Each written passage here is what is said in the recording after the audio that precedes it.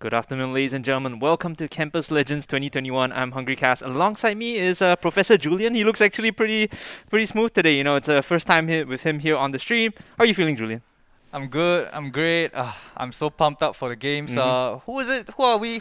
What's the first match for today? It's NYP versus. I'm okay. I'm trying to recall because we had the brackets up a minute ago. Right. And in between, we've been shuffling some of the stuff around, and we're trying to get the players into lobby. But before we even go into games, right, I do want to highlight that all this was made possible by our sponsors, Lenovo, Uniqlo, Murdoch, as well as Kaplan University, and Uniqlo more so for decking us out in these smooth outfits.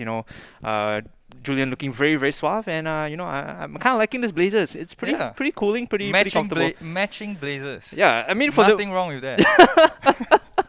For the most part, we look like business casual, business formal. So I do dig it. I do dig it. Once again, thank you to Uniqlo for making that happen. Also, we have a set of activewear that we were kind of trialing and thinking about how we want to incorporate that onto stream. So there's gonna be some interesting content coming up in the future. I was brainstorming this with Johan yesterday. We're probably gonna do some interesting bits with the activewear. So that's probably gonna be coming up in the later weeks. Of course, first day of Campus Legends, Mobile Legends. It's gonna be interesting, right? Yep. Looking forward to those games. I think coming in, we are very used to the kind of meta that we see, in Moonton Moonton, like regional, national like MSC, level. MPL kind of. But I think what we can expect here, is something like a good mix, like a good rojak, right? Yeah, rojak is not bad, right? Rojak is delicious, rojak is good. But why do I say rojak is because of this? You see, like we always expect, what the meta should be. Yep. We always expect what's going to be picked. But I think with this. With this school teams, I think we can expect something different, something a bit more special, a bit more rojak. Yeah, maybe just a couple of things shifted in and out. Personally, when I eat rojak, I'm like, Uncle, I only want the UTEL. I don't want anything else. So it might be like that. It might be special audit, right? We should be into draft right now, so let's have that up on your screen, guys. We don't want to waste any time jumping straight into the action. And I believe our first match for today is going to be Temasek Polytechnic versus Nanyang Polytechnic. You were right on one count. NYP is definitely playing, but TP is on the other side. What are you feeling so far with the bands coming out? Because I see the Matilda, so no difference. The Alice again, kind of like you said, a bit more like the Moonton, MSC, MPL kind of bands coming in. I mean, look at the MPL tag from Sean from Explore. NYP should be quivering right now, but I'm from NYP, so I know I'm a little biased here. I want to be behind NYP and. Maybe NYP might be the underdogs, nobody who knows they are today, but anything can happen in Campus Legends. I feel like that's the running storyline because Campus Legends is where the second portion of the name kind of tells the tournament, right? Yeah. You come out from nowhere, you just play these games, and eventually you get to a point where people recognize you in your solo queue games. It tends to happen. So now Eve is going to be the first pick, very strong. I do like this, but we neglected to mention, I believe Estes and Paquito was banned out earlier. No way. Is that hero even allowed? No. Is that even legal? I think they're trolling. They're definitely not picking Phobias here. They're just like baiting us, right? How do you feel about this? It's a long here. Okay, the glue definitely allowed. This is what I mean by rojak. Yeah. Right, this is the rojak element that we can expect in Campus Legends. Okay, probably not any of those marksmen. I do not think so. Yeah, they do have an MPL player. I think the MPL player should be controlling the draft coming in. I mean, Granger is open, right? There's no reason not to pick Granger here. Maybe even Isan Shin. Yes. As far as hypers go, the glue and the Zilong, like you said, very rojak style. It is what they're comfortable with. It's not particularly strong in the meta. Chang'e being locked in. Now the next pick, there you go, the Granger. So far, Temasek Poly with the Explorer tag seems like their draft is significantly better, if you ask me. Yeah, I would agree, but I think on the other side of Temasek Poly, do they really know how to deal with a glue and Zilong? Yes. You do not see that in your mythic, your higher mythic games. So do you truly know how to deal with those heroes? Yeah. If you read Reddit, right, one of the favorite quotes I enjoy when it comes to strategic games is like, if we don't know what we're doing, our enemies also don't know what we're doing. If you throw yourself off, you're throwing your enemy off. Exactly, yeah. So with the Clin locked in, this is even more confusion here coming in for Temasek Poly as Jawhead will be removed. So no tank roamer there in the form of the Jawhead. NYP's banning is like MPL standard, right? But the picking though. But the picking is totally off tangent. Yeah, I get it, 100%. They definitely know what's strong to ban out, but what they pick up is completely different as the Diggy will be removed too from Temasek Poly. So again, the ban's very standard, what we come to expect. the picks not so much on one side, whereas Temasek Poly, you remove the tags, you remove everything, you just look at this draft alone. It looks like something you see in MPLSG. And now we have Garo Kacha to round off the 4th pick for Nanyang Poly. This is just going off the rails already. I'm not even gonna try to even guess what Nanyang Poly are trying to do here. But Nanyang Poly does have one thing. Okay. That Temasek Poly do not have. Oh, is and it that is friendship? a ton. Yes, friendship and a ton of lockdown. Okay, that is true. That is true. There is friendship and a ton of lockdown. I think they have 3 out of 4 heroes that has massive lockdown. So I think Temasek Poly still need to tread carefully, try not to underestimate their opponents. I mean, you say lockdown. At least Temasek Poly now they have the Barats and the Kufra. Both have decent amount of like counter engaged zone control. You come in too far, Barats is just gonna knock you up. Kufra with the ultimate, of course, can knock you back. So these are options that they have too. And I think that the draft on Temasek Poly is it mirrors what's happening in the latest meta, right? The comeback of tanks, the resurgence of tanks. Yes. Right? Kufra has been out for really long, and recently in MSC we see the comeback of tank picks, and I really like that. And none of that massive healing and sustain and drawn out fights. I think this match will be very, very interesting coming in. I feel like if anything, it'll be super decisive, right? Because the team that gets that inherent advantage, because both sides have the lockdown, have the engage, will be looking to force fights. We're not looking at we'll just farm for 10, 15 minutes and then fight afterwards. It's just like we're going to run in and we're going to fight you. And I think that's what we are looking out for. We want some non-stop action coming in from campus legends, mobile legends, bang bang. Yeah, I mean, if you're waking up on a Sunday afternoon and you're tuning into the stream right now, you don't want a peaceful kind of just farm it out. No, you just blood. want action. You want blood. That's how you start your Sunday mornings. And well, ladies and gentlemen, this is how we're gonna start Campus Legends 2021 Mobile Legends Bang Bang with Temasek Polytechnic on the blue side, Nanyang Polytechnic on the red side. It's going to be, well, if you look at this, interesting start here, because for the most part, it seems that it's a fast push coming in for Bush, whereas for Nanyang Poly, they are just chilling out and backing off. I think what we can expect, for this side of Nanyang Poly is that, I don't think they should just try to play conventional. Right. Right. If they have a late game strategy, go for it. If they have an early game strategy, just go for it. It's all in. I think they should just all in what they plan and don't look back. Yeah, I think you just full commit to whatever you have here. As speaking of full commit, actually pulling back in with the lockdown, he might be able to get the trade, and he gets the first blood before he dies to the Chang'e. So actually, he commits to the play. He says, I'm not backing out. I'm just going to sit here and fight you, and he gets the first blood. And that's what Zilong is about, even in 3 Kingdoms. 3v1 and he still gets a kill on top. Reminds me of the, the Mulan song, the Be a Man. And he says that he just a fights be a you. man. Be a man. You just gotta be a man, A minute in, we see Temasek Poly with a decent goal lead. It's 700 right now. Total is half a minute away, and you can see both teams kind of converging on this bottom half of the jungle. The Kufra jumping in, Don doesn't really want to be here, and now Malcoat might just die. Bouncing ball to keep him in place. Another kill for the Chang'e. Meanwhile, Rockstar jumps in. Be a man, he says. He tries to get the lockdown, but now he's fleeing. Not very Mulan-like, and the rest of Nanyang Poly are now collapsing. They're trading kills. It's very messy, Julian. It's what we want to see this early on. A double kill for the Granger. Bush actually looking to clean up here. He might just find the kills that he needs, possibly a triple, as he picks up the Zulong. And now Troll, well, he's stuck behind enemy lines. There's nothing left for him to do. Mr. Troll! He does. The name is pretty much what he's doing, right? He overextends a bit too much. 4 kills for Bush this early in, and now Peekaboo. Whiffs the ultimate. Unfortunate there for Peekaboo. It's just it's a small setback, but with your hyper already picking up 4 kills, it feels a lot better. It feels like Temasek Poly are hitting all their notes so far. 2.5 minutes in, as we see the turtle spawning up. I think red team, Nanyang Poly, just stop laning. Just go for fights. Just 5 men, let's stick together, let's run down mid, and magic can happen. Maybe that's the play here, as we see real manipulation comes out. Actually, Kufra with the starting kill there, and a follow-up coming in from Sean as well, forcing them away from the Rhapsody. And that's actually good zoning tools being used, but they get the kills and they get the turtle earlier. You might be on to something, Julian. Nanyang Poly, they might just want to run it down together and look for 5-man fights, because these small skirmishes in the jungle, it ain't happening, bro. Exactly, and Chang'e gonna steal off the blue here. I think on the side of Temasek Polytechnic, draft aside, I think the rotations have been spot on, and you can just see the Kufra has been spectacular pick here. So many dash interrupts throughout this match, and we're only 3 minutes in. You can see that he's like the anchor for Temasek Poly. The way they engage, he jumps in, gets a lot of space, and controls a lot of these chokes with the bouncing ball as well. So you're 100% right, you know, it stops them from really coming back in as we see Rush here playing on, Bush rather, playing on the edge of the fight, getting another kill.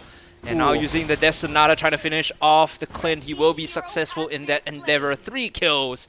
It's a bit of a shellacking here on this Sunday afternoon with Temasek Poly. 11 kills to the 2 of their opponents, and well, at least they have 2 kills, right? They have 2 kills. They're only 5,000 gold behind. Anything can happen. You just need to believe in yourself. Well, Julian is starting to sound a bit like a Disney movie, you know. First it was the Mulan. Now it's you gotta believe. I feel like there's a running theme here.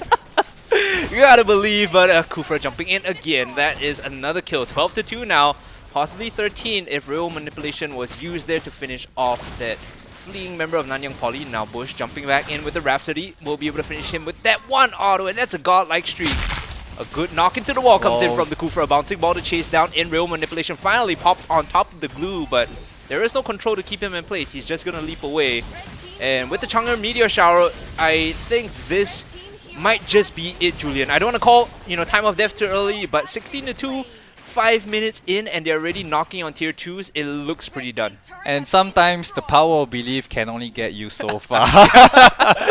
Yeah, it feels that way, right? From the running theme of this year is like, yes, we're gonna believe together we are strong. Exactly. I mean, they showed their belief in the draft. You know, they showed their values and their beliefs, and then it didn't really work out. They go into game, it also didn't even work out. So I think right now they should just be getting a pick, and I think a pick might be coming on soon. Yeah, they get into Sean. If you can pull him back into the team, it might be good, but no, not enough range. That feels a little bad.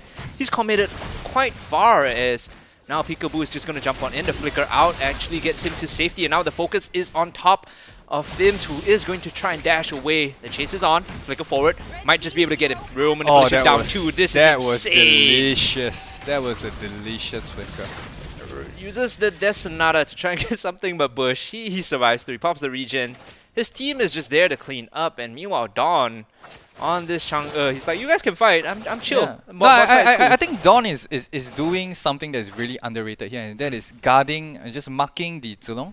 Because you know, if we've learned anything right from our master games, is that if you leave a Zulong alone in the lane, right, and then goodbye to all your towers and your nexus. Just keep an eye on him. Make sure he doesn't, you know, get too crazy. And speaking of getting too crazy, Don will jump in. The gobble comes up, and that's the kill on the Zulong.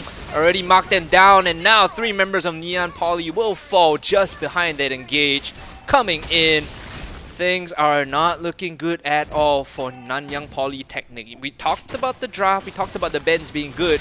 The picks a little questionable, starting to come back to bite them in the butt here as another kill comes in. 21-2. Well, I think a key takeaway that we can get, you know, from all this is that I guess a meta is a meta for a reason. Right, exactly. And for those of you that don't know, as the kills just keep coming on our screen, meta stands for most effective tactics available, if I'm not wrong, right? So it's an acronym. Yeah, it's an acronym, and it seems like what Temasek Poly have seems pretty darn effective if you ask me. Whereas Nanyang Poly, kind of, you know, headless chickens a little bit, running around, not really getting anything done, just dying all across as the meteor shower comes out to zone them away. That's your inner structures going down already. And Nanyang Poly, the respawn timers are low enough still that, you know, it's not a whitewash, but the defense does not look good. But you know what's more important than winning? It's having fun and learning something, and it's about the friendships along the way. Yeah, the true goal is the friends you made along the way. It's the fact that you did this, you know, as a school. You represent your school with your friends, and you had fun. That's all that matters. The score do not matter. Score does not matter, but I'll tell you what, Julian, at the end of this, you know, 8 minutes in, it might just be a 1-0 in favor of Temasek Poly. Padding their KDAs, getting the kills, sending all of Nanyang Poly back into the base, and now another gobble might just come through. Nom, throws him back in. That is Nanyang Poly. But at least he got wiped. the Barretts. At least he got a Barretts, a return kill. That's good enough. I think that's a 50% increase in KDA. They went from 2 kills to 3 kills, so I count that as a win. But you know what, Nanyang Poly, do not be phased, right? There's still a second game, and you know, if this draft don't work, there's different kinds of rojak, right? Okay, There's yeah. Indian rojak, True, there's true, Chinese true. rojak. Yep. So, I think more importantly, do your best and have fun. Yep. Nanyang Poly, you know what? We're going to give them a bit of time because the game was a lot quicker than we expected. So I think we're going for a short break to give them some time to reset because, I mean, honestly, you play that kind of game, you also be a bit tilted, right? So Yeah. just got to let them rest and reset it for a little bit. Ladies and gentlemen, we'll be going for a short break. Stay tuned to the stream because we'll be back in about 3 minutes with the continuation of this best of 3 between Temasek Polytechnic and Nanyang Polytechnic. Don't go anywhere. We'll be right back.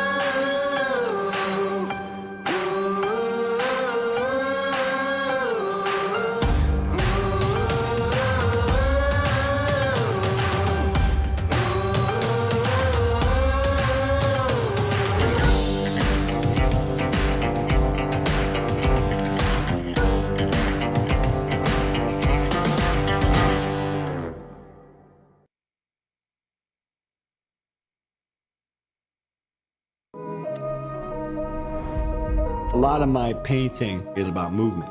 I really gravitated to the circle, and from the circle came the atom. It's like the center of everything, the universe, our biology, all of it. The atom is constantly in motion. We're introducing activewear. It's the best way I can represent with Uniqlo.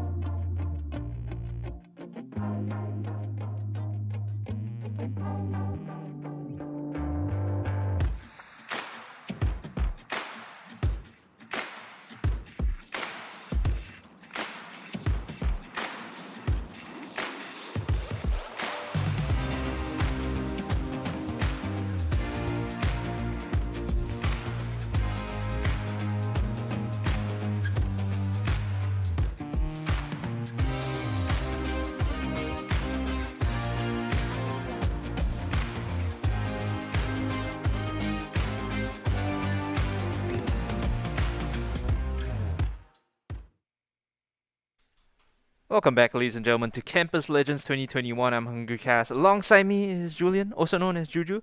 Interesting name you picked. When I saw that being selected, I was like, there's a story behind this. I feel like there's a story behind this. Yeah, the story behind this is what all my friends call me. Ah. And you are all my friends, so you can call me Juju as well. More of the Disney storylines coming from this guy. You know, someone send him a Disney Plus sponsorship The or power something. of friendship and belief. This is what I stand for and what he stands for. Unfortunately, friendship and belief was not enough in that first game. We saw the draft. No matter how much friendship you had, sometimes it just don't work. Yeah, correct. I think it was a clash of values, Mhm, right? mhm. NYP had their own Oof, values, wow. Temasek had their own values, but I guess we could see which was the stronger one, Yep. so to speak. I think going to the next game, maybe some stuff needs to be figured out. And when you think about Mobile Legends, in the draft is as much as it is important as the gameplay itself. Your Very, win conditions come very. from the draft, so Yes. I feel like there are some things to be changed and swapped out. As we can see on your screen now, it is going to be the draft for Game 2. Temasek Polytechnic on the red side this time. Nanyang Polytechnic down one game on the blue. They will be banning away the E if they learn something at least, and the Matilda is removed too. No, I think that's a respect ban coming in. I think Eve is not really banned often, even in competitive meta. So I guess that is it's a good compliment to Sean. Yeah, it was I- Sean who picked up Eve in the last game. Looks pretty solid. And the Granger as well banned out for Bush. So this is double respect bans. I mean, you say they're not Yeah. really banned out in the meta. I feel like even and Granger are still somewhat very popular for the most part, whereas Chang'e now also will be removed. Temasek Polytechnic not messing around, and okay. That looks like something. That's MPL, right? Close to the meta, yes. That be MPL. And the Jawhead is for sure also a meta pick. Not so confident on the 1-1, especially if she's going to be hyper. I think side lane 1-1 not a bad Yeah, idea now for some that's people. more like it. The Alice coming in as the second pick. Maybe we just call first game a warm-up here, Julian, because it looks like both teams are starting to take each other a bit more seriously. Just as I say that, they offer the Franco and the Phobias. Okay, you know what? Never mind. Just forget I said anything. Oh, they lock in the Franco. I might have jinxed it, bro. I might have jinxed it. No, you never hate to see a Franco Mm. in any game. Be And it the- the opponent or oh, Zilong again. Okay. I mean, I'm going to try and justify this. I know you're going to laugh, but Okay. he was able to man fight 1v3 early on for the first blood, right? He Yes. controlled some of the pressure from his team. It's just that they couldn't get the mid-game rotations down. I think the big problem was they were just dying too fast. So individual mechanics, perhaps there's still a toss-up. Yep. Right? Zilong Mhm. could 1v3, he could come out with a kill ahead. But now with the Franco coming in, I think it's to set up a massive wombo combo with Zilong. A hook into another hook from Mm. Zilong. Yep. That is a dead whoever's on the other end of that hook. I think, yeah, these setups are starting to look pretty good, especially if you hook, maybe, I guess, Cho is very mobile, but if you do pull him in, you can definitely chain lock them down. As the next set of bans come out, it's going to be Glue and Esmeralda here. At least the Temasek Poly, Yep, they had one respect ban True. for Nanyang Polytechnic. that is true. So at least there's still a level of recognition coming in. There's still a level of respect, and I respect that. I love that they saw the Glue in Game 1. Even though it wasn't necessarily a big issue, it's enough for them to feel pressured and they remove it. And now for Ramis, I would love to see a Faramis. Psych, it's gonna be Selena. They heard you. They're like, nah, don't give Juju anything he wants. Why? Deprive him of his dreams. Yeah, I'm all about the Rojak meta. All about that Rojak. Is this Rojak enough for you though? The Clint again coming in. Yeah, that's why Nanyang Polytechnic is my favorite team coming into this series. It has coming nothing into to do this with, competition. with you being from Nanyang Polytechnic. It's by the way. all about your dreams and the memes, and don't let your memes be dreams. you know? Oh, okay. Final pick here for Temasek Poly. It might just be the Yi Sun Shin now that Granger has been banned out. We saw Harvard the Lancelot also, but looks like Gushun, Ah, I no, would no, like no, a no. Gushun. for your Rojak dreams maybe, but as a man who lives and dies by the meta, Yi Sun Shin is probably a better Yeah, choice. I agree. Isanshin will round out the draft just well. Yeah, Just well. Look at the draft now. I mean, I have to ask you again. You kind of favored the Rojak style from Yeah. NYP. Temasek looking a lot more solid, a lot more stable in terms of what they're bringing to the table. Predictions for this game? I mean on the pain of of reality, Mhm. I guess I still have to go with the Temasek Poly. Right. Yes, I'll be rooting for Nanyang Polytechnic in Mhm. my heart, but my brain tells me Temasek Poly. Yeah, I definitely get where you're coming from, right? Yeah, you look at Nanyang Polytechnic's draft, you're like, I want them to win so much because it's gonna be so entertaining. But it looks like it might not be possible. And you know, speaking of possible, all this would not be possible without our sponsors just making it all happen. Again, it was Uniqlo, Lenovo, Murdoch University, and KAPLAN who have proudly made Campus Legends 2021 a possibility in these trying COVID times as we are on to the land of dawn. Temasek Poly on the red side, Nanyang Poly on the blue side. Alright, Don coming in. This is a classic jaw hit, right? This is what jaw hit does so well. It just walks in, annoys you, actually burns the flicker early on, and gets hooked back in. And that hook! This is your dream coming true, Julian. Yeah, but Zilong wasn't behind him, so you know, it's still a dream, not yet in reality. At the end, though, they managed to trade 1-for-1 in terms of flicker. I think the Angela did have to pop hers as well, so no love lost really on the map. Like, you trade jaw hits, flicker for Angela's, and now Temasek Poly, they're looking to make some moves towards the top side. Jaw hit is now hovering as well. You can see it's getting spotted out. Yeah, Jawhead is such a presence in the early game, and I think there's no real early game presence coming in for the side of Nanyang Polytechnic, so I think they should be quite defensive. They should be looking to farm up for the mid game and onwards, and shouldn't be looking for any fights, especially with Selena and Jawhead, you know, that is dominating the early game right now. That's something we talk a lot about. Hold on, the engage coming in from Sims is not really finding anything just yet. But it's something we talk about a lot as the hook connects. Now this time they will find a kill. The dream is alive, even though there's no Zilong there just yet. It's just the Franco enough to pick it up. I have to say the Franco has been hitting hooks quite consistently throughout. Even in the early game, in the first few minutes, it's been, I think, 2 out of 3 hooks. And the thing I love about Franco is like you might be behind like maybe 7k gold, but if you hit a hook on a hyper and you can kill him before the fight starts, it always feels good. And sometimes even a fighter or any melee hero, I think will still flat out die. Just hook the guy and then talpok him and then he's dead. You move on to the rest of the fight. 4v5 always looks good. Now Turtle is up. You can see on the top half of your screen. Another hook this time not connecting. That's a little bit troublesome, but unfortunately Temasek Poly. Look at that 300 IQ Matis already in the bush waiting for them. I love it. I love it. He was setting up the trap and now the Alice coming in. A big root actually catches them all, and now the jaw hit with the ejector pulling one back in, and the second to follow soon after. Now in the back line is going to be a knockup coming in, but it's not enough. A hook missing again. Jaw hit is now the focus. Nanyang Poly, they turn around. They get 1 kill, but they've already lost 2. This is going to be a disaster for them if they stick around, and Cho joining in might just be enough. The flicker, the flowing blood, and well, ladies and gentlemen, this is going to be a lot like game 1. Temasek Poly, they dogpile on their opponents to get the kills that they need, and they will move on to the Turtle. What a wasted opportunity there by Matis. You know, if the side of Nanyang Polytechnic had an earlier game comp, I think they could have converted, you know, that 300 IQ bush into something more. It would have been really nice if they just set it up like, oh yes, there's 4 members inside, you walk in, you die, but it was just the one, right? Yeah, so it's like, exactly. And unlucky. it did quite a fair amount of damage, actually, a fair amount of AoE damage, but I think there was no follow-up coming in from Nanyang Polytechnic, and it looks like a fight is turning out.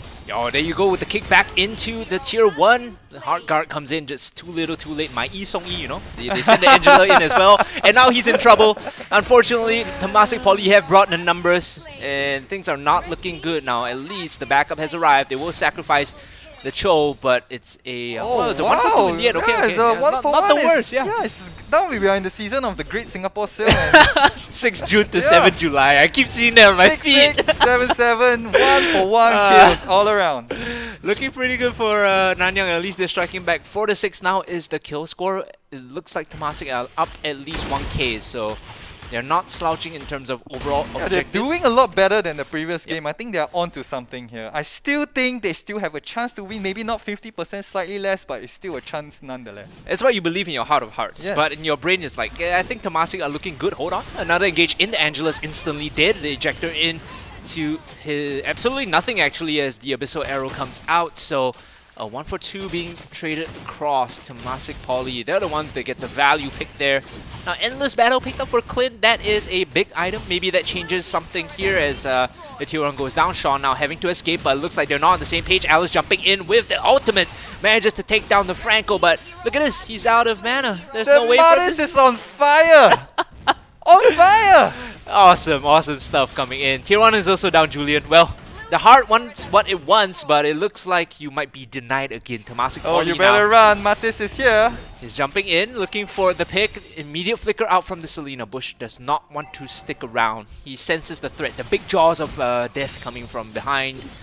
And we'll need to secure this purple buff, but Ejector in, actually finding the root as well, and the Abyssal Arrow through will catch the purple buff, but in the center of the fight is going to be the Alice doing all the damage that her team needs. Meanwhile, the backline, they're trying to take down the Selena first. She will die, but he will lose his life in response. Unfortunate, but Temasek, they still get the value trade.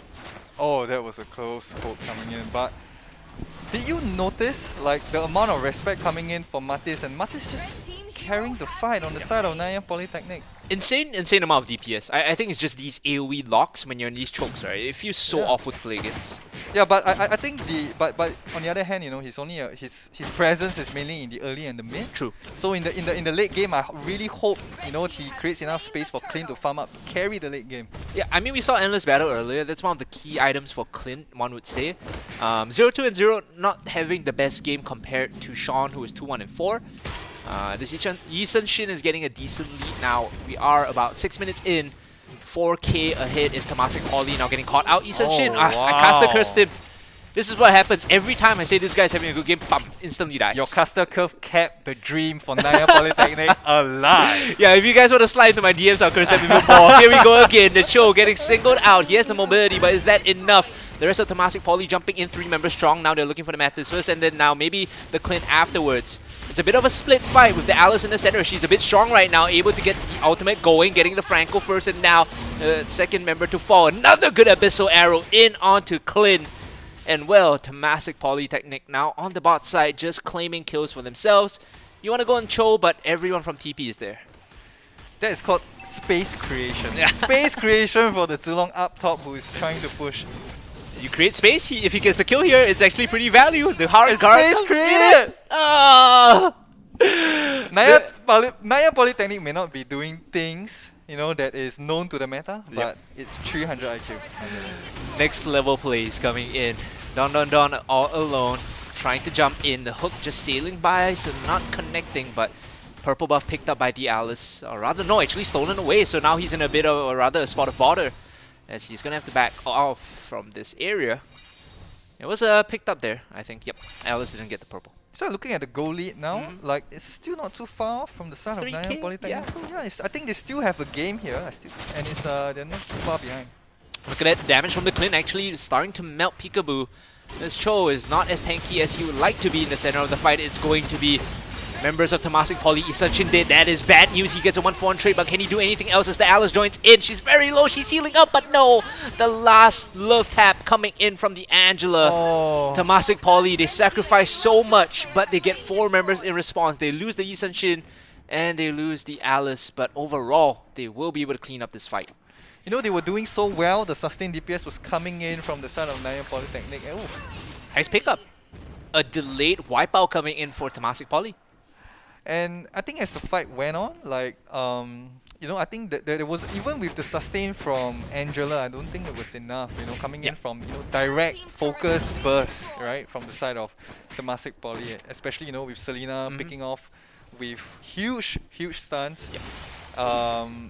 Yeah, I think that was the gist of the fight, that how it went down. Whoever Selena catches basically dies, right? I feel, actually this hook might spell good news here for Nanyang Poly if they can follow up and get the kill. Very low, Yi Sun Shin did again, and now the hard guard coming in.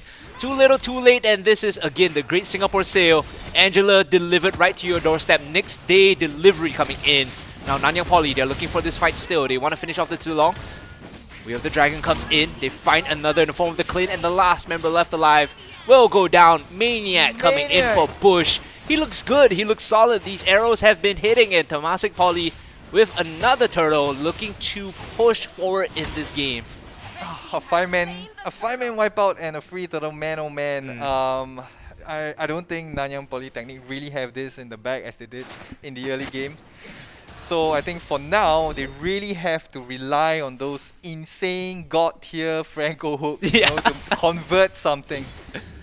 I think that's the only way they find anything here. Ooh, felt that one graze him in the back of his head there as he managed to dodge away. Another arrow in from the Selena.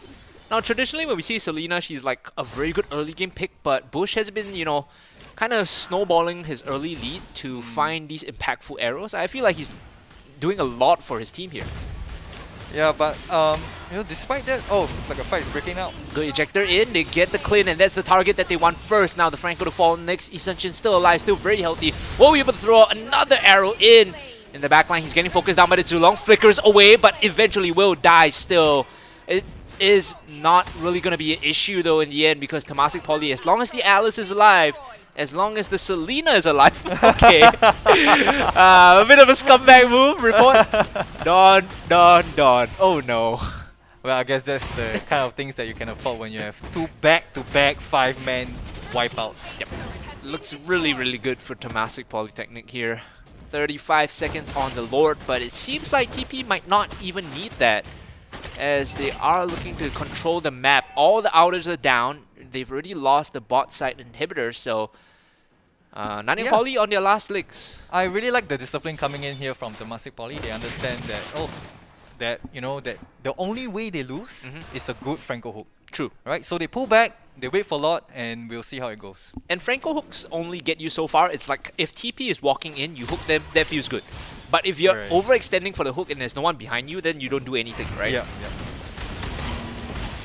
But I think they still need to respect, some of the damage coming in from Clean, coming in from Matis, 100%. They may be behind 5k gold, but I think these two heroes are still relatively well farmed. You can see the Alice is actually getting chunked out again. Coming into the middle of the fight, it's going to be Peekaboo and Zilong now jumping in to follow. Jawhead falling very low. Don has to run away. Abyssal Arrow actually not hitting, and neither will the hook. Messi skirmishing back and forth. Another Abyssal Arrow in. This might be the window that they want. No, Bush shows the discipline, like you said, Julian. TP not overextending into the range of the hook. They will go for the Lord instead. Right, and they are just taking up positions and aggressively, India jungle, India lane, trying to prevent any sort of invade coming in as YSS slowly destroys the Lord by himself. You love to see this when your hyper is so fed that he's just soloing the Lord and the rest of the team are just zoning everyone away. It just feels so safe. It feels so good. As another ejector in, actually, this is the target that they want to start the fight with. The Clint, though, still healthy in the backline, hitting people and getting the kill on top of the Zilong means a lot for Temasek Poly now.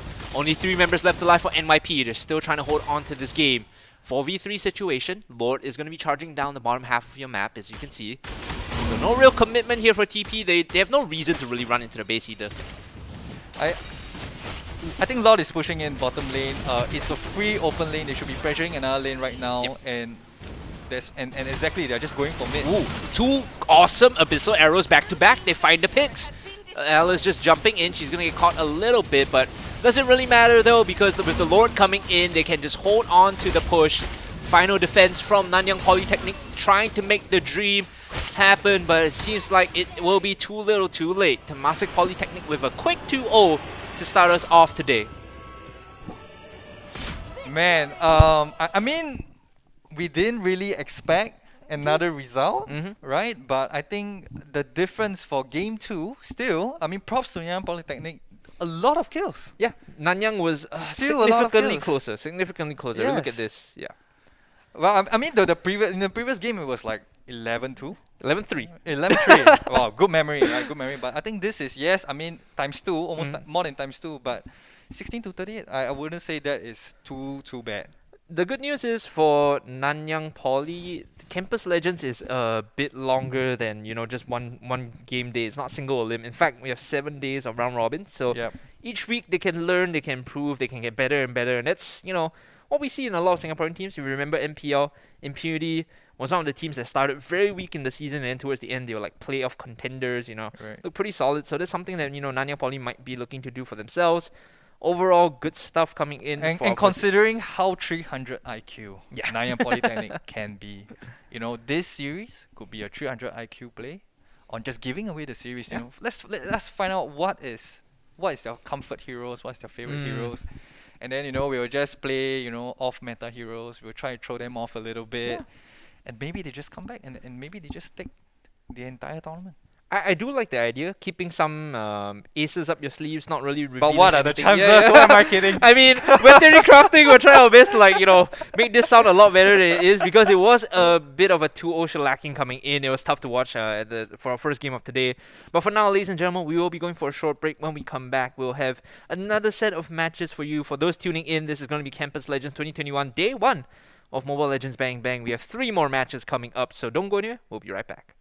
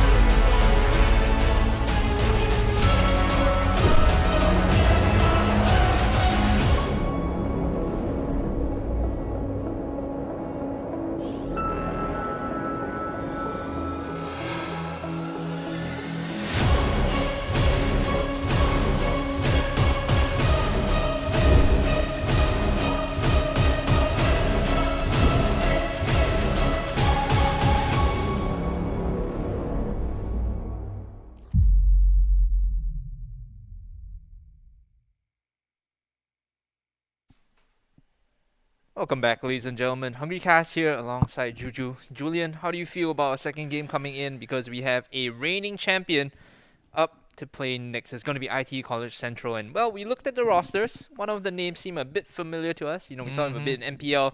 Wonder if he's going to sweep the competition, maybe smurf a little bit in this game coming up. Yeah, you see, so ITECC had a really strong foundation, right? They were champions last year, and then this time round, you know, they got an even stronger player, an MPL player coming in, and then it's like, why? Why do you know, the other schools are just quivering. They're just, you know, they're gonna be wary, not scared, wary, right? I think that's the play, right? You have to be a bit nervous when you see the Yeah. tag like, Explorer? Seems a bit familiar, you know. I mean, in game 1, the value of the Explorer tag already was shown in the draft. Exactly. Game 2, we might just see the same thing happen again. Of course, you know, he's playing in a different position compared to his counterpart, Bento, a bit more of a tank roamer, as opposed to, I think Sean who was playing mid earlier? No. So in the first game, we were talking about Rojak, and in the second, we talked about bentos, Oh, yeah. and we have yet to have lunch. That's actually quite funny, right? It's Rojak, it's Bento. I wonder what's for lunch, because Julian has been like, kind of starving, you know. This man is Yes, singing. I'm starving. He's singing for his supper right here, you know. And I'm hangry, you know, like getting. No, I'm not really angry. I don't seem a little bit angry, but still, I'm still excited to see what are they gonna pull out. And you know, as the underdog team, right? Do you really want to do what you know the Nanyang Poly, right? yeah, like do you want to do what the stronger team, like the seemingly stronger team is doing? No, you do not, right? You bring in your flavor into the game. You bring in your values into the game. You believe in it. Have the power of belief and friendship, and something may just happen. Something may just happen in the future. I think Nanyang Polytechnic, yes, didn't work out in game number 1. By game in number 2, they gave Temasek Poly a run for their money. Yeah, I think that's kind of like the idea we're talking about. Like, do you want to try and solve your opponent's game or just play your own game? And I think playing your own game usually works better against these veteran teams, because then they kind of have to adapt to what you're playing, as opposed to like, they already know what they want to do. If they're playing MPL style and Right. Mobile Legends, it's tough to really fight pound for pound. So you just do what you want. So sometimes, you know, bring them not down to your level, but bring them to your level, and then beat them with experience. Oof, wow. Whoa. Wise words there from Julian. That's why we call you Professor Julian, you know. It's not just because he looks like a professor. Yeah. The production, I think you need to put Professor Juju on that one, right? Yeah. Professor Juju PhD. Yeah. Put PhD. Dr. Juju. And again, you know, this suave look, this outfit, if you're a fan, once again sponsored by Uniqlo. I mean, you had some interesting thoughts about Uniqlo. I think they've been very gracious. Uniqlo. So it's like livewear partner. So what livewear is about is that livewear is about, you know, designing clothes for everyone, for all situations. It's something that, you know, all, you know, like think about all. That is livewear for you in a nutshell. It's about all, ALL, right? So be it you're in work, you know, you're at home meeting friends, right? I think where Uniqlo coming in is, and I think everyone can identify this, is that, you know, they always have apparel for every occasion. I think the local term is pao ka liao, you know. Pao ka liao, exactly. but you know, I don't think their corporate communications are gonna allow pao ka liao lah. It's okay. We'll call it. Yeah, but I agree. Yes. So I think for Singaporeans tuning in, you know, if you think Uniqlo, you think pao ka liao. Yes. For apparels, Yes, right? yeah. For apparels. All right, we should be jumping into draft right now. Again, we are looking for our second, or the winner of the second best of 3. Remember, we have 4 best of 3s each day. This is our midpoint once it's done. IT College Central on the draw, whereas Nanyang Polytechnic on the play. Immediately, they lock in the Selena after banning out Diggy and Eve. On the other side, Chang'e and Matilda removed. So there's this thing, right? Like I think when we noticed the trend here, there's a lot of mage bans and support bans, you know, in the first part of the game. Okay, I'm looking at the roster right now. It's not just Bento that's on here. It's Tiny from Impunity, and it's Sky from Almighty as well. So you thought you were gonna fight one raid boss. Now there's more. 3. Yeah, there's 2 now more. there's 3 boss. Like you thought it was a one-headed dragon. Now it's a 3-headed Hydra. And then they're like, okay. Yep. Okay, but you know what? It's all about your beliefs. It's Play your all own about game. your values. You play your own game. Bring them to your level and beat them with experience, man. Okay. We see after Selena, it might just be Benedetta and Lunox here. On the other side, Popo and Koopa and Barat. So not showing all too much apart from, you know, just the early aggression coming. I do like Popo and Koopa because it adds that unique extra body in front of you against Selena. And high, very intense early game presence. Yeah. You just walk in. Oh, look, he's taking his buff. Koopa, attack. Yeah. Keep the pressure on. I do like this Benedetta pick. It's something that's been super popular in the past couple of months. Just the evasion, the mobility. Probably one of the most frustrating things to deal with. I believe on the Explorer's side, I want to say his teammate, Bento's teammate, Raibi is probably one of the best Benedetta players I've seen in MPL so far. Wow. So for Bento here, when he looks at this Benedetta, he's probably going to be drawing comparisons to his teammate, as Kagura is the last pick here before they ban out the Granger. And I think if we were to analyze the side of IT College Central, they have a very early game. They're putting all their chips onto the early game centric kind of heroes. Yeah. Like we have Kagura, we have Popo. For Barats, I would say not really, but more of a mid-game kind of hero. But in comparison, and on the other side of Neon Polytechnic, yes, there's some level of early game, but I would still think that Neon Polytechnic have a better late game draft. Yeah, especially with Lunox. I think that's one of the picks that is extremely undervalued, more so towards the earlier half of the year, but now people are realizing this is a very frustrating hero to play against because of her brilliance just buys so much time. And then your team can re-engage after that with the Chaos and just nuke them down, right? It's so strong, it's so frustrating to deal with. And at the same time for Lunox, like recently there was a new build, right? There was a new build where it goes into a roaming build. Yeah. You build a I saw tank that, Lunox. yeah. I think you saw that video, right? Yeah, the tank. It's so annoying, And right? you just don't die. Yeah, it's so annoying because you said this word earlier, and I was like kind of laughing at it, but creating space is pretty much what it does, right? Yeah, It creates space, exactly. yeah. It creates space, and if you have Benedetta and Lunox creating space, your Brody is just like, oh, free game. I can do whatever I want. And I think rounding up the draft for the side of ITECC is Claude. And I like this a lot because, they identified, they are self-aware, right? We don't have late game. Yeah, they don't have late game, and like one hero to fix the late game problem. Claude. He scales extremely well once he picks up the items that he requires. I think the Golden Staff is the big one that we tend to look out for when he pops the Blazing Duet. And for him to get to that point, not difficult because now they have Popo and Koopa to just stabilize early on together with Barats to provide that front line, right? Barats, the later it goes on, the bigger he gets. Correct. So they're just scaffolding, right? The early game, scaffolding the mid game, and then for Claude, he can just pop off, right? With all that scaffolding that is there for him. Now, we didn't really mention on the side of Neon Poly that they did pick up the Esthers as well. The Brody we kind of talked a little bit about, but this Esthers might just be a solution in addition to the Lunox to help them fight as the game goes on. Yisanshin Core Hyper here for IT College Central is also another option here as we see the pressure come out early on. 3 members in mid for Neon Poly. They're pushing in, they're trying to answer the Popo and Koopa. One thing I do not really like about Neon Polytechnic is that a lot of their engagement really hinges on Dicey's Selena. True. Right? If there is no stun and there really isn't nothing, to start the fight for themselves. Like you need a very obvious, hey guys, we're going in kind of engage, and for the most part on IT College Central it's pretty obvious. If Popo and Koopa land a nice Alpha Wolf bite, or if Barats decides to just engage, then you go. But like you said, only Selena is any indication of an engage as we see the poke come out already. Look at that piece just being chunked out. Forced to use the regen. Now, walk me through this matchup if you can, the Lunox versus Claude, because it seems like Claude is just going to bully out the Lunox here.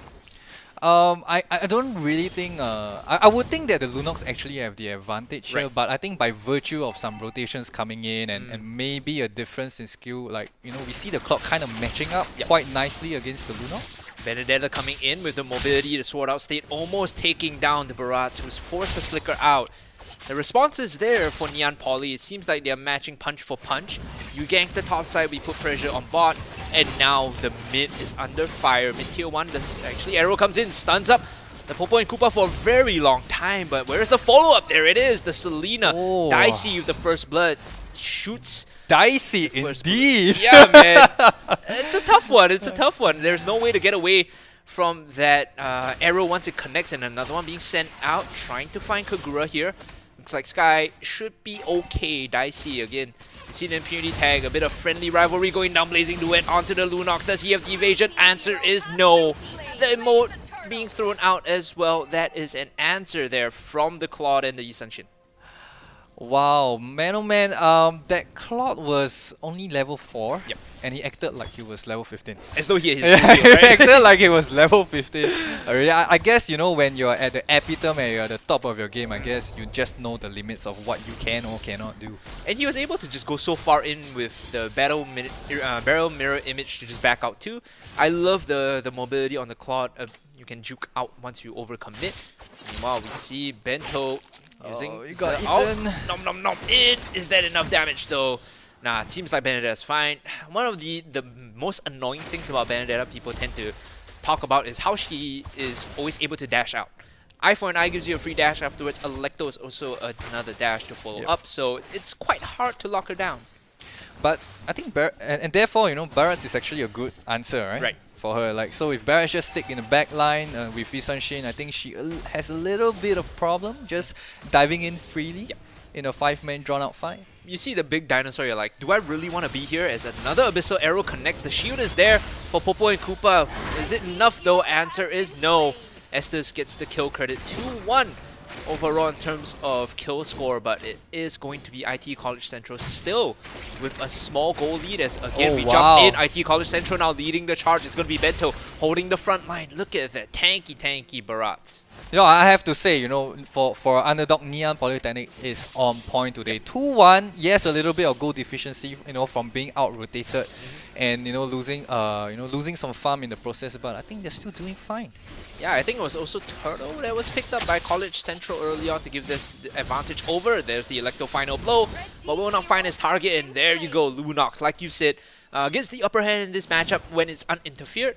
On a one-on-one situation, it looks good for the Lunox player here, as the second turtle is going to be started up by College Central and should be secured here, especially because Isanshin does so much damage early on. Kagura finding the answer onto Lunox. So a kill and a turtle being picked up. So I think the worrying part for Ngee Ann Polytechnic is how are they going to transition, right, into the mid game, into the late game, where, you know, it's no longer about laning and Selena no longer can start fights, you know, from the laning phase, but yes, it's a full 5-on-5 fight and more complicated kind of rotations coming in, and then that is where I would feel, I personally believe that Ngee Ann Polytechnic's composition will start to fall apart. Yeah, we were talking about the over-reliance on the Abyssal Arrow.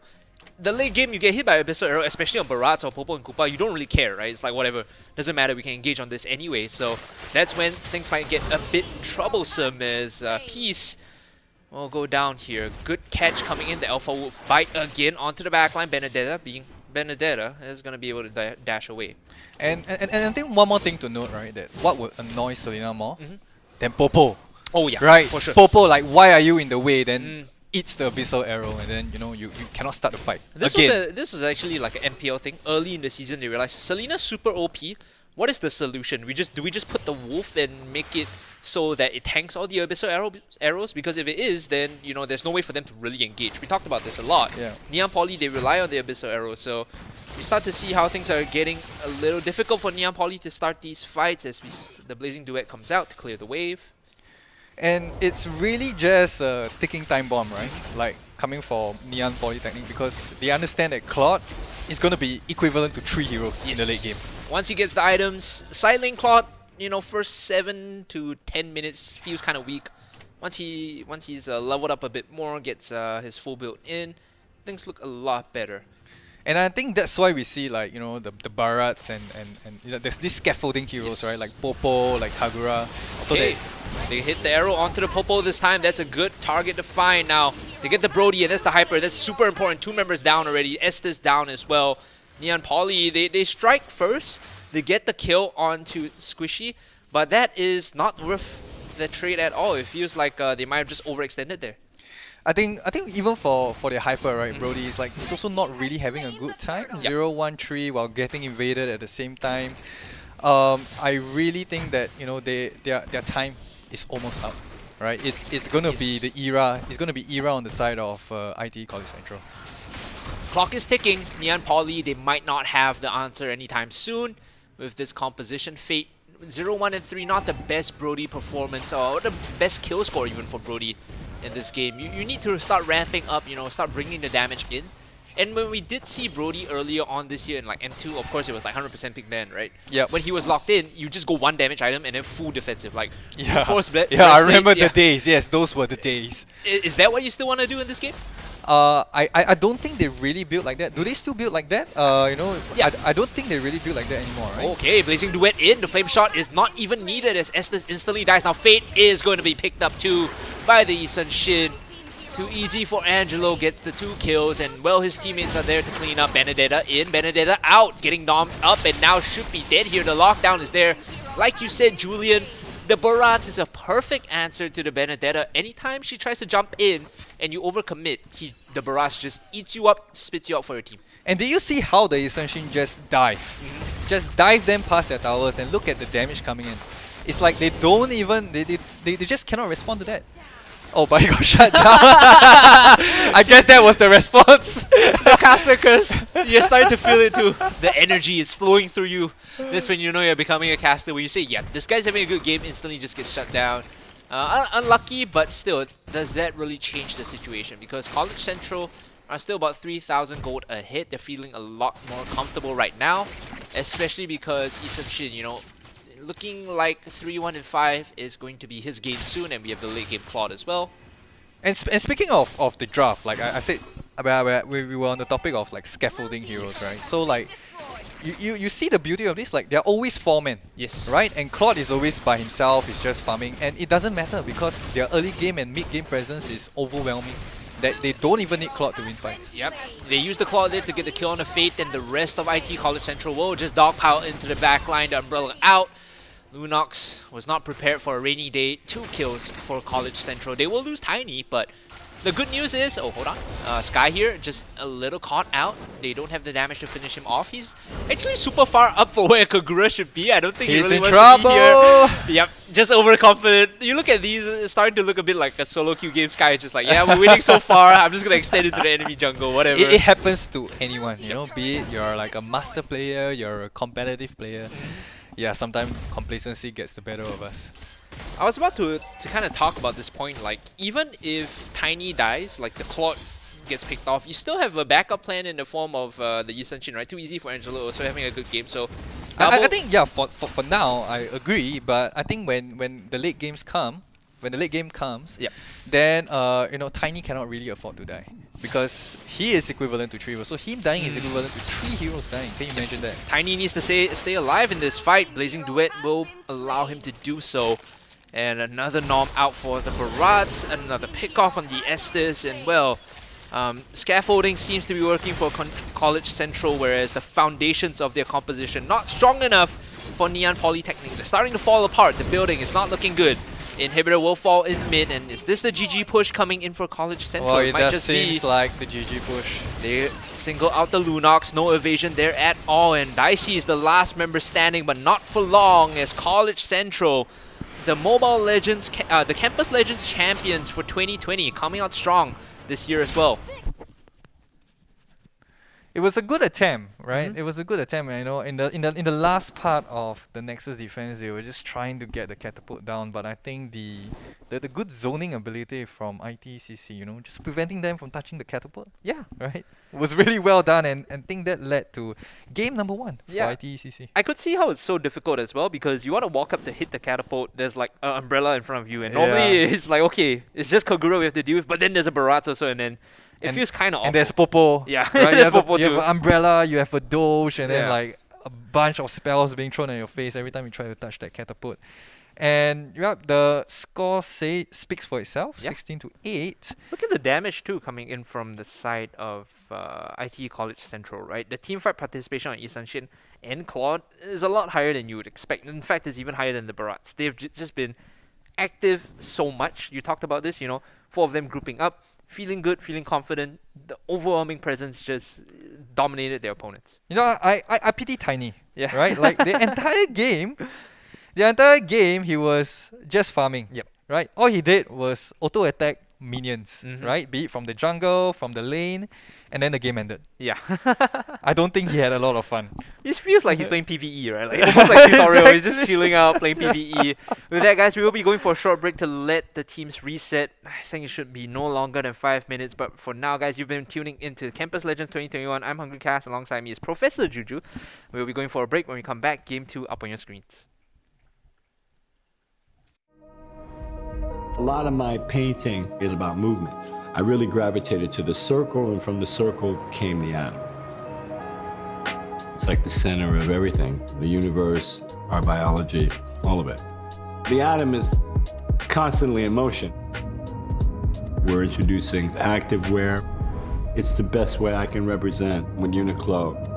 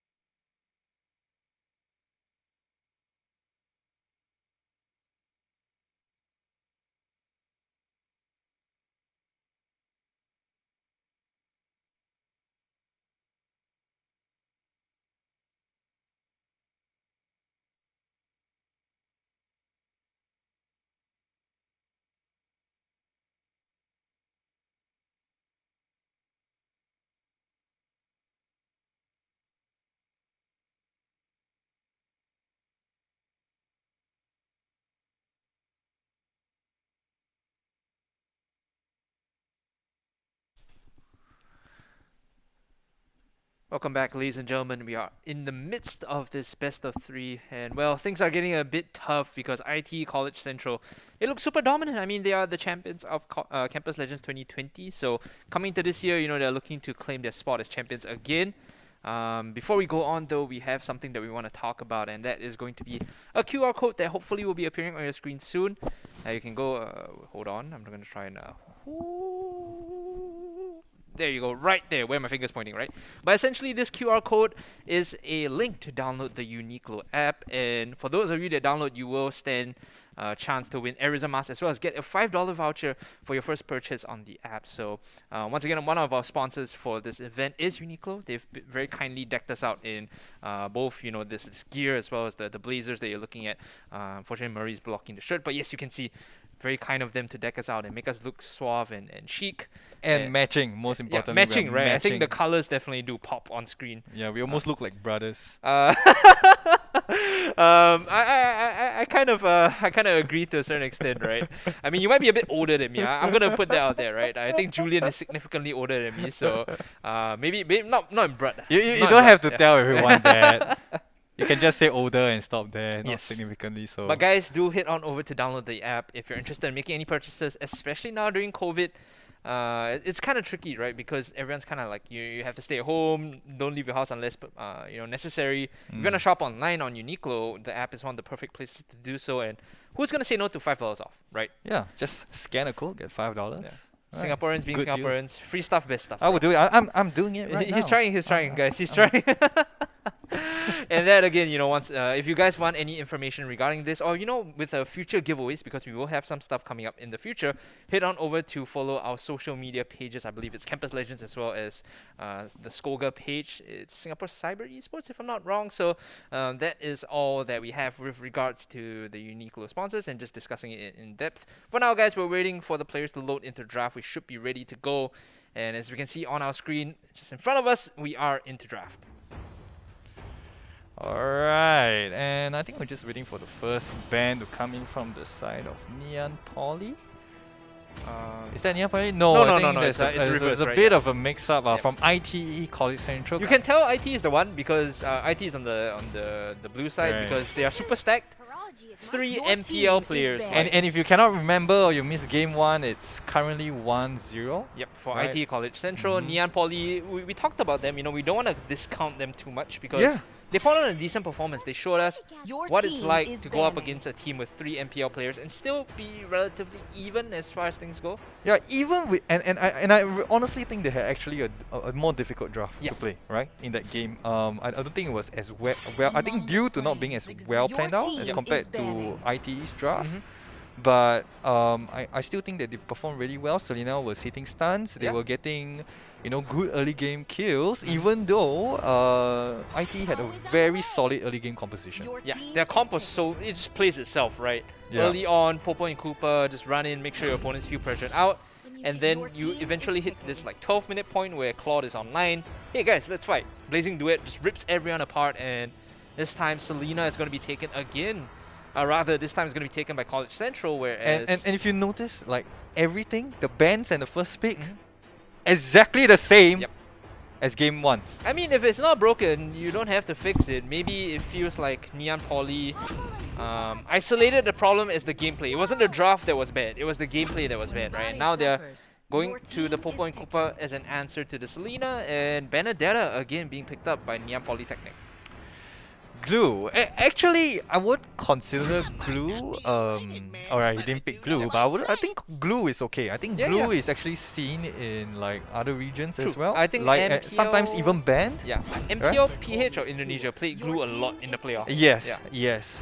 So I wouldn't discount Glue, guys. Like I think if you like Glue and you think Glue is the right hero for you, I wouldn't consider it out of the meta. The way he plays as well, it's like once you get on top of a priority target, you're able to drag them back to your team. So it functions similar to Barat's, if you know what I mean. And his ultimate does tons and tons of damage for a tank, right? It does a lot of damage. He doesn't need to build any damage, it's just tanky stats. It feels good to play him. So it's not going to be Glue, it's going to be Barat instead, like we mentioned. It still does the same thing. You're able to isolate a member of the opponent team and put them in your own arms, right? You put them in a position where they don't want to be. In this case, the Granger is going to be the focus. I think they want to gobble up the Granger, throw them back towards the Yi Shin and the Selena. So, for the second part of the bans, we got Lunox and Estes, reasonable bans. I think these are heroes that neither of the teams will want to face. So, okay, very quick, right? We saw Harif on the Neon Poly side. Instantly, the response here: snap pick, jaw hit, Claude. We know what we need to do. We need to hold on and tight onto this early game again. Late game insurance in the form of Claude. yes. Anything else, jaw hit and Popo and Koopa and Barats are just going to be anchoring our front lines. And I hope Tiny has a chance to actually attack heroes this time around. The previous game, he was just playing PvE, like a farming simulator, if you know what I mean. All he did was sit on the side lane, scale up. Oh, looks like there's 1 or 2 fights. I'll join in. I'll use, Blazing Duet. If I get a kill, I get a kill. Otherwise, I'm just going back to the side lane to farm again. Yes, and I think there's a good chance for the game to actually drag on. I think on the side of Neon Poly, the draft is also just as robust. Yep. Right, so I don't think that it's going to be a very lopsided game. I hope for the sake of our viewers at home. But just to pick apart their draft, right, for the side of Neon Poly. Yes, Popo is good against Selena, is a good follow-up, but I think there is also some late game options as well. Yeah. In the form of Harif. Yeah, And there is and most importantly there is no Zaz counter for Harif. So it's a good Harif game. Actually. Exactly. We talked about this at length when we were just reviewing games in our earlier sessions. Harif has always been kind of hard countered by Zaz because when he pops the Zaman Force, you immediately pop your turret and you're like, okay, now you have to fight into this turret. But in this case, it's the Claude who might be looking to do the same thing with the Blazing Duet. However, Chrono Dash allows you to get outside the range of the Blazing Duet. So it does feel a lot better for the Harif this game. Yeah, but again, I wouldn't say that it's entirely good for the Harif because I think Harif may have a difficult time fighting Claude with max items, regardless. Yeah. Like because if Tiny gets his 6 items, his 5 items, 6 items up, I don't think Harif, would be able to hit his skill 1, especially when Claude just dives in. Yeah. And I don't think that there will be an answer for Harif from Harif if there was just a full 1 Blazing Duet. Yeah, we can see even right now he's trying to leverage the early game advantage. A full rotation coming up. In fact, Dicey is here too. They want to kill off this player as quickly as possible, but in fact he's going to juke away with the Battle Mirror image and get to safety. That is an MPL play if I've ever seen one. Yes. Tiny just dodges from this huge gank by juking them out. He just bamboozled all 3 of them. I think in basketball they call it what, breaking ankles? Oh, breaking out. Breaking ankles. Yeah, they broke all, 16 of ankles because there's Popo and Koopa. I lost count. All the ankles broken, and now Neon Poly, they need to find a response here. You go too easy for Angelo, trying to charge up the arrow. It's going to be Turtle started up right now. A bite in onto the front line. Oh, this is a very important. I think the first turtle is always very important to secure, and it looks like it's going to go to the side of ITE College Center. There's Retribution up, so it's going to be claimed by too easy for Angelo, but meanwhile on the backline going down very low is Squishy. Like his name would suggest, does not live long. Neon Poly, they get first blood, but they do lose the turtle, so win some, lose some, I would say. Yeah, for a tank, I've never imagined. I think Squishy is a good name for a tank player. Right. It's ironic. It's what the kids are doing these days. Yeah, but I appreciate the irony. Tiny So now. coming a gang, I don't think it's gonna convert. The problem with trying to gank the Claude is every time he has Battle Mirror image, it's tough to really find a position to come in onto him from. As Ejector is going to pull Popo and Koopa in. There is the damage from the rest of IT College Central. They're looking for this. Abyssal arrow goes completely wide. Not sure what he was aiming at. Maybe a bit cross-eyed there. But like I was saying, it's tough to really find any kills on the Claude. Oh, I think it's a bit worrying for ITECC. They don't really have a single hero down on the bottom lane, but Benedetta is not really taking advantage of the fact he could have been pushing, but decides to go head down mid. And going up against the Barats is not what he wants to do. We talked about this, Julian. You brought up a very good point. Against Barats, there's only so much your evasion can do, right? He's just going to run you down. Low enough, he gobbles you up, finishes you off. So it feels kind of awful for Benz to be playing into Bento. Yeah, and honestly, like I don't think he needs to even wait for Benetta to be low. Yeah. Like in range, I'm gonna eat you, like no True. matter what. So Benetta have a really tough time coming in, trying to fight, the 5v5s or trying to dive the backline. Speaking of dive, a lot of focus being paid towards Bento now. They could get the kill on the Barats and make things a lot easier. Like the final blow finds the kill credit. Meanwhile, in the back line, he has to dodge, dip, and dive away. Benz gets out, but they get another kill onto Squishy. A 0-for-2 trade. These are the moves that Neon Polytechnic needs to be making if they want to equalize the series. And I hope the narrative for this game does not mirror the one in game 1 where Neon Poly leading in kills, maybe not leading that much in goal, but I would really hope that if they can keep the lead, I think they do have a chance. Need to keep the lead, need to get the objectives. Turtle now, the second run of this game will spawn. Retribution up on both sides. Who's going to be securing it? It's going to be IT College Central. Too easy for Angelo. Gets it. And they immediately disengage. They don't want to have anything to do with Neon Poly on this angle here. They just get the objective, they back off, and now 2 turtles versus the 3 kills of Neon Poly. Gold is still in favor of the red side as there you go. The Gobble, not even low. He's healing up, and now he's looking for the solo bolo on into the Benedetta. Electo final blow used as a disengage measure. That's never a good thing to see, right? Normally you want to see that being used for a kill. He has to use that to just get away from the Barats. And that's why you pick Barats into Benedetta like 100% of the time. 100% of the time. It just feels so good. Smart Missiles comes out onto Koopa. And this matchup not looking good for Neon Poly in the bottom half. Sky now actually getting chunked out. Look at the blows coming in. And they will find a kill onto the Popo and Koopa. IT College Central answering in response. He tries to get the recall off, but IBX, man, you can't be basing there. They see you and they're going to try chunking you up. Abyssal Arrows and Isanshin. Oh, I wouldn't want to be that Harif right now. Even Blazing Duet for good measure. He uses the Zaman Force, but it's too little too late. Everyone from IT College Central is there. Another Gobble in, but there are 3 members around. He's so far out. I don't think Bento is going to survive this. He uses the Flicker to get out, but do Neon Poly actually have any lockdown for this? It looks like they can't chase in. Wow, I would imagine they would be more hungry from Bento than that. Yeah, maybe they just gave up. They just gave up the chase. Neon Poly, maybe they had their lunch already, they're not down for anything else, no desserts, nothing after that, It's tough to really chase in as the ejector is going to find the Popo and Koopa here. Instant kill coming in. Using the Yin Yang Overturn to try and turn this one around. Rhapsody is good here coming in for Neon Poly. Dodging away from the arrow is very important. Now Fate having to run away. Stuck behind enemy lines. He uses the Shrine to get out, and now the cover is there. The Benedetta coming in. Is this enough for him to really escape though? Jawhead still on top of this Granger, but the damage is there. Squishy now having to back off. The Gobble is enough to do anything. He's going to find a Benedetta, get the big stun in, but still Neon Poly are able to find the escape route. Routed but not dead, and now the Blazing Duet from Claude actually does decent damage. Look at that. Okay. Oh, that was a really decent Blazing Duet. Yep. Right? It was defensive. It was a defensive Blazing Duet, and it really just stopped the gang in its tracks. Off screen, we did see that both Fate and Bence did die, so they were able to escape for a while, but in the end, they got picked off. So Neon Poly, you were a bit afraid of this, Julian. Yeah, I was afraid of this narrative, right? Win the early game, lose the game in the end. Yeah, because the mid game, for all intents and purposes, feels a bit weaker than IT College Central. It seems like they're not making the right moves on the map, and credit to them. They are able to play the lanes well.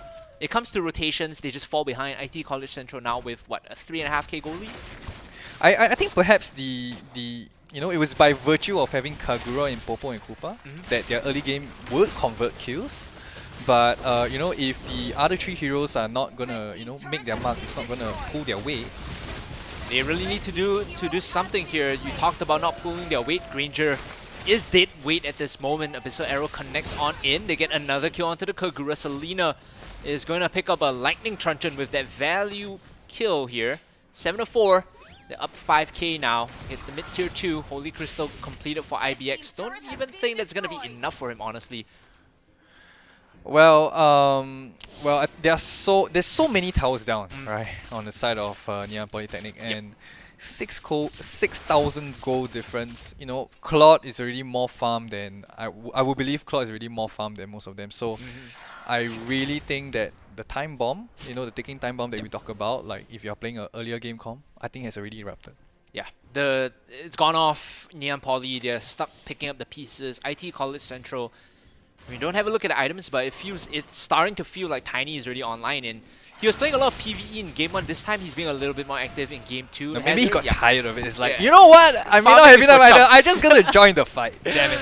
He has the golden staff, so he looks really good as the Electro final blow is denied. Look at that, the gobble coming in, the kill off the Benedetta. Now you're blazing to it. Now the damage comes in. He overreaches because this is the first time he's joined the fight, so he gets a little too aggressive. Got a little bit too excited there. But did you see that Benedetta, how she got tossed, you know, and turned around like she was a little rag doll? And I think that is why, you know, the Barretts and the Jawhead was a really good answer to the Benedetta, to the early Benedetta pick from Neon Poly.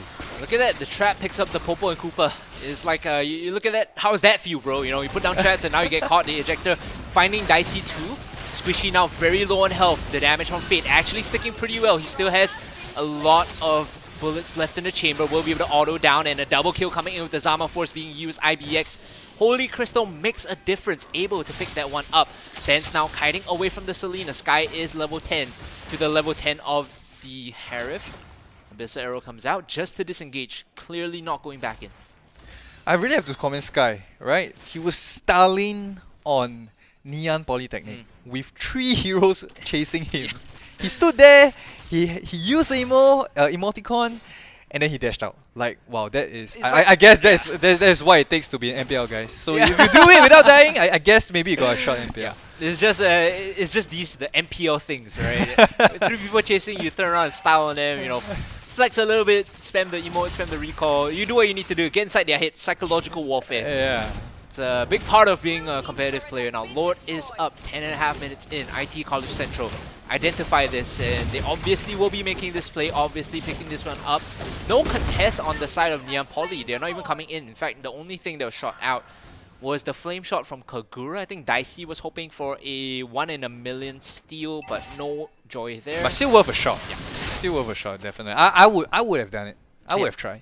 Yeah. Because best case scenario, you get the Lord, and then things equal out a little bit more. You don't have to worry too much, but if you don't get it, well, you're just back to square one anyway. Yeah, you just have to wait for the cooldown anyway. Lord will probably take the same amount of time to come back until your flame shot is up again. That's true. Almost done cooling off already. It's a quarter left, as you can see in the bottom right of your screen.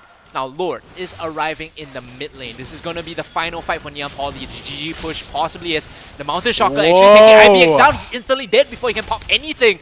And this is a bad situation for Neon Polytechnic. They've already lost the side lane carry. The Zaman Force was expended just to get away. Now 4v5, they're re-engaging onto this. Can they really get anything though is the question. Jumping in though, Squishy overcommits. So now a 4-on-4. They're looking for the push still. Barat's pretty healthy. Pretty big in the front line. They're looking to engage on in. Flame shot to chunk out too easy for Angelo. Abyssal Arrow dodged away from Neon Poly. They hold on to the base. That's the important part. You know what was the most ridiculous thing about that siege just now? While the entire 4-man of ITE College Central was sieging, you know what Claude did? Farming, I guess. He went to get red buff. It's like, guys, before we kill, I need the red buff before you go and siege down, you know, and before you realize, I need to win the game with a red buff. So I think that was the most ridiculous thing I've seen in this tournament. It explains a lot. I was like, why aren't they ending the game here? Oh yeah, because Claude is taking orange buff, right? And again, he's on the side lane, you know, being a nuisance, being a threat to the opponents. Who could conceivably answer? He might just die here, by the way. Yeah. Oh, that big trap. Look at the amount of ability power this Selena has right now. Clock that has to plus hurt. Holy Crystal plus Lightning Truncheon. Yeah, I think I think he felt that. Yeah. He probably felt that in Just real throw life. your phone down. Oh, okay. I'm done here, and you know who might be done? Neon Poly, Unstoppable Force into the ejector. They find the prime target again. This time it's gonna be the Granger that goes down, and without the Hyper, you can imagine that Neon Poly on their last legs. Abyssal Arrow through the uprights will not find anyone. IT College Central looking for the GG push. 5 members strong. This time Claude is not taking any buffs. He's grouping up. He's looking for this. Another big ejector in on the Popo and Koopa. And is this enough though? Because they are able to single out members of Neon Poly. They're taking their time, Julian. You know, they know this is all but done. When It's just a matter of time at this point.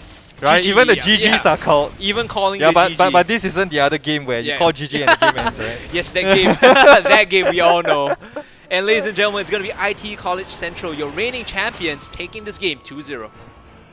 Well, IT College Central, they defended, their championship or Mhm. their title well. I think Ngee Ann Polytechnic still did well. Yep. They still get, the early game kills. They were at one point in time it was 3-0, 4-0, Yeah. and they really gave ITECC something to worry about. Yes. But it was the transition. Like it's always the worry is like what is the transition to the mid game, and then that is where it's no longer about the Popo and the Kagura. Yeah. And the other heroes have to pick the slack, but they just let it slip through their fingers in the end.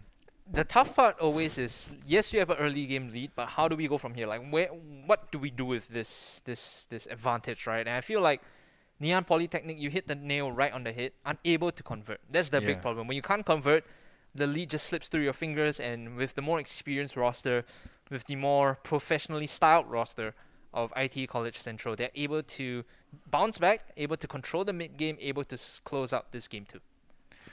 So I guess if we see the score again, Mhm.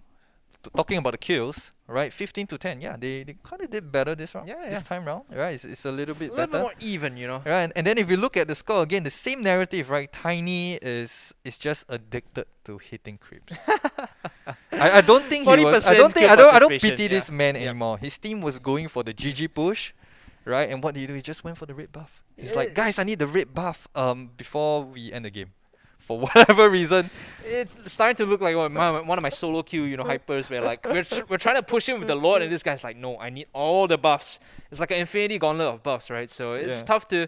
tough to really grasp, but still won them the game. He was able to scale up, and by the way, at the bottom of your screen, you can see just next to Julian's feet is a QR code. And what is that, ladies and gentlemen? Well, that is the QR code that links you to download the Uniqlo app. And Uniqlo, one of our proud sponsors here at Campus Legends, outfitting us in gear.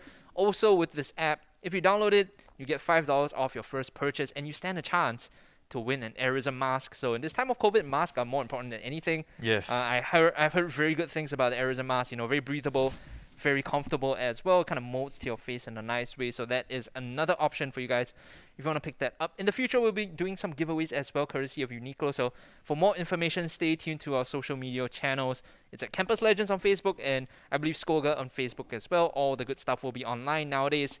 Social media is everything, so do follow those pages and get updated. For now, guys, we will be going for a short break. When we come back, we'll have Game 3 for you up in a bit. But before that, we'll have some lunch, and then we'll jump in. I can't wait.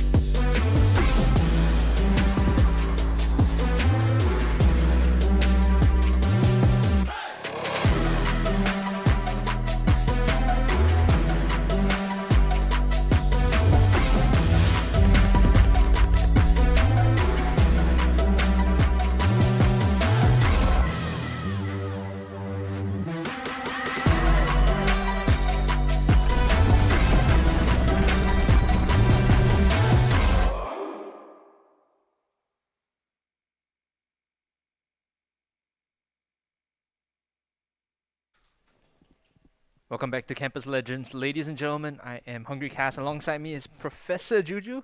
We've upgraded him already. I don't think we've upgraded Tex, but you know what? It is going to be our third game for today between KAPLAN as well as SIT. I mean, first two games both kind of, I want to say stompy. Might feel a bit rude to say, but they've been tools, right? They've been tools.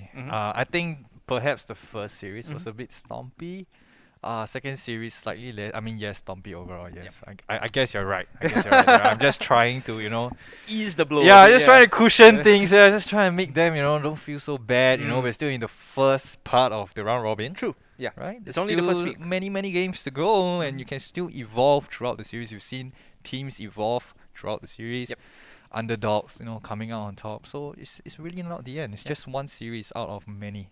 To remind our viewers, it is a 7-week process, so there are 8 teams in each group, Group A and Group B. They will be playing a round robin every week to determine the top 4 from each group that will be proceeding on to the playoffs, so that's going to be exciting in and of itself. And if you guys are curious about the format, if you're curious about the groups, head on over to our Facebook page, Campus Legends, to find out more. There are going to be updates as well as giveaways that you can stand a chance to win. Once again, courtesy of our proud sponsors, Uniqlo, as well as Lenovo, KAPLAN, and Murdoch University. All of them have kind of combined their efforts, right, to make things happen. And I'm joined by my quiet friend again this week, Murray, the Murdoch mascot. Yesterday he was a bit more active. Today he's just not saying anything. He's just here for the show. This is a koala bear. Yeah, it is a koala bear. Yep. Right, and I think Murdoch has a team, right? Yeah. In this tournament. I believe so. So I believe, in how they do sports team, we have the Murdoch koala. Yeah, exactly. That, right? You have your mascots. I'm trying to think of what the Singaporean mascot is. Do we even have? It used to be Singa, the courtesy lion or something like that. We all have an animal that does not exist. Yeah, I feel which is the Malayan. Oh yeah, the Malayan. Okay, the Malayan's pretty close. I remember a while back we had this courtesy lion. Then he decided to just quit his job or something. Yes. That was a big thing for a while. So well, Murdoch, they have Murray the koala, so that is good and well and dandy. But guys, we will be jumping into the draft. It's gonna be our third series for today. Remember, there are 4 to be played out, so pretty much the second last game. SIT on the blue side, KAPLAN on the red side, and well, Eve banned out again. Always Eve. Yep. Yeah, I don't understand the hate for this hero, man. I mean, it feels kind of obnoxious to deal with. I could understand why people just don't want to play into real world manipulation. But you set up the checkerboard, you're like, if you're inside, he taps you. It's a slow, it's a nuke. It's very frustrating. I guess it mirrors real life. Nobody wants to be manipulated. Yeah, pretty much, right? Ooh, that one was a bit hit close to home. Hit close to home. Yeah. Let's just run away. Hold me tight, Marie. Matilda also be banned out. Okay. It's a bit more meta this time. It seems like the teams have a good read on what should be removed early in the draft. Yes. And also there was one team, right? They knew what to remove, but they didn't know what to pick. I think that was the first game. Yeah, it was Nanyang Polytechnic. It also hit close to home, the Polytechnic that was from. See, it's okay. What you can do now, right, Julian, is you go back, say, I'm going to coach you guys on how to draft. Yes. And then make a contribution as the alumni of Nanyang Poly. But I think... Call me. The last time you were in Poly, were policemen already wearing pants or were they still in shorts? I don't know, man. Yeah, I guess we have to check that. Only one way to find out. Alice also banned out. The Granger is going to be the first choice here. Interesting first pick. Yeah, I mean, still pretty strong. We saw the value of Granger. I think teams that pick like this, usually it just means that, this particular player needs this hero because of hero pool issues. So I think that might be the case for SIT. Granger's still pretty strong overall, but yeah, it might be an indication of what he's more comfortable with. Just wants to play the Granger as opposed to the other stuff. You could play Yusan Shin, you could play Brody, but yeah, Granger seems like the choice. Chang'e and Popo and Cooper instantly locked in by KAPLAN. Yeah, I think they understand for KAPLAN, they understand that, you know what, you took the hyper already, we are in no pressure to reveal what our hyper is. And I think that's a good move on the side of KAPLAN. I mean, they can always wait to see the draft play out first and then decide, what do we want to draft, right? You talked about, the Granger being a hero pool thing. What do you feel SIT is moving towards with these next 2 picks? I think SIT is moving towards my favorite food, Rojak. We're seeing Lilia and Minotaur here. I haven't not seen inherently bad heroes. Not inherently good either. I mean, I haven't seen them happy at all, so... I don't know, man. Oh my goodness. They're not like it's not like you pick that. You're like, okay, now my win percentage goes up from like 50 to 60. When Exactly, you pick exactly. Chang'e, Popo, and Koopa, it's like okay, 55, 60, 70, right? Even with the glue, we talked about how it's still a very strong pick. The Minotaur and the Leer is like, oh no, Yeah. it's like going down, you know. Hey, but you know what? I respect SIT. You know, sometimes you just need to stick to your guns, your beliefs, Yeah. and your friends. Yeah, I think that's that's the recipe for success. It has to be. Julian, you're starting to sound like a motivational poster. You know? One of these days, we're gonna get those words like on top here. Stick to your friends, your guns, and your beliefs. your guns, and your yeah. and We'll your beliefs. screenshot that right above, just here, and then Julian's words by Julian, by Professor Julian at the bottom, just something like that. It's like almost like I'm a professional of, Yeah. of like social Professional, science or something. Yeah. motivator, you know.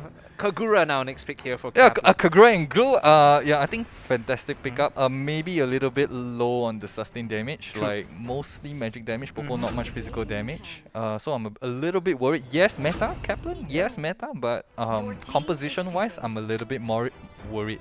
There you go. I mean, that could be the answer for sustained damage. Of course, Claude takes a while to scale up. Roger comes online a little earlier, but still good sustained damage with the Lycan Pounce. And, you know, they showed Bruno for a while. I feel like all the hypers that they're picking up want that sustained damage. It's not like you're going to pick Lancelot, Ling, and just like dive in and burst someone. No. You want, you know, kind of sustained DPS. But what's more worrying is But seeing SIT's draft? Hanabi. Yeah, I was about to seeing say. Hanabi is a little bit more worrying. I was about to say the Hanabi was like But set reacts only. yeah, but you know, Hanabi still, yes, not meta, yes, very low on the power level, but if you do not answer the Hanabi, she's gonna destroy your team. I think If you give her enough time, she's gonna destroy your entire team, no matter what. so. Right? The Because of onus- the late game scaling. Yeah, the late game scaling is there, but the onus is on the opponents to really punish that, right? I think Yes. Early on, Yes. it feels the same as like you would see a 1-1 where like you just don't have anything early on, but then Yeah. when you start scaling up, you hit the items, you're like, this is actually a really strong pick. So we'll see if the Hanabi manages to do anything, of course, on the side of SIT. Very, very unique draft with air quotes around the unique because this is not something we see all too much. And yeah, I think they have I think 2 marksman compositions. So I would say I would give the late game, Right. the late game team over to the side of SIT, Yeah, they and definitely, KAPLAN the slightly more early game composition. definitely do scale better, like you said. Hanabi and Granger, of course, decent late game options. But KAPLAN with Popo, every time we see Popo, you expect, you know, early aggression, you expect control on the map. And with the Chang'e, once you get Meteor Shower, boy does that feel good. You just walk in and like, to be honest, there's no real tank on SIT side apart from the Minotaur. Like if he's not standing there and soaking the Meteor Shower, someone is gonna die. But another thing to point out is that, you know, Minotaur may not be a meta tank, but that, you know, his ultimate on the 5-man can really just doom. Yeah. Just finish the fight right there and then. So, you know, I wouldn't really discount SIT as of yet, even though their comp, I would say, is actually the more difficult to play of the two. Yeah, just ease of execution not there. You look at KAPLAN, it kind of plays itself, right? You just jump in, you hit the skill shots that you need to, either Meteor Shower or even a Yin Yang Overturn, or heck, even Glue just pulling someone in. Yeah. It just feels easy from then on out. So this Ruby pick also, we didn't really talk too much about it. How do you feel about this? I mean, honestly, it's not, again, not high on the tier list per se, but it is. It used to yeah, be. It used to be, right? It used to be, yeah. So we just have to see how it pans out. I mean, for Ruby also, there is looks like a fight is panning out. Yep, they jump onto the Granger. The support is there. Popo and Koopa arriving as well. But they turn their targets towards the Minotaur. Remember, he's a very tanky boy. And it might not be enough. Glue overstaying his welcome, getting punished. A good hook back in from the Ruby. Gets them a 2 for 2 trade. Kagura no mana, cannot stick around either. And actually, SIT, you know, they played that decently well. The Glue overcommitted, they punish, and then they find another kill. Then a bonus on top of that with the Ruby. I love that fight. You know, both teams barely level 4, barely level 3, and they're fighting like, you know, it was already in the late game. That was just awesome. The meta for this sort of tournament tends to be that way so far. Very skirmish heavy. We're seeing today just teams fighting because they know, or rather they want to mechanically like challenge their opponent. Yeah. It's just like, I'm better than you, therefore we will win this 1v1 or 2v2, right? And at the same time, I think if you see like teams with the professional players in them, like you see that there's a little bit more discipline. They're usually at the turtle the moment he's up. So I guess we get to see this kind of differences in play style. Oh, 100% true, 100%. Like the idea of controlling objectives and being more restrained, like you said, discipline, more prevalent in a higher level of play. Campus Legends, they're just limit testing each other, as you can see. Consistently going in for these like 1v1 skirmishes, engages. Now, Turtle is up. They could look to fight for this one. KAPLAN actually jumping in. A lot of damage already onto the Minotaur. They kill off the Granger, and that is big. And now they're chasing in for the third. The Lycan pounce in onto the Squishies. There's your sustained damage. YOLO gets his food on the table. 2, 1, and 3. Very good Roger performance so far. That's the stat line you want on your Hyper. And what would KAPLAN say? Easy peasy. Of course, of course. Easy peasy for the last fight, and they managed to secure the turtle as well, and that would launch them into close to a 2,000 gold lead. Yeah. And I think they need it because if they are not trying to snowball, if they are not going to snowball, then the time bomb is on their side. For being the last late game comp. They need to kind of diffuse this somehow, right? Because double marksman late game is not, that's not what it's all about. Like, you don't want to fight into that. So 100% right on the money, Julian. Just make sure they defuse this bomb. And right now, going in for London, Hanabi using the flicker to get away. Meteor shower coming up. They could probably dive if they wanted to. I do not want to be London right now. Oh, that hurts my soul just a little bit, right? That hurt as much as Brexit, right? You just look at that like, dude, no way out, and they all dive him. Like, So, now, focus again from SIT is just making the rotations, right? They're looking for the glue now. You can see the rotations coming up. Not sure if this is going to be a valuable play because glue is quite, evasive with his ultimate. So I heard that this KAPLAN team they actually formed like quite recently. Right. Yeah. But the performance that they're showing is just nothing short of stellar. They don't look like a team that just formed. And I have to say props to them. They look very coordinated, especially towards the bottom side. Like the idea of just diving a Hanabi early on when she's weak is something that you kind of have to plan around. You don't suddenly decide this is a window we're gonna pounce. You kind of have to have some planning. So I like the team play from KAPLAN. Just to point out that Glue did pop the ultimate to get away because we saw the gang coming in, and now the pressure is on to the Ruby, who is again gonna flicker away. They burn the flicker on bot side and top side now, so this is a window for them to really just punish whatever they want by walking around the map. And props to Ruby. Like she saw that the map was kind of empty.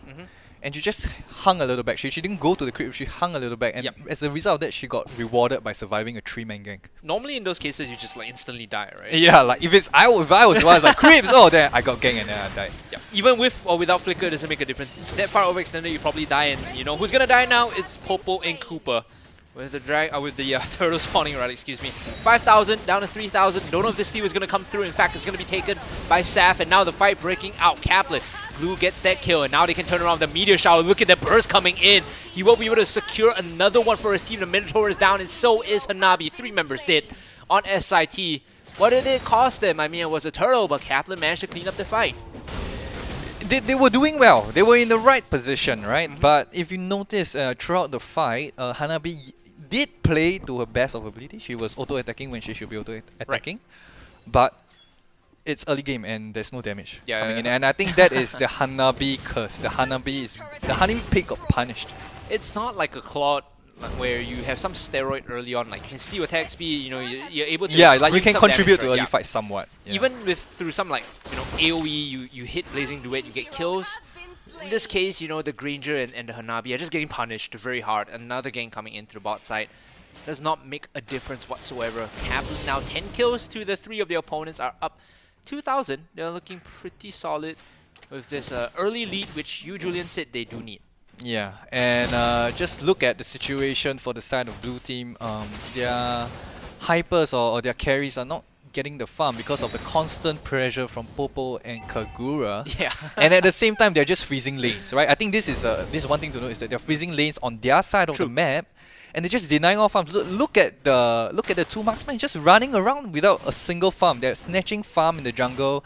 They can barely go to lane. If they go to lane, they die like another gank in bottom. Yep. Another one bites the dust coming in here. You can see they get the turret and now they get the kill on the Hanabi. You are absolutely right, Julian, right? What they do is they freeze it, like you said. And if you step up, oh, look, a way for me to collect. Nah, man. They just 4-man dive you again. And KAPLAN punishing their opponents for picking this very greedy double marksman comp.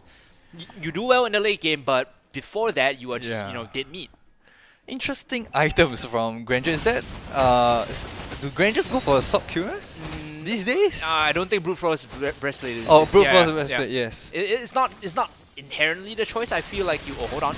Look at that. That's a big knockup. That's what you're talking about. The Minotaur, he can turn the fight around if he finds the window. So he gets the kill first, and now he's turning on to the Popo and Koopa, who's going to have to dash away to get the turtle, and now they can maybe turn over for the fight. KAPLAN now, they don't have the forces necessary to take this. They only have 3 members left alive, but the Roger feels like 5, man.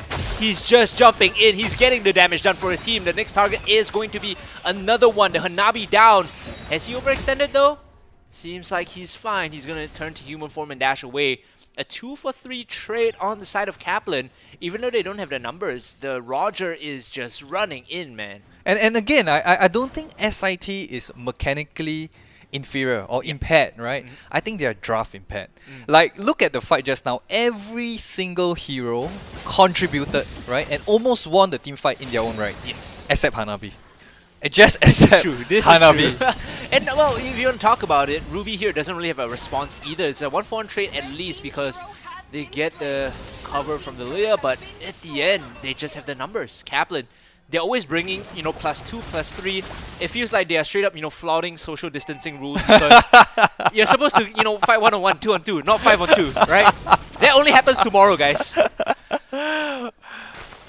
Yeah, and but I don't think this team should wait for tomorrow. I think they should be looking to stick right now and trying to convert on their composition, trying to convert on their lead or lack thereof. I think for the side of SIT, they need to identify where the real pain is coming in, and the real pain is really coming in from Roger right now. So if Minotaur can really, don't just see 5 men, a bunch of heroes. I mean, a good 1 minute. Yeah, out. and just out. I think if you can even pull off out on a Roger on the right time, I think you can just win the fight there and then. Yep, you wanna immobilize him, buy some space for your team. They're sitting together, grouped up inside that one off angle. Sneaky push. Is he gonna find them? Okay, he's gonna get caught out by Popo and Koopa first. And well, if he had the flicker to force there, if he had some 6th sense, like, hey, there's 4 in and we're gonna out in this bush, it might have been, what they needed, but no avenue to really do that just yet. And now they have the advantage. They are hugging the Lord, and blue team is just going up. So I think that they're gonna be able to secure Lord with the Chang'e and the Roger easily. Yep. But they choose not to. They choose to push. Yeah, I'm not sure if this is the right play here, Julian. Easy peasy now getting caught out. We'll have to pop his ultimate to get away. Okay, now they start, right? But I think also a little too late. I think blue team notices, but they may also be too late as well. I don't think they are coming to defend the Lord. The play there was like the focus on Gru was topside, so once KAPLAN saw that, it's like, oh yes, they're trying to gank the offlaner. This is a free Lord. It's tough for them to rotate down in time, so they just needed a small nudge, a small push. Both teams a little late on the rotations, but I think overall KAPLAN came out on top with the Lord, and I think they should be able to get a GG push. What did you think, Daryl? Well, yeah, I think with Lord out now, it's only a matter of time to close out this game. KAPLAN just dotting their I's, crossing their T's, but you're right earlier about how if they can get a good knockup on the Roger, if they can find and isolate the Hyper, SIT probably does stand a good chance in these fights because, again, it's Hanabi Granger, right? They have the damage. Items aren't necessarily there yet. You kill your opponent's carries, yours feel a lot more empowered. It feels a lot better to enter in those fights. And we talk about sieging, like, okay, I guess I have to give it to the Hanabi pick here, like in sieges like this, whether So defensive hard. or offensive. She is going to defend or siege really well. So we can see the Lord is just disappearing, his health is just disappearing just by virtue of the Hanabi and the other marksman Granger. But still, the nukes come in. I think it was Meteor Shower committed to force them off the inhibitor. They get mid, they get top, and here comes your Minotaur ultimate. Holy moly, is that enough though? The Kagura goes down first, and now they have to turn and fight this. I think SIT might stand a chance here to get the targets that they need. 2 members down for KAPLAN. That forces the retreat. But on the other side of the coin, KAPLAN, they came and got what they wanted. 2 inhibitors down, a massive ultimate from Doggy Wolf to start and turn things around. And you see, this is the conundrum they face. Like, do I give the farm to the Hanabi, or do I give the farm to Granger? And Yep. that one marksman, having to give a farm to another, it just feels bad, man. It's like chopping your left arm Yeah. to make your right arm feel Yeah, happy. it's like you you're know? hungry Yeah, yeah. and then you got no food. You have to choose. Exactly, Do I chop off exactly. my left or right arm to eat? It both feels awful, right? Yeah, And it both right feels here, off. the one that's starving is the Hanabi. She just doesn't have that impact that we normally come to expect or feel when she's farmed up. Yeah, so that is the draft impairment that they have to live with. But if they do come out on top, if they do get enough farm, I believe SIT still wins in the long run. But the question is, do we hit the long run? I mean, we're 13 and a half minutes in. Good catch here inside the jungle. Popo and Koopa instantly gonna just dip and duck away. Pops the Alpha Wolf too. As I was saying, approaching 14 minutes, we're getting to a point where eventually Hanabi will get enough gold, get enough items, but the idea of the ticking time bomb has never been truer for KAPLAN. Yeah, but I think for KAPLAN, they should just be camping jungles right now. I don't think they should be pushing, right? Maybe if they need farm for Roger, but even at this time, I think Roger should be well fed enough. Yep. So if I was on the side of KAPLAN and I was playing with her, I think, I said, guys, let's just camp the jungle, let's just freeze the lanes, let's just starve them out. I mean, you could always look for a pick if they walk in, and if you get one kill, that makes it a lot easier to close the game out.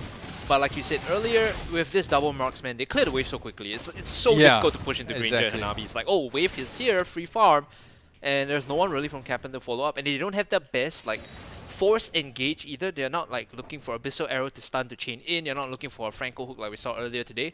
They literally have to commit to a 5v5 if they want to fight. Yes. So I think for KAPLAN, I think they did everything right? They draft right. I think they draft relatively right. It was a superior draft. The early game rotations were pretty spot on. The Lord rotations was okay, I guess, passable. It's like yeah, a but professor this is just the one thing that I just don't agree with is Yep. that pushing out the lanes. I think they should freeze the lane, like in bottom lane. Yeah, Like yeah, they should yeah. just freeze it there, camp the jungles. You don't need the farm, Yes. right? You are always in a superior level of farm Okay. by farming their jungle. Actually, I think that's an insane point to make, right? It's so analytically spot on because not only by freezing that lane do you deny farm and EXP, you also force your opponents to kind of walk up, and they have to extend further past safety to take the farm. In which case, you just catch them and kill them. So yeah, I think that's a very good point there, Julian.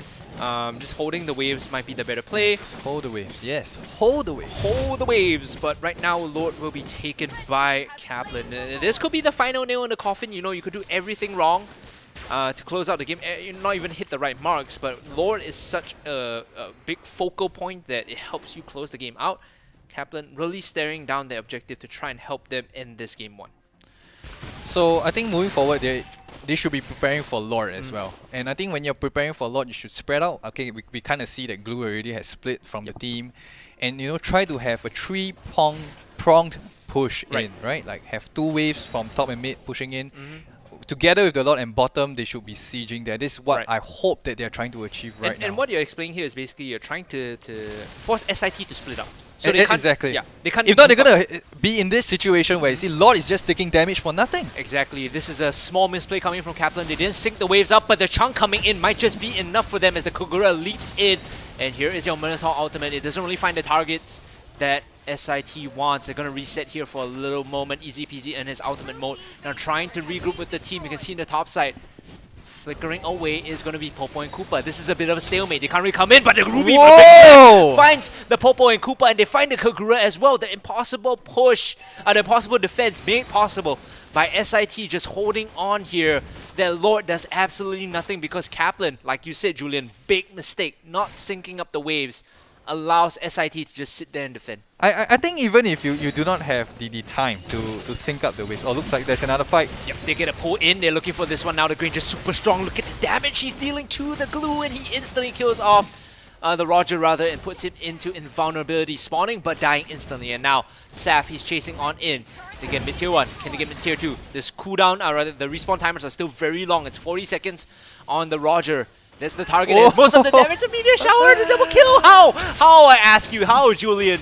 And now KAPLAN, they're looking for the re-engage. I don't know if they can find this. They don't have the damage. That was a fluke. That was lucky. Saf wasn't there. The meteor shower up again. So low. So quick on cooldown. They find the kills to stop and nullify the push, but things are starting to look very difficult for KAPLAN. You see that lot not syncing up the lot or not being with the lot, even if you don't have the time to sync the lane, sync up with lot. 5 men with the lot, let's go, let's make it a 6v5. But they didn't do that. And that was the start of a chain of dominoes, that led to the comeback of SIT.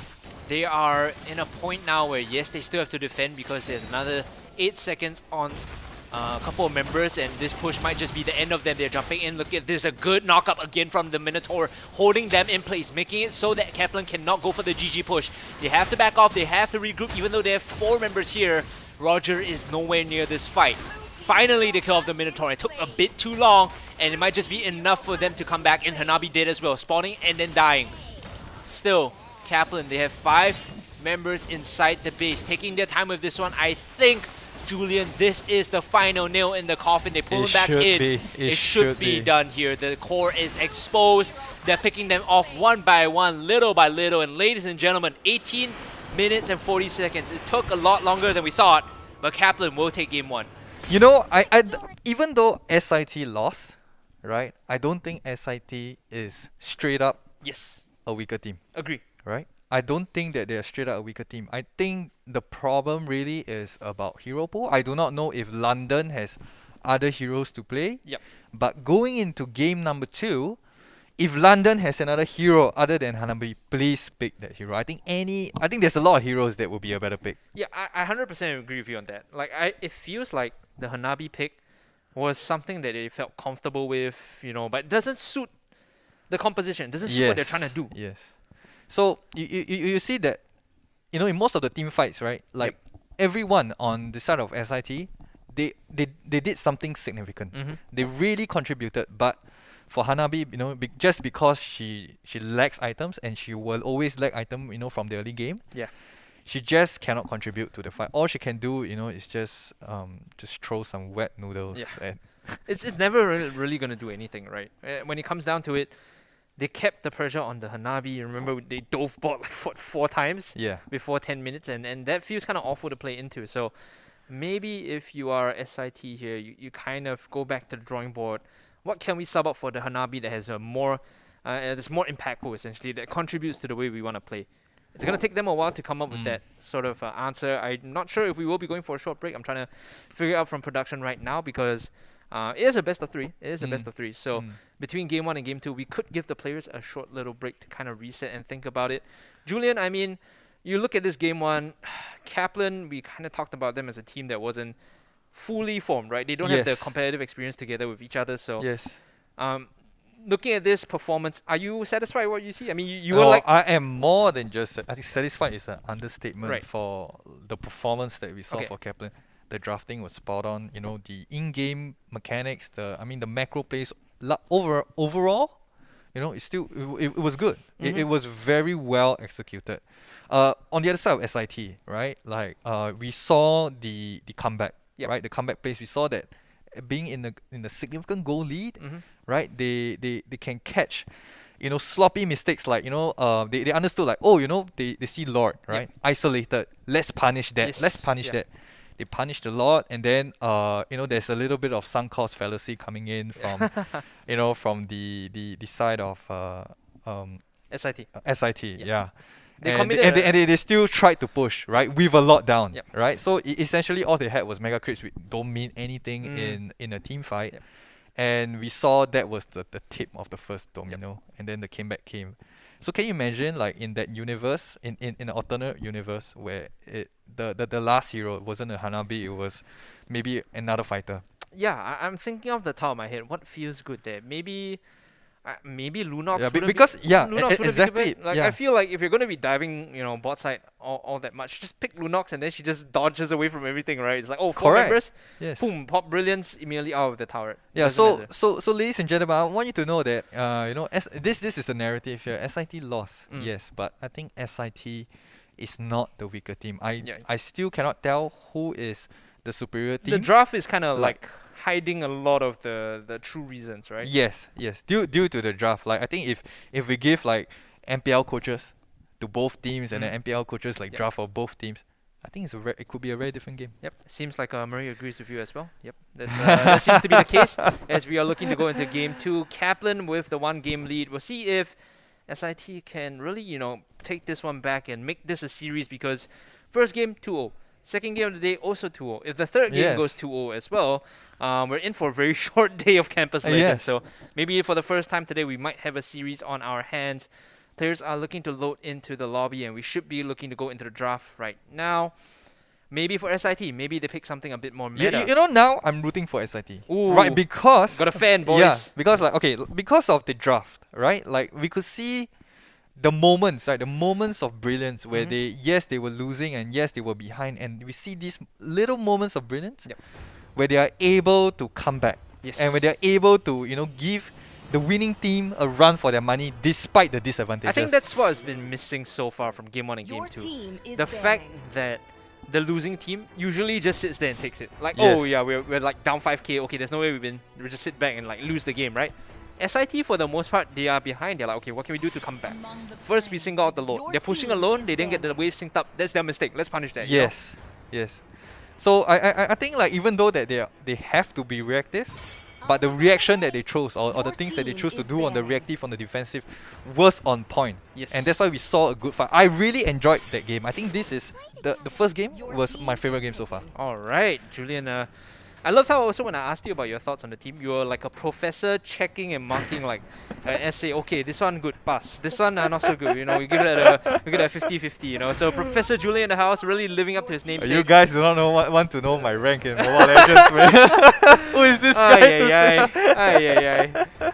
All right, bans are out. Eve and Chang'e on the side of SIT. Meanwhile, Estes and Matilda being banned by KAPLAN. They instantly lock in the Popo and Koopa, forcing SIT to kind of default and decide what they really want here.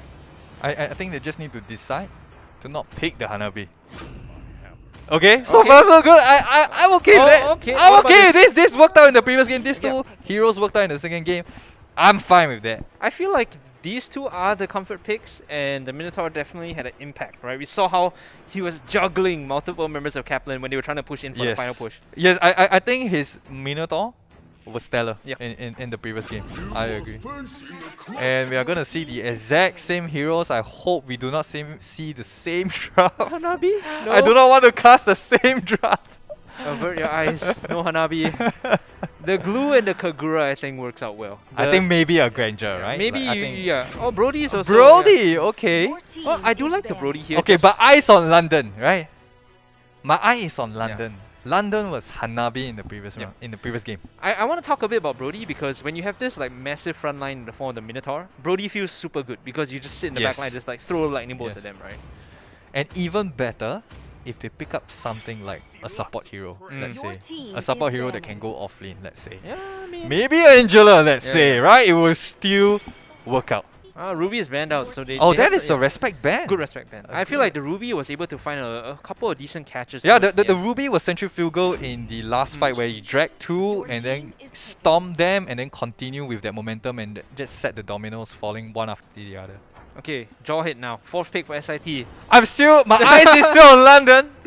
London, do not disappoint me, London. Okay, Eastern Shin here. They go for a bit more default. And then the Alice as well. Okay, so now you have this good early... Very good picks, yeah. Overall, early to mid-game control, late-game scaling with the Alice. What is it going to be? Julian, bear in mind that I also can Fingers crossed. I can also hear you in my headset, and I'm so worried because... Oh!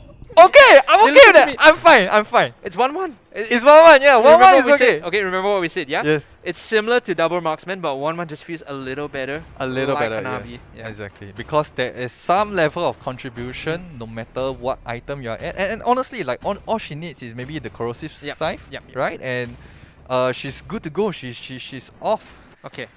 So now we know that London, like for the majority of Campus Legends, is an off-lane marksman spammer. I mean, it's starting to look that way, right? There's no other way around it. He's starting to look like an off-lane marksman. I feel like we are gonna set up like some target bans down this round robin road, So eventually he's gonna be like, okay, this guy can, if he wants to play 1-1. Is this guy gonna play marksman in the goal lane? We already know what hero to choose. Better ban Claude, this kind of thing, right? Yeah, exactly. We're starting to see the meta and comfort picks form for the teams here in Campus Legends. On your screen, you can see KAPLAN on the blue side, SIT on the red side. They are at game point, by the way. So It's SIT. a DPS draw hit. Okay, is it? Yeah, it's a fighter draw hit, I think. Yeah, it should yeah, be. Yeah, it might. Yeah, with assassin Yeah, emblems. okay. It has to be. I mean, you could. And I love this. I mean, it's off meta. Yeah. Right. It used to be the only way people know how to play draw hit until tank draw hit existed. But I'm excited. There was a period of time people playing a high and dry draw hit also. I think that was like Yes, kind of annoying yes, because all you yeah. do is just sit in the side lane and then you hit them with ejector and just slap them to death, right? Yes, it was a very difficult laning phase for anybody against that draw hit. It's interesting to see they make the adaptation. So overall, SIT, they've changed up their game plan a little bit more, but as things stand, a bit of a stable early game, 1 minute in. No one really running it down, no one really dying. The previous time we saw this, it was just early action across the map. I think we really have to look at what the teams are looking for right now. So who is really the late game? I think it's quite obvious that the double marksman the double marksman team is the more late game composition coming in. For sure. But it's quite risky to rely, even if Alice is late game, like she's more of like a late game fighter. Like the damage is not really there. It's not like bursty, like, oh, I Yeah. hit you 3 times and you die. It's Yeah. more of like, I'm gonna stand in the center, and if you guys fight around me, oh, hold on, speaking of fight, they jump in onto glue, but he just hit level 4. Oh, so lucky, easy peasy. Manages to get away with the ultimate. Probably just says easy Easy peasy. peasy. But yeah, I mean, away. back to my earlier point. Alice is one of those picks where if you fight around her, she punishes you. But other than that, she Yeah. doesn't do anything. And at the same time, you know, like if you choose to fight the Alice, it's your choice, right? You also can get out of it. I don't think she's not as mobile as, let's say, Ling or Lancelot, where you can't really get out of his face. So I think that's a little bit worrisome for the side of the blue team to secure kills, and looks like there's the first blood. SIT here, the Minotaur gets the first blood. Your homeboys, the team that you're supporting so viciously, Julian, are on the board right now. They get the turtle as well. Now YOLO and Degree have to back out easy peasy. He does not want to engage this without his team, so he's just gonna peace out from here, while the kill and the turtle is gonna go the way of SIT. I'm rooting for SIT, and no, I'm not from SIT. I did not graduate from SIT. This but is more of like a appreciation of the yes, game. yes. I know. I think it's the appreciation of these players Yes. as well. I see what they could pull off with an off-meta composition. True. Right? Just that they had a really huge chink in their armor in the form of a Hanabi. Ejector in. This annoying assassin emblem jaw hit actually not really having the best time against glue. I think that's the problem about Jawhead, is that he's very early game focused. True. And if you have to shove him to a lane and then he comes out of the lane in the lane in the mid game, I think that's a lot of farm that got kind of wasted, so to speak, because he does not shine after the early. Alice just doing Alice things. Moon here, you know, cutting the wave using the blood, the ultimate and the flowing blood rather to get away. Now jumping in. Oh, this is a big one from Easy Peasy. He tags in the jaw hit into the fight, but he's probably gonna go down here. He could look to find one more to trade across. It's gonna be a 1-for-1 flame shot from the bottom side. Meanwhile, KAPLAN, they punish the Alice for overextending, so it's a 2-for-2 trade and potentially more. As Degree here, one more auto will finish him off. No, he's able to heal up. Very, very clutch there coming in. And I guess I know why Glue is actually banned or picked, you know, in professional tournament settings. Glue was fighting 1v3 and it took so long for the enemy to take him down, and he almost, I think he got 1 kill, right? Yeah, like he got a converted 1-for-1 one trade. kill. Yeah, it's a 1-for-1 trade in a 3v1 situation. Like, how crazy is that?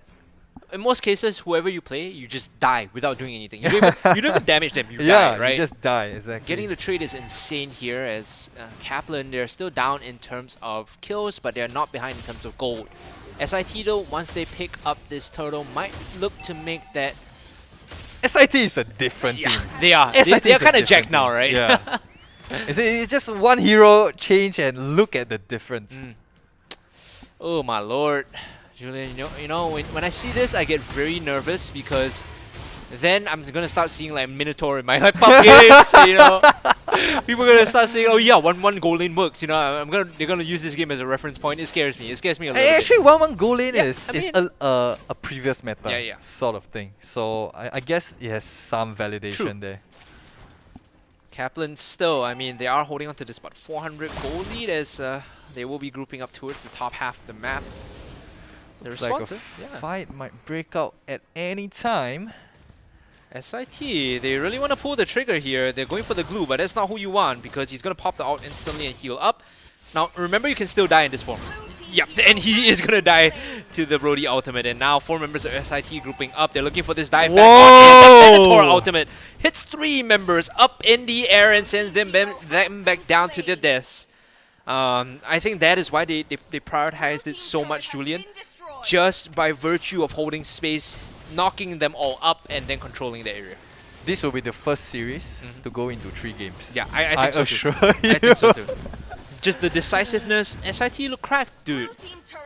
So maybe the first draft, you know, they were just filling out their opponent. They're a little bit cocky, you know what, we can beat you with Hanabi, but I think, you know, like once that does not work, we look gotta, at yeah. SIT. I will be afraid to play against SIT. Look at this. They're looking to jump on into YOLO. The Ascension very low. Can Glue do anything? Actually, a big 3-man stun coming in though. They get the kill on a Brody, and that's important. That's the core down. Here comes the Alice finally joining into the fight. Looking for the root. Where is it? Only the ultimate to come through in the flowing blood. Now we'll find that 1-1 on the back line. Is that enough mobility to get out though? Popo and Koopa? Is London's able to survive? No. The wolves. The wolf bite. That was unfortunate. I wouldn't want to be on the other end of that wolf bite. Still, I mean, SIT, they still have this, I mean, it's about a 1.2k goal lead. They are very much ahead in terms of objectives as the Unstoppable Force comes in. It's sort of denied for a while. He's going to have to flicker away, and now Jawhead is isolated alone. His team is not there just yet. Turtle is going to be secured by Isanshin. They're chasing in onto the Minotaur. Not really who you want. His ultimate isn't up just yet, but it should be in a couple of seconds. KAPLAN, I think they are making a comeback here. They were kind of losing out in kills and goal, and now they just equalize the goal lead. More importantly, they take the structures down, right? The difference here is like before that, SIT at 3-1. Now KAPLAN is kind of trying to pick up more of the environmental goal. And I think the real MVP for the side of KAPLAN is really easy peasy, but it looks like he's in trouble. He's still trying to flee. He's buying a lot of time for his team to come in. You can see on your minimap the rotation is there. Only one not here yet is the Alice and the Jawhead, so they're kind of stuck on the bottom side. Assassin Emblem Jawhead. I think I remember this from a couple of patches ago. It feels kind of bad, right? Yeah, it just feels bad to fight against, like, as an Alice, like, you think that, oh, you know what, I'm tanky enough, I can sustain the fight, and like, Jawhead is like, no, you are not. 1 minute on the turtle. SIT are in position to control this area. It feels tough for KAPLAN to walk in again, and I think the Alice is going to need a bit more time to scale up. She's not at that power point where she's going to jump into your backline and be a threat. In terms of items, she only has the clock. She hasn't really finished anything else. But she's by far one of the most farmed. Yeah, for sure. 5k. Yeah. Only behind the Isanshin. Still, the item that she needs, I think, is the Winner's Truncheon. That's the one that usually makes the difference in these fights, and she is kind of ways away from that. Yeah, I think she got I think the first 2 items is fine before she gets the Truncheon, but I think once she has the Truncheon, I think she should be good and she should be off to the races. Yep. Speaking of off to the races, Degree now getting caught in the center of the fight. The Kogura instantly did. Not able to really get off the Yin Yang overturn, and now SIT are turning. They've already used the Minotaur ultimate, and Alice joining in. Really isn't really going to do anything. SIT to re-engage again. Look at the damage coming in. The Brody finishing them off. Throwing the lightning, the thunder, making it so that KAPLAN cannot escape. Where's the chase coming in? Brody, a couple more autos should finish it off, and that is the wipeout for SIT. They group up the frontline Minotaur, still alive through all that, allowing for Saf to just free hit in the backline. You know, when I talk about dominoes, I think the domino was tipped from the previous game, and it just kept toppling one after the other into game 2. And this is the SIT monster Super Saiyan mode of a team that we are looking at right now. I think you are 100% right. This is a different team compared to game 1. A lot more focused, a lot more disciplined when it comes to taking the battles and taking the objectives.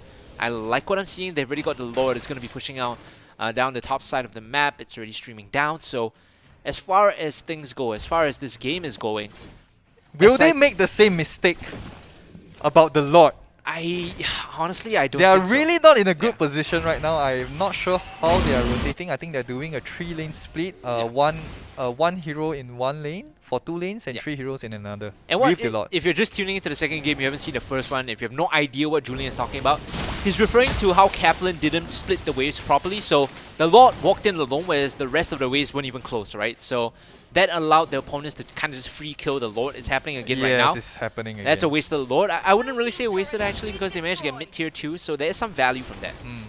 And Jawhead is still gonna split onto the bottom while blue side is answering to the top. So okay, I would expect a tier 3 turret from a lot like that, but I don't think they're able to convert a tier 3 turret anytime soon. Yeah, the defense is just a little too good for KAPLAN here. And a big part of that is just the way they can jump in on these fights, right? Between Alice and Glue, if you overextend a bit too far, they just jump your back line and you're scrambling to reposition. So SIT need to be very controlled. They need to keep up this, as you said, restrain this discipline, not overcommit for fights. But the bulk of the wave clearing and the AoE comes from Moon. So, and for Moon to do something like that, Moon has to be in melee range of the creep. So, honestly, if there was a full-on siege with 2 marksmen coming in, I don't think they would allow an Alice to do that. I mean, you could also wave clear with Kagura. It's not like the most efficient. Fair enough, it's not the fair enough. fastest, right? Yeah, as it's compared not- to the Alice. Fair But enough, fair enough. I see your point. it's one of those things like you could also throw out the umbrella and if you walk in, I'm just gonna hit Yin Yang overturn and punish you. So I could see that being an option for Degree too, but KAPLAN, they're not going down without a fight. They are 6k gold behind. They're still holding on to their base. Look at this reversal. Like whoever was on the red side was like this. It's like, I live in your jungle, right? Blue team, I live in your jungle. I love that we're seeing this because it just shows that SIT, they can play on the losing side of this matchup and they know how to play on the winning side as well. Exactly. Previously, they didn't walk into the jungle, they didn't get caught. This time, they are the ones that are playing in the jungle. So they're very comfortable with just playing, the game as they know it. They don't have to pull out anything new. This is a draft that's comfortable for them. The 1-1, the Minotaur, and they play it according to what works. And with non-meta heroes. Loving it so far. 60 seconds on the clock for the next Lord. We Looks are like a fight should be breaking out anytime soon. Doggy Wolf now, ironically getting bidden by Popo and Koopa. Just a little bit of a dance-off. I don't think they want to commit to a fight this late into the game. We are at 30 minutes, just a few minutes, seconds shy of 30 minutes. The respawn timers are super long now. If you die, I think it's 40 seconds on the clock I think to get it's back up. it's gonna be a lot. Yeah. I think it's gonna be a lot if anyone dies. Jawhead here, trying to just look for a target to isolate. Now, if you're Jawhead and you're playing to lock someone down, who do you want to hit with the Unstoppable Force and Ejector? Is it specifically the Isenshin only? Oh no. He's dead. Yeah. This is very costly. A very costly death. Now it's a 4-5. Best case scenario, SIT have to fight with one member down. And right? a lot in 10. Yeah. That shouldn't have happened for SIT. I wouldn't want it to happen for SIT, but I guess they just have to wait another 20 seconds. I think they should be able to stall long enough for Jawhead to join the 5v5 at Lord. 15 seconds left on the clock. Lord is up right now. It looks like KAPLAN are the ones that are grouping up around here. SIT, they might just get caught off guard. You can see they're throwing shots forward with This is the good. Brody. This is good for Yep. SIT. They're stalling, need right? to, they need to drag it out. It's just a little dance off. It's not gonna affect Minotaur too much. But he needs to worry about his rage, right? He cannot let the rage hit 100 and he's not able to start a fight with it. He's keeping it towards the 50-60%. He knows what he needs to do. His job is to initiate, hit those huge ultimates, reset the fight and control the area for his team. So far, when SIT have been winning, these 5v5s, it's off the back of the Minotaur and the Brody. He gets the space, Brody just autos and takes everyone down. So let's keep our eye on that, right? The Minotaur out into Brody, just kiting back and forth. Good news, like you mentioned, Julian, SIT have managed to stall this one out long enough for Jawhead to come back in. So it's a 5-on-5 now. It's not the best positioning because they're getting shoved out of their jungle, but it still is a 5-on-5. Yeah, so I think both teams, they are just sticking to the mid and bottom lane. They do not want to veer too far off, but there's a little slight advantage coming for SIT on the top lane. As you see that there's a huge wave coming in. It might be a tier 3 turret if left unanswered, and Alice went to answer it. So this is a good time for SIT to just force a fight at the Lord. Yep, they know now that they have the man advantage. They can walk in, they can do whatever they need to do to control this area. Alice already cleaning out the wave very quickly. Like you said, she's one of the best wave clear heroes in this point. Commits in, clears it out, rotates back to the Lord. SIT, they might have missed their window. There was a small opportunity for them to just start the Lord, even jostle for positioning, but they will be looking for mid lane priority right now, pushing it up and now moving over to this big objective. Jawhead is also pushing out bot lane. Last time he was there, he got caught and died. Yeah, I hope this does not repeat again. But I think the fight is now centered in the Lord, at the Lord area. They were looking to go onto the Jawhead, but the Lord is the one that's being targeted up right now. You can see that Easy Peasy is already very low. He might just die here. The Minotaur ultimate knocking them up, and the Brody cleaning up their fight. A 1-for-1 trade. Easy Peasy dies, but so does the backline. The Jawhead is not long for this world, and now the Popo and Koopa next to go down. Brody chasing on in, free hitting in the backline. He's getting kited out by Moon. He's a triple kill coming in already for the Brody, and he's still full health. Now they can turn over onto the Alice and just pick her up. Doggy Wolf, he's kiting the Alice out, buying space, creating time, and eventually it's a Savage created. The opportunity is there. Doggy Wolf, the Minotaur, the first, second pick comes up big. And the first honor for Savage in Campus Legends 2021 goes to Seth. Okay. From SIT. Actually pretty sick fight coming in. Somehow managing to stay alive, right?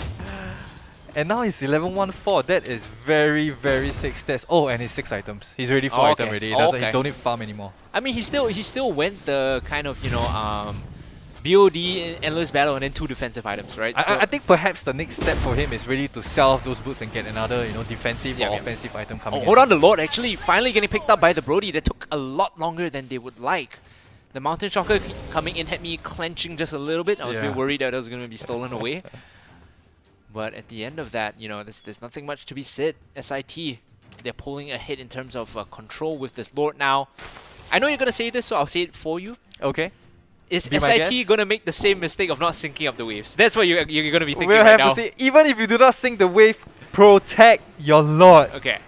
You know, gather around the Lord, make a good push, let the Lord convert into a win, if not a tier 3 turret. They are protecting it, but the Lord is going down very low right now. You can see that it's it only has about 2/3 health left, going down to half soon. So Lord is still relatively healthy. You see that they are guarding the Lord well, and it's going to convert a tier 3 turret for them. Yep, he gets the charge off, and now the fight breaking out. KAPLAN now looking to defend this, but a Minotaur ultimate again onto 3 members, and Brody is left free to hit whoever he wants. He kills off Popo first, and then gets the Alice, and that's all the damage down. Brody is left unchecked, untouched, undamaged. He's gonna clean them all up. The Lord pushing in. This is gonna be GG, and well, Julian, we have our first series at hand here. It's gonna be 1-1 SIT KAPLAN. Just a little bit longer while they take their time with YOLO, dotting the I's, crossing the T's, padding the KDAs, but you can imagine they just need another wave to come in. That's fine, but I think it's already game. Congratulations to SIT. Game number 2. Finally, a series on our hands. Even yesterday for League of Legends, we had, what, 2 zeros all across the board. This time, you know, this is our first series in, what, 48 hours? I'm excited. You know, maybe it's because you're here, Julian, the lucky charm. No, because they're listening on the stream and they're listening to what I'm saying. Like, you know, this is what you need to do to win, and it turned out well for them. Professor Julian dropping the fire advice, right? Fire advice.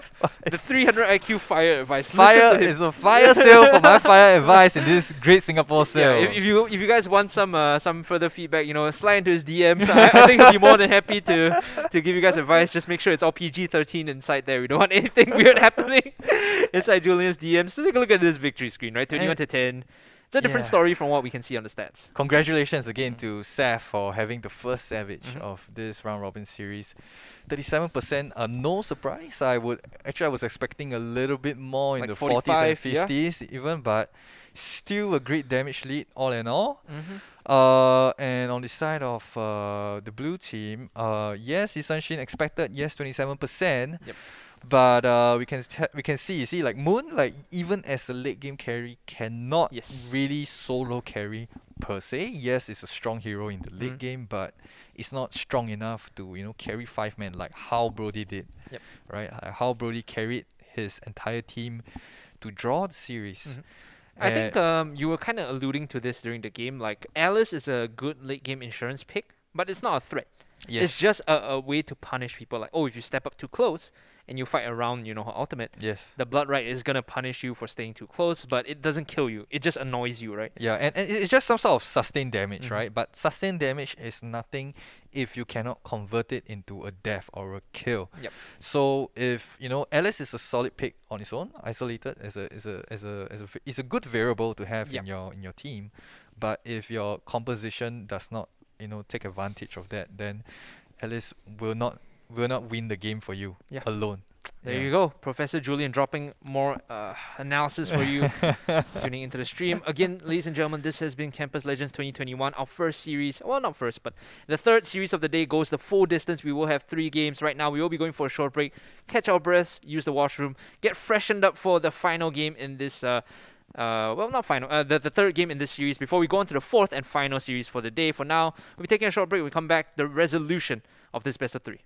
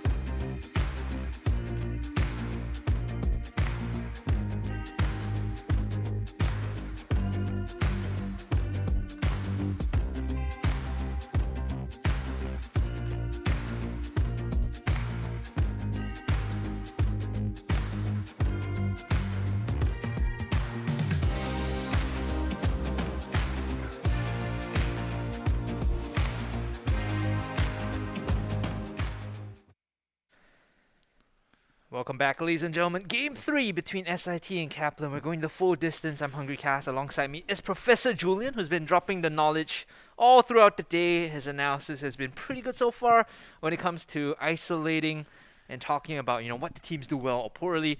How do you feel about this Game 3 coming up? I just want to ask you because this is by far one of the best series we had so far today. Yeah, exactly. I think if you're on the side of SIT, ride the momentum, right? Yeah. Like, you finally understand what you did wrong and you know what you did right? And you pulled it off for game 2, right? You showed that you could be, the superior team in that situation. And I think they should just continue. I think they should stick to what works for them right now. If I was them, like I would defend my draft, right? I would pick things that would cause a chink in my armor. Like if Minotaur is good, first pick it. If you have to, go for it. I like that you brought that up because I don't think Minotaur is getting through the ban phase this time. Yeah, I feel like that's a good point. Yeah, I feel like if you're KAPLAN here, you instantly ban that one away. We are into the draft phase right now, ladies and gentlemen. Game 3 between SIT and KAPLAN. One team is gonna have their heart broken. The other one will be rejoicing at the end of this because it is all tied up now. Minotaur, will it make it through the draft? I'm a bit curious about this one. Yeah, so on the side of KAPLAN, yeah, you should be looking to ban out their comfort picks. You may even want to let certain, OP picks go through. True. Because even if you have to give 1 to them or 2 to them, you can also secure 1 or 2 for yourself. But it's based on how you ban right now. So I think this is a very important ban for KAPLAN. And it looks like they're going to stick to the meta. Yeah. And they're going to ban out Matilda. Nothing wrong with that. Yeah, sure, yeah. maybe you want to challenge, like, what, perhaps they have a counter pick. Yeah, they Or, might have an answer. They may right? have an answer, yeah. Again, it could just be the idea like, okay, we understand you guys are gonna early pick Minotaur, so we'll leave maybe 1 or 2 OP picks open, like you said. When you do lock that in, boom, we come in and snipe you off with like maybe Jawhead, Benedetta, Paquito as well. Brody is a respect ban here. That is definitely a respect ban coming in. I mean, if you see your opponent having a Savage with a hero, yeah, you gotta ban it. You just have to ban it. What I do like about this is that they identify the Minotaur is not the problem, right? The Minotaur is not the issue. It's the DPS behind the Minotaur that's the issue. Fair enough. I mean, the Minotaur facilitates, right? Yeah. But again, Minotaur is just a catalyst, for the Brody to do what he does best, which is to secure the kills. So they had the big, massive frontline Minotaur. Brody behind sniping them down, throwing lightning bolts non-stop. The question is now with Brody kind of banned out, and Minotaur being chosen by SIT, what do they go for to supplement the damage? What is the choice here? What do they want? I think historically speaking, they're just gonna stick to what they like, which is Popo. Okay. Oh, and now I'm wrong. Okay, 100% change. Now they're like, nah, man, I see what's going down. Oh, Brody banned out immediately. No more DPS behind you. We go for Jawhead and Yuzhong because we know that we want to take the fight to you. and you see, SIT, they're just going by what I say, Stick to your guns, stick to your beliefs and your friends, and it doesn't matter. And Ruby came back. Yeah. I'm excited to see Ruby come back. It was banned out in game 2. Ruby was not available to them, but it was picked in game 1. Now that Ruby is in the game, though, we might see that Hanabi again because it was comboed with Hanabi. So right now, just to consider the Roger is also the final pick for KAPLAN in this first draft phase as they ban out the 1-1. Oh, that is going to be problematic. Jing. I really hope for London that his hero pool, his or her hero pool, is more than just the 1-1 and the Hanabi. Yeah. Because I hope he or she is not banned, is not forced, to go back to the Hanabi pick. For all 6, I think as Popo is going to be banned out, you need another choice. You need something else, right? Otherwise, this is going to be a very difficult game as Luo Yi is chosen here. KAPLAN actually, kind of putting on their serious face, drafting a composition that looks extremely MPL-ish. Yeah, this is very MPL-ish, I gotta say. And I think they can even complete their last pick with a tank, with a support, or another fighter, right? Because of Jawhead. Jawhead can flex as a fighter or a tank role. You know what would be really good here actually now that I think about it? Just pick Paquito. Oh yes. Yeah, just pick Paquito. Yeah, we have not seen any. Have we seen any Paquito? I don't think so. I don't recall any Paquito. Look at that on your screen. What do you see, Julian? What do you see? Oh, I see disappointment. Yeah. I see. Avert your eyes. It's not for Okay, you, well, let's just focus on what KAPLAN is gonna pick next. I think they can really go with any hero and not be wrong. I think Esther's. Oh, Farsa. Farsa. But then, where are you sending this? Okay, it could be a side lane Farsa, but I don't feel too good about it.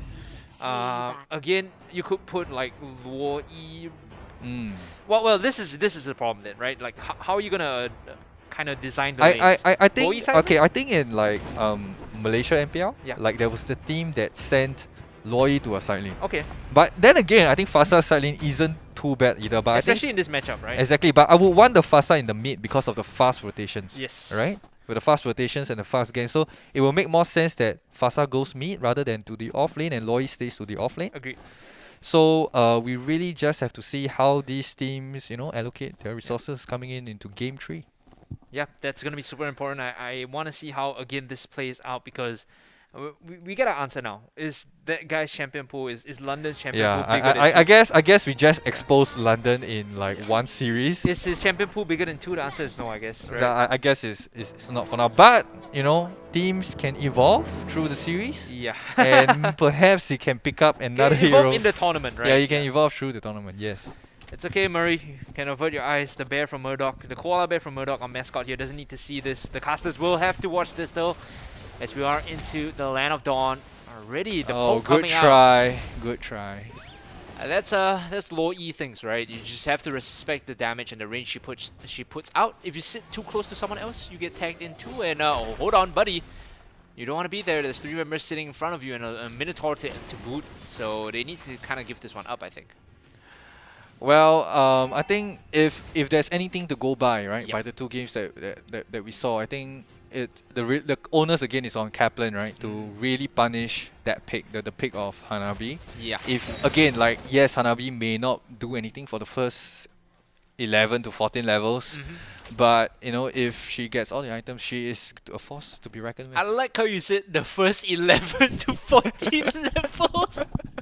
As though that's a normal thing to watch out for. Like, yeah, we'll just play the first 14 levels without a Nabi on our game. Yeah, it's gonna be fine. We'll just 4v5. Like, I mean, she can contribute. Like, I mean, Yeah. sometimes a hero does not always have to team fight, Yeah. right? Like we have seen that. If you're PvE weak at team call, fight, but yeah. you're good at wave clear, Yeah, like a that is Hanabi, Okay. you can still wave, you can still push, right? Just that if you get ganked, then you really just die because you got no form of mobility outside of Flicker. We saw that a lot in game 1. Anywhere the Hanabi was, there were 4 members from the opponent's 4 members from the opponent's team just jumping on him. So it might just be a repeat performance from game 1 here. They want to isolate the Hanabi out first. Meanwhile, you can see that Turtle has been started up here from KAPLAN. It looks like Roger is going to make quick work of this, as you normally would. As the Retribution 2, don't think this is... Oh, actually, it's stolen by Saf, and now KAPLAN are in a world of pain. Black Dragon form coming in. They need to get something out of this one, otherwise it's just a leash. And SIT say, thank you very much. They'll take that, they'll back off. And that's exactly what SIT needs to support this Hanabi comp. Right now, she needs every single gold she can get while farming the bottom lane. Dude, that's actually pretty sick, right? He just drives by and steals it with the Retribution. I was so confident too that KAPLAN was going to get it, but looks like it was not to be, as SIT are now up 500 gold. And they are looking to make this rotation down to the bottom side. And I think this is just testament. Like, the narrative of this is, you are as strong as your weakest link. Oh, like, yeah. like SIT is really a mechanically strong team. Look at that sick turtle steal.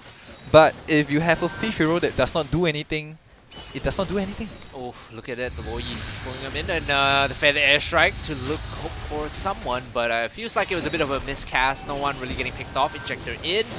KAPLAN, they've used a lot of their ultimates. They probably don't want to stick around here. If they can get 1 exit kill and then back off, it'll be good, but turns out the SIT will be able to get away. I feel like the Feather Airstrike was probably one of the weirdest I've seen so far. Just going 100% off mark. Now, the divergence into the bot side, this is going to be big, but they don't have the ultimates. Did they just overcommit into nothing? A 1-for-1 trade. Now, Dauntless is used by Yisun to jump in. Saf now having to back out. Sliver of health to his name. A 1-for-1 trade. Wow. I think Saf is probably the most important player to look out for SIT. Yep. Right? The entire early and mid game rests on his shoulders. He may need to see a chiropractor after this from carrying the team on his back. But we will see. I think having the Ruby is also great. Should be able to alleviate some of the mid game pressure once she gets her first 1 or 2 items. Look at this. This ready. A jaw hit lying in Sneaky! He has the unstoppable force, he has the ejector, And so he's here going to we be go. looking for it in the backline. Black Dragon form in the turtle is so low, and again it's going to be taken by SIT, but here's your Minotaur ultimate, finding the jaw hit first, and now looking for the Yu Zhong, and potentially in the backline the Roger as well. He's going to have to run away, there's no space for him here. YOLO is going to have to exit the fight. They lose Saf, but the turtle has been taken already by SIT, so once again, the objective control is there, and even though there was a setup from the jaw hit, it's just not enough. Is this going to be another gank? Oh no, looks like it failed. Nice, Soenas coming in from London. But did you see, they started a fight, right? It was a very nice start to the fight. Yu Zhong with his ultimate coming in, at the same time jaw hit charging in. Yep. But they reacted timely and in the correct manner. And they were able to come out with only one death. I think SIT just regroups so well, right? As Yeah. a team that plays these macro fights, they regroup so well. And they're learning from their mistakes. Remember in the earlier, the first game, the reason why the Hanabi didn't work was because she was like 0-4, 5 minutes in. Yeah, but at the same time, I think whether the Hanabi works or not is on the owners of KAPLAN. True. Right? You notice need that to punish. yeah, like Hanabi is not punished throughout the game, and I think we may see her come online this game. Potentially, And I would love to see that. Like that, I would love to see them prove me wrong with this Hanabi pick. Hanabi 0-0-1, getting all the farm that she needs, but again, not getting pressured out by KAPLAN, so they're looking for it right now. We can see Unstoppable no. Force in, but good flicker out, follow through. The ejector actually misses. This is a problem. Oh my goodness! Oh my lord. That is an outplay if I've ever seen one, Julian. I think London took offense. He Yeah, it's personally took offense to your comments. I'm sorry, London. I have to say you're one of the best Hanabi I've seen. Please forgive me. Please. His styles on the jaw hit. Doesn't matter if you send 1, 2, or 4. He's still going to get the play down. KAPLAN now 16k to the opponent's 19.3. So they're not looking too hot in this game 3. They started out really well, but they're also fizzling a little bit. As you can see, here comes the fight inside the enemy jungle. The Roger getting the kill on the Yisan Shin. Very important. Saf dying means that they lack some damage, and without Hanabi really able to contribute just yet, that is going to be a small win. Turtle will be taken as well. So they find the kill on the core, but Turtle was picked up. If we look at the fight just now, if we break down the fight just now, I think it was jaw hit that made a mistake with the Hanabi. He flickered in, he tried to toss Hanabi while she had a shield up. True. And that's why Hanabi managed to do that sick turn. Yep. And punish Hit him the stun, and hit the secure kill. control, Yeah, exactly. So I think if we were judging by the goal, SIT is ahead. Yep. And I think this is going to give them a very strong start as they transit into the mid game at 7 minutes and 40 seconds. Yeah, I mean, you do have some items being completed on the KAPLAN side, and speaking of KAPLAN side, finally they get the dive. Finally they punish this very squishy marksman. The side lane, we saw earlier that Moon just completed the Lightning Truncheon. So that's a big item for him to really make use of when it comes to using the Feather Air Strike. Overall though, Hanabi, I mean, she's got the Windtalker. She's looking at a decent amount of farm, 5.9k versus what? The opponent's closest. She's actually the most farmed. Yeah, she's the most farmed, right? Yeah, so she's so the this most is a farmed good of the sign. 10 heroes, yeah. So I think she's on track. If she keeps it up, I think she may be able to come online, like finally come online. Maybe not level 14, but maybe at 11 to 13. Let's call it. Let's call it 11 or 12, okay? Black Dragon form used Farsa instantly dead, so no artillery coming in, and it looks like the Yu Zhong is also going to go down here. There's your knockup coming in. Doggy Wolf doing very well for his team to hold the front line. SIT 3 kills now, chasing for the 4th and 5th. Jaw hit under turret, so is Luo Yi. They don't need anything more. Hanabi is just gonna hit turrets in mid.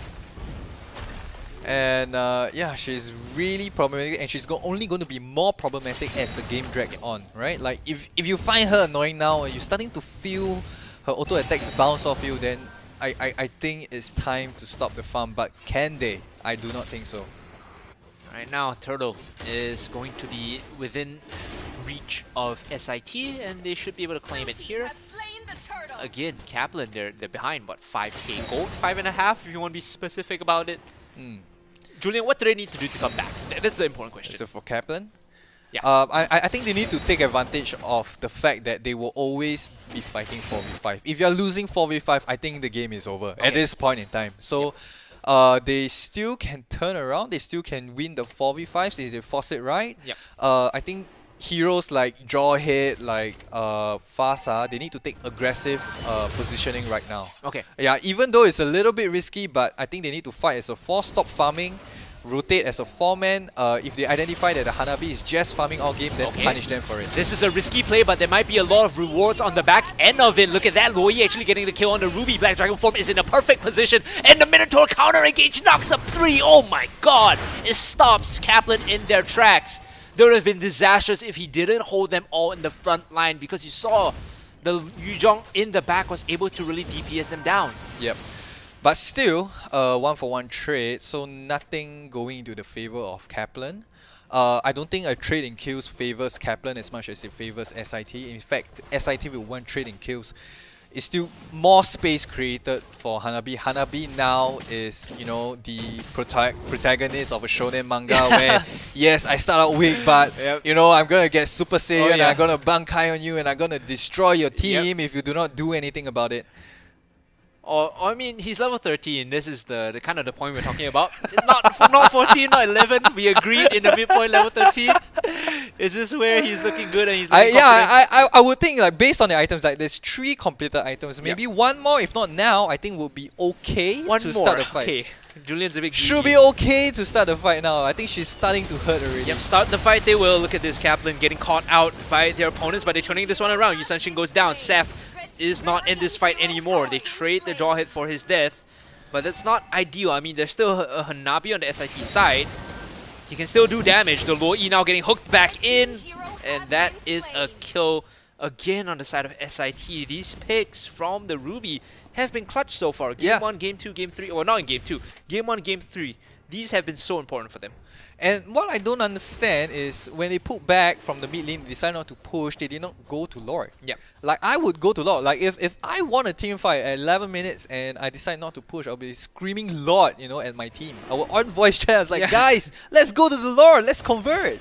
More curiously, or rather, the even more curious point is the fact that the one that died was the marksman with the retribution, and they have Loi. Like, Loi is the #1. Hey, let's rotate down to Lord hero, right? So, big question mark, definitely for sure. SIT now, they're looking to control this area. You can see Ruby's heading back off to the top side. Doggy Wolf, let's keep our eyes on this man. He doesn't have his ultimate just yet, but when he does, he makes magic happen. You know, London is having the game of his life right now. He's doing well, he's in a positive KDA, he's the best farm. Oh no, the ejector! It misses! They've overcommitted! Is this too much though? They're looking to kill off the Ruby first, and they might just get it. Now they get the kill on the Ruby, and Farsa is going to fall. But look at the health bars, Julian. Look at it all go down. Oh my Everything goodness. is going to hell in a handbag for KAPLAN, as the only members left alive are the Jawhead, the Roger, and the Yuzhong. This is Lord. Yeah, finally. I guess they needed to wait for the stars to align before they do it, but the stars did align, and they did win the team fight. 2 down, 2 for 1, and they can convert the Lord on top of that. So now, Oh man! look at that! No! Oh no! Look at that, right? Oh no! Nightmare fuel for any ML player out there, right? The game, for all intents and purposes, should not get to this point where Hanabi is free to do whatever she wants. But we are here now, and London is, like you said, having the best game of his life. They're just Jeez, they're punishing their 900? sloppiness. They were sloppy in the fact that they did not punish the Hanabi. They did not mirror the Hanabi. They did not zone out the Hanabi from her farm. And this is now what you have to deal with at 30 minutes. You made your bid, now you have to rest in it, and well, SIT, you can see they're pushing down this mid lane. Not really grouped up just yet. In fact, a bit messy. I think there was a mistake that they didn't really sync up the waves, because you can see bot is arriving, top is arriving, but mid is already dead. So they need to make something happen here. Doggy Wolf actually looking to jump in. Oh my god, a 4-man knockup! They killed the Jawhead already, and now the inhibitor is down. Lord is being dealt with by YOLO in the bottom side, but how does this guy keep hitting these ultimates, Julian? What is going on? He's probably one of the best Minotaurs in Singapore. He has to be. Yeah. But looks like a little bit of a trade in kills here, but to the side of favoring the side of SIT. They are also low. They are pulling back. I think they should be okay. They got quite good value out of these two tier 3 turrets. Yeah. Two tier 3 turrets. I think for the side of KAPLAN, they're only left with one remaining tier 3 turret. And I do not see how they can come back from this position. This has been a banger of a series, right? Yes. You came in with like, oh yeah, KAPLAN, you know, game 1 looks decent, but then you made the call, and very like prophetically as well, you said SIT are not the weaker team. They just have a weaker draft. Yeah. They picked a Hanabi in a situation where she got punished, they dove her non-stop. Game 2, they swapped it out. Say, we want 1-1 instead. A bit more mobile, a bit more safe. They find the win. Game 3, they revert back to the Hanabi. We meme, we joke, this guy only has two heroes in his champion pool. But then he gets off to a rousing start, and now, 15 minutes in, 3-1 and 4, London is picking up the slack for his team. He is just benching. He is the captain now. He's the captain He now. is the captain now. Just benching his team, putting them all on his back, his shoulders, his quads, whatever you want, whatever day it is at the gym, he's doing all of that and more.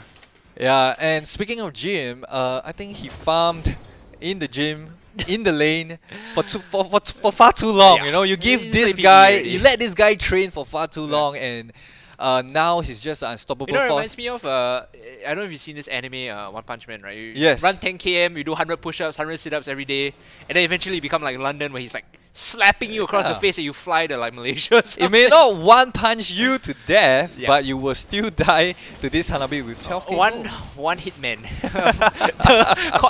The legally okay version that we can say on stream.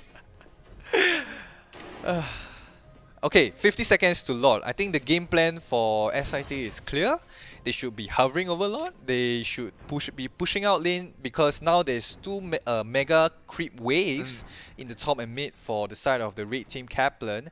I think however they split their resources is okay, as long as they do not try to cross too far out from the river. Yeah. And they should be safe. And then always be in time for Lord. If you feel like a Lord fight is about to break out, I think all 5 Got a group. of SITES have to group up. Let's huddle together and let's fight as a team. This ain't good, boys and girls, as Ruby is going to get pulled in by the ejector. Actually, a hook back to counter engage, and they've killed off the Yuzhong. Oh man, that is huge. And now, look at the front line. Doggy Wolf is just creating space, creating time for his team to regroup and kill off the Jawhead. All 5 members of SIT still alive, and with the Lord up, they don't even need it. Heck, they're going for the GG push. It doesn't matter. They just want to close this game out. Isan Shindo, Saf is going to move over to the objective first. Maybe they want to play it safe. You know, I called it a bit early. Dot your I's, cross your T's, take your time. This Lord should help them close this one out. Stellar positioning from London throughout the entire skirmish or like slight clash, right? Like those 2 kills was picked up by London, and he was in a good position to continuously auto attack.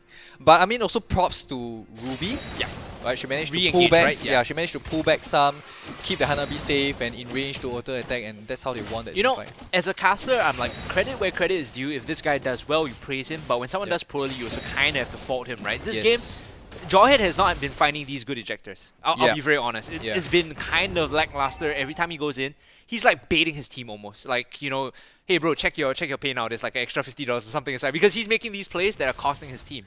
Exactly, but I think on the other side of the coin is that, you know, that's the pressure when you play the Jawhead, like because your kind of engagement is all in. Yeah. Right? You have to all in, you know, as a hero, and you need to be able to convert. Most of the time, Jawhead dies from the engagement. True. So it just so happens that for this game, you know, SIT is on point today, and it pans out, and he couldn't make these plays. Looking at the plays coming in, one final fight. Black Dragon Form from Easy Peasy into the back line does absolutely nothing. Another 2-man knockup from Doggy Wolf buys the space for both Saf and London to start popping off. And well, this is it, ladies and gents. At the end of the whole series, I don't know if they will be able to do it, but yeah, they close it up. And that's the Hanabi that we all fear. Yep. A 12k goal Hanabi that you did not punish enough. Right, and I guess that is the winning, you know, the winning variable for SIT to come out of this series. They kind of learned from the mistakes in Game 1, right? Because the Game 1 punish was there, he didn't have a game. Game 3 this time, he's like, I have an idea of what I need to do, stay alive, start farming up. And when you're able to do so, you know, you get to this point where it doesn't matter how late the game is. Hanabi is just going to be Hanabi doing Hanabi things. Yes. But let's be fair, if you were to break down the early and mid game, like, or rather, you know, in a nutshell, what was the early and mid game like? right? We see a lot of presence coming in from Seth. Yeah. He was carrying, like we said, right? He was carrying the team on his shoulders. Oh, yeah, for sure. And I mean, also props to Lilia. Yeah. Right. She did had some very nice base damage. No, I mean in the stats she didn't do that much damage overall, but she had a presence in the early game together with Minotaur. Yeah. And they were able to scaffolding. Like I said, this is scaffolding. So they scaffold the early game. In the mid game, Ruby comes online. Seth is still strong. They scaffold the mid game, Yep. right? And all London had to do was Show farm up in the and early climb game. up and climb on this scaffold that his team has paid for him, and he became unstoppable. Very eloquently put. You have a solution to solve your mid-game problems. You have a solution to solve your early game problems. Once those are done, it's just a simple matter for London or Hanabi to step up to the plate and say, now it's my time to shine. Now I have the damage, and it's gonna be SIT, conquering their demons in this best of 3, going the full distance against KAPLAN.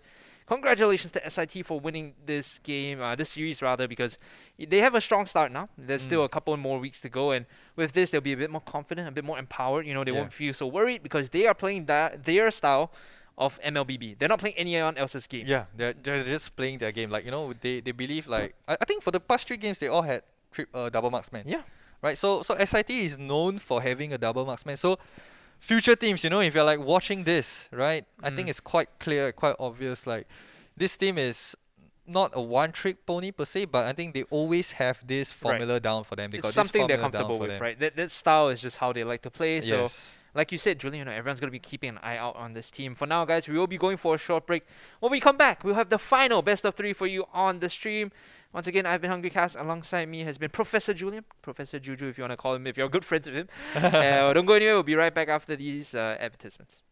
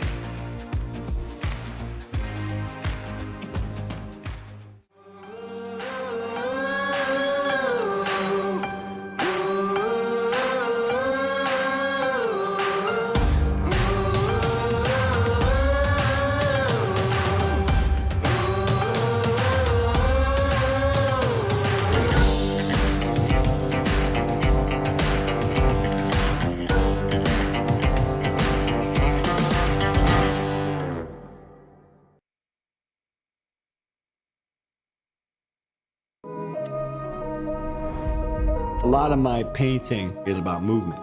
I really gravitated to the circle, and from the circle came the atom. It's like the center of everything, the universe, our biology, all of it. The atom is constantly in motion. We're introducing activewear. It's the best way I can represent with Uniqlo.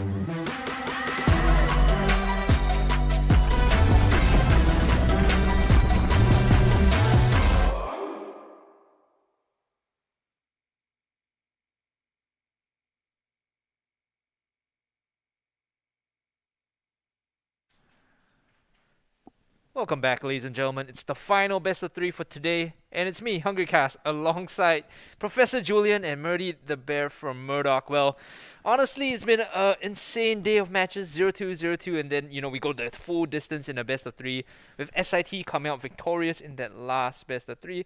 Now moving on to IT College East versus SMU. What are your thoughts on this one? SMU, I don't really have any inkling on the two teams. Yes, I did. I think I did see them probably for the playoffs last year. I'm not too sure. I cannot confirm nor deny. But I think that's the beauty of it going to the next series. We do not know how this team, even if we do know, right? Like, this is probably a new roster, right? People come, they go to school, they graduate. So it's going to be a new roster. Anything can happen. Right, any rojak can happen, and rojak in a good way, guys and girls. Don't get me wrong. I kind of like the idea of rojak though. It's very inherently Singaporean, right? Yes. You kind of throw everything together, mix it, and somehow it tastes amazing. Yeah, when it comes out tastes the bowl. amazing. Whether you're the kind of guy that only likes to eat youtiao, That's me. right, or you're the kind of guy that eats it all. I think there is always something for everyone. I think, speaking of only youtiao. SIT just now, right? They are like the only youtiao kind of team. In this case, youtiao is double marksman. Yeah, double marksman. Like we see a team that had only double marksman, and that's interesting, right? We see a team that it's not really a one-trick pony, but maybe a one-trick strategy. Yep. But I think that's good. Sometimes you just play to your strength. Yeah. Onus is on your opponent to respond to you. Yeah. And that's fine. If you win games, it works. If it works, it works. There's no such thing as a stupid strategy if it works, right? If it works, it's not stupid. Essentially, So I do like that the teams coming in are starting to facilitate their own style of Mobile Legends, as it were. Yes. You play your own game. You don't let anyone else interfere with what you're trying to do. Yeah, you don't let anyone decide or define who you are, and I think that's also part of the essence of Campus Legends. Is that you can be who you are. You just need to have fun. You need to believe in yourself. Stick to your guns and your friends. And things will pan out, and that pan out. We're putting that up on the wall next week. Yeah. We're just quoting Julia. We're putting it up like from there all the way across here. Just gonna put big motivational poster right at the bottom. Professor Julian. We are into draft, ladies and gentlemen. Let's take a look at the pick and ban phase right now. Zoom right on over. There you go. It's gonna be IT College East with the first ban, Matilda. The response here for SMU looks like the Benedetta. So overall, it seems very meta, especially with the Eve coming out on College East. Oh, I see two people with the IDNS tag. So IDNS, if you do not know, I do not sleep, right? Yeah. It's a professional team that originated from Thailand. Yeah. I don't know if they are actually from that organization. I feel like it's just the supporters, right? It's just yeah, the, maybe it's a fan team. ch- Oh, chances and are- a Paquito. Yes, yes, the Paquito. Finally, do you It's- guys even know how strong this hero is? Yeah. Finally, it's It was being left open the chosen. whole day as well, right? Exactly.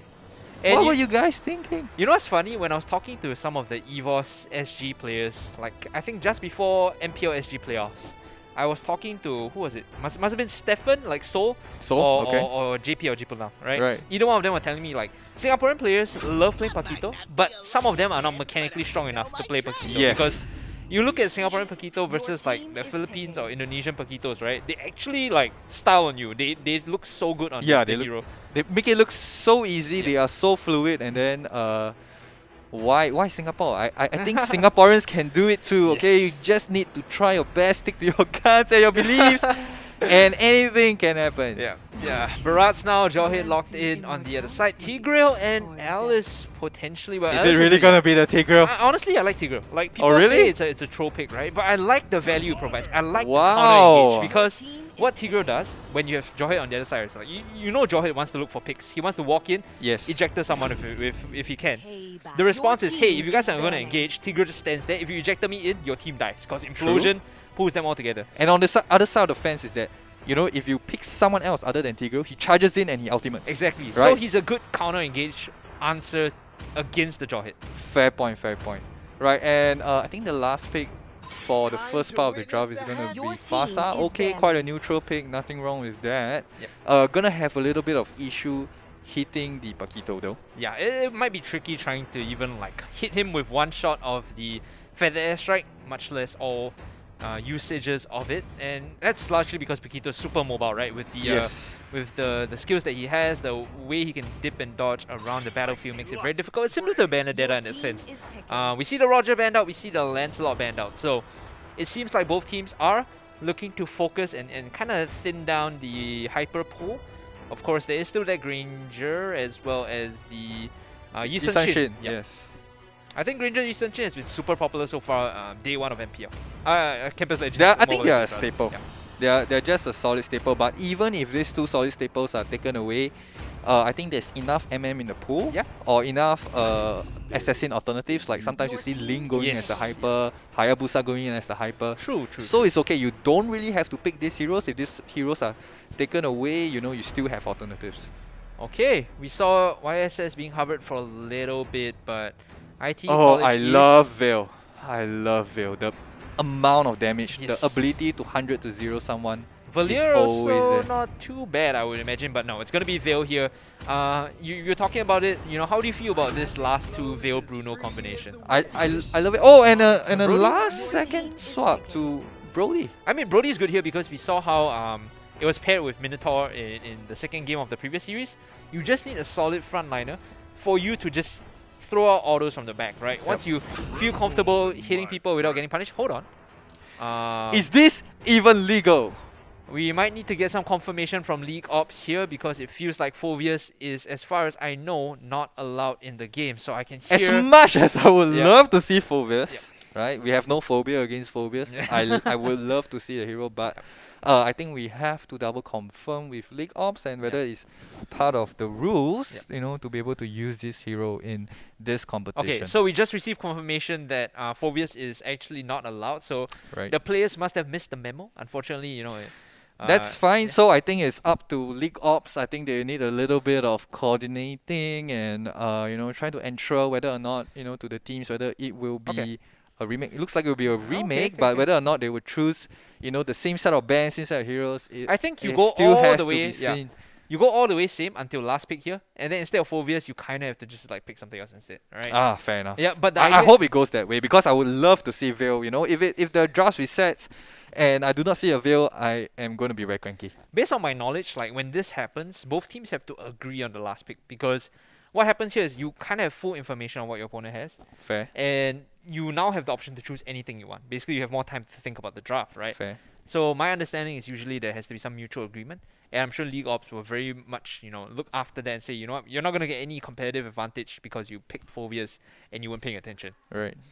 But then again, I think if we were to look at the last pick, it was sort of a snap pick. Yeah, Like they didn't wait too long. They're just like, oh, okay, it's Phobia's time. Oh wait, can we Phobia? Oh, we can't. Yeah, so they just have to remake and on behalf of the teams, I apologize to the guys and girls at home. Just wait a little longer. Let us talk to you and let us try. Maybe we can try to analyze. Yep. Right. Of the two drafts, or perhaps what do you think would be a good alternative? I think Phobius is off-lane pick. Yeah. Right. Should it's be an an off-lane off-lane pick, yeah. hero. So I think They want something against the Paquito here. I think the reason why they went Phobius is because Paquito has dashes and like mobility, yes. right? So yes. you kind of pick him as the answer. In my opinion, even if that pick went through, I kind of think Phobius is like super janky.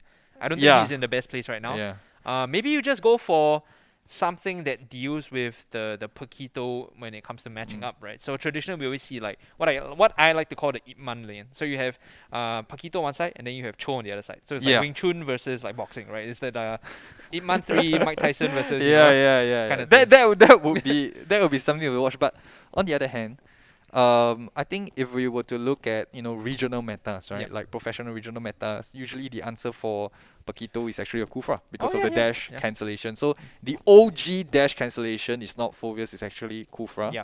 It just negates the dash altogether. So maybe maybe that might be Kufra, picked up. Kufra could be an option off lane. They kind of do need something to supplement the engage from Jawhead, because we were talking about that. We were theory crafting the idea like, okay, if Jawhead goes in, Tigreal is there to answer, Yeah. and then he locks down your enemy team. If you have Kufra this time, makes it a lot more difficult, because now it's like chess, right?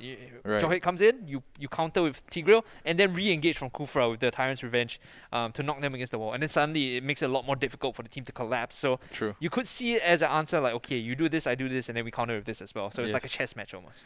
But other than but if we were to be realistic, because Kufra Off lane is kind of offlane is kind of janky, Yeah, since we're on the terms of janky, I think other possible pickups could be maybe a damage based Kaja. Yeah, maybe. Right? So Kaja do not Ooh, do yeah, that's true. Kaja do not I've seen in MSC like Kaja goes to the goal lane, Yep. right, to match the Paquito. So that is not too, it doesn't feel too bad, and you still have a solid engage. Yes. Some burst from the Kaja is also solid, True. and you got another threat like a constant flicker in ultimate and Yep. drag it back kind of engagement. Especially against Brody, that feels a lot better. If you can just, flicker in, grab Brody, pull him to your team, boy, does that feel good. Because he's It like does not one feel of, good for the Brody. Yeah, it doesn't feel good for the Brody, but it feels good for your team because Yeah. their composition more or less relies on Brody for consistent DPS. You have Paquito, who's very bursty, but once Yeah. his skills go on cooldown, there's nothing much he has left to give, right? Yeah. He doesn't contribute outside of his skills. So I could see that as an option. I could see the Kaja being used to just like smack the Brody in his face, say nope, Right. not today. So now the draft is repeating itself. Mm.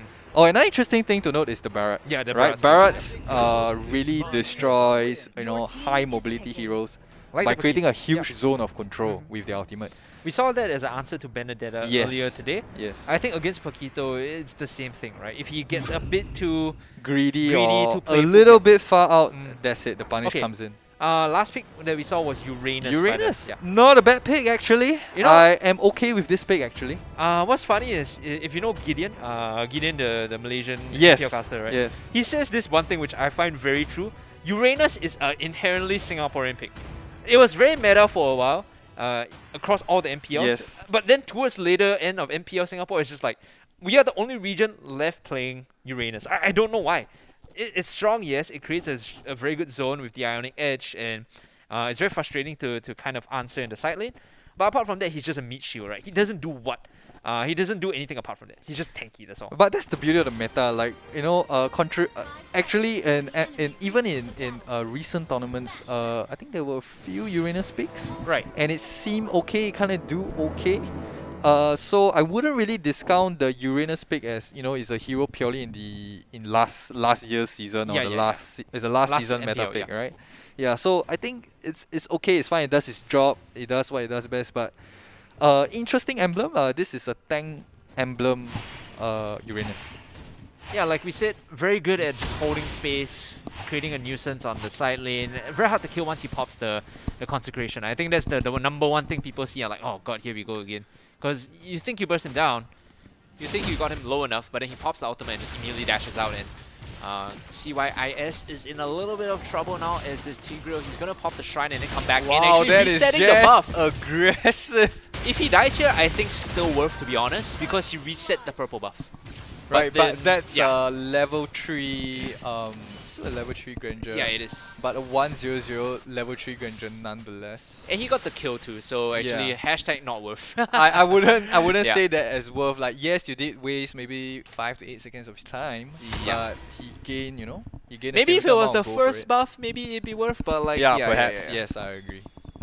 So now things getting a bit dicey for ITE College East. That over-aggressive Tigreal getting punished there. Now meanwhile, you can see the rotations coming out from SMU. They want to dive this Alice as early as possible.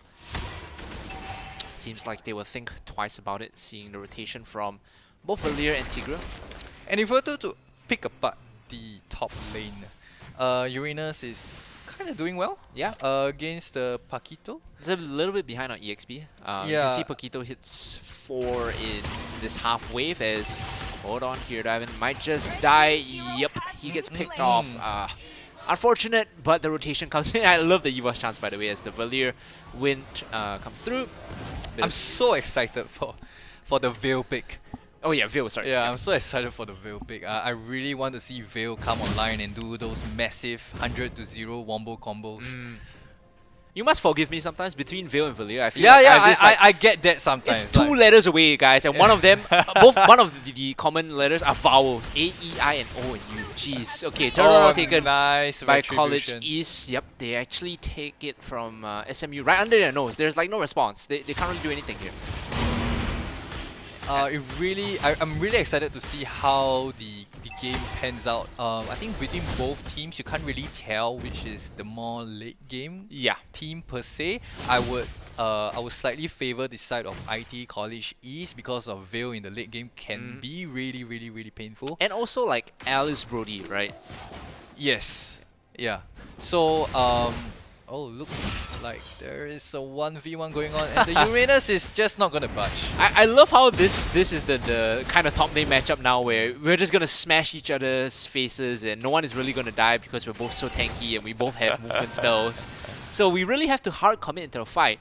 But at the end of the day, Uranus being the sustained hero he is gonna survive Feather Airstorm being dropped right now. We'll be able to kill off the Tigreal. That's a big pickup, and now they might be looking for a bit more. The gobble up is cancelled flicker. by the flicker, like you called it, Julian. They will live to see another day. And like we said earlier, in the top side, there really should be no kill unless one person misplays. So they're just Yeah. gonna reset and back off now. Yeah, there's just so much margin and rule. Yeah. And just so much margin in terms of health and sustainability that I don't think either of those heroes should die, especially at this level of competitive play. Has to be a big mistake for that to really be an issue here, as you can see SMU again trying to make use of the jawhead as much as they can, try to look for these picks, because we know that in slightly less than 20 seconds this turtle is going to be spawning topside, and both teams want to control the river first. The important thing is getting vision, getting the first beat on these bushes, so if you walk past you can kind of snipe someone that's over aggressive, and there you go, over aggressive is going to be the name of the game as they come in Feather Airstrike once more into the breach. Will they be able to pick off anyone with this ultimate? No. Seems like it's just a bunch of chip damage and a knock-up as well, as the wall from the side of IT College West pushes them away. Now, skirmishing in the top side. Paquito against Uranus, but again, no kills coming out because, like you said, a lot of margin for sustain and maneuverability that they just get out with the flicker. And a sneaky turtle from the side of SMU. Retribution gives it to them. They use the Feather Airstrike. Wow, and a free kill. That's a bonus kill. It's a great Singapore sale kind of kill. Yeah, man.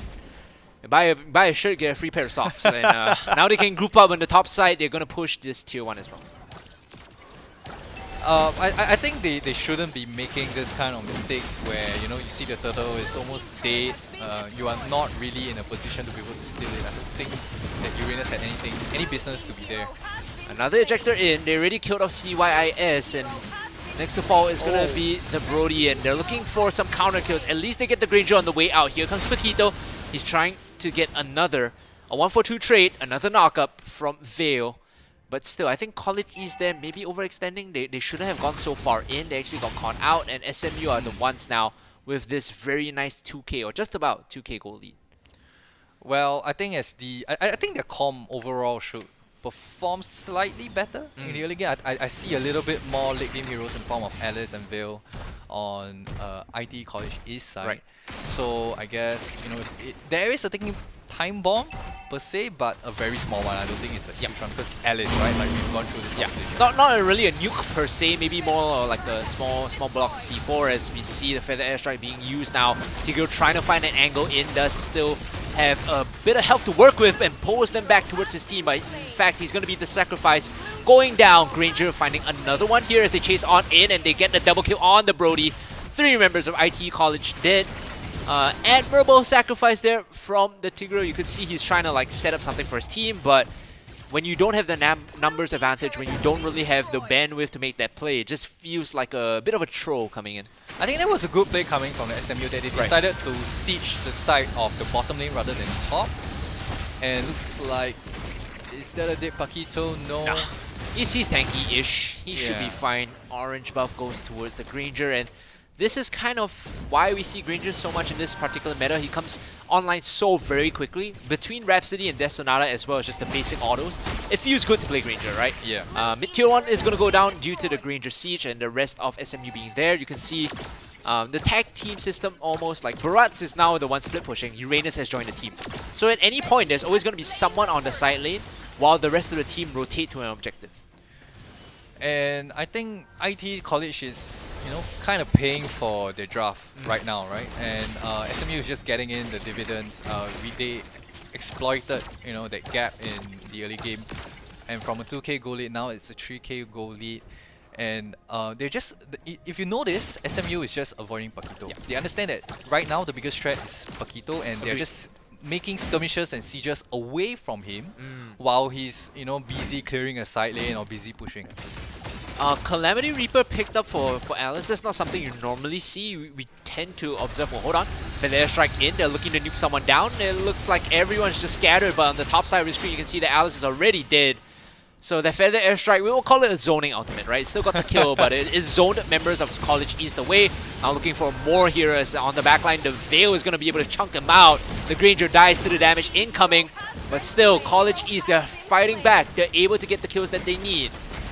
Still, CYIS will go down to the Barats. Look at his giant flanking dinosaur and the Feather Airstrike in.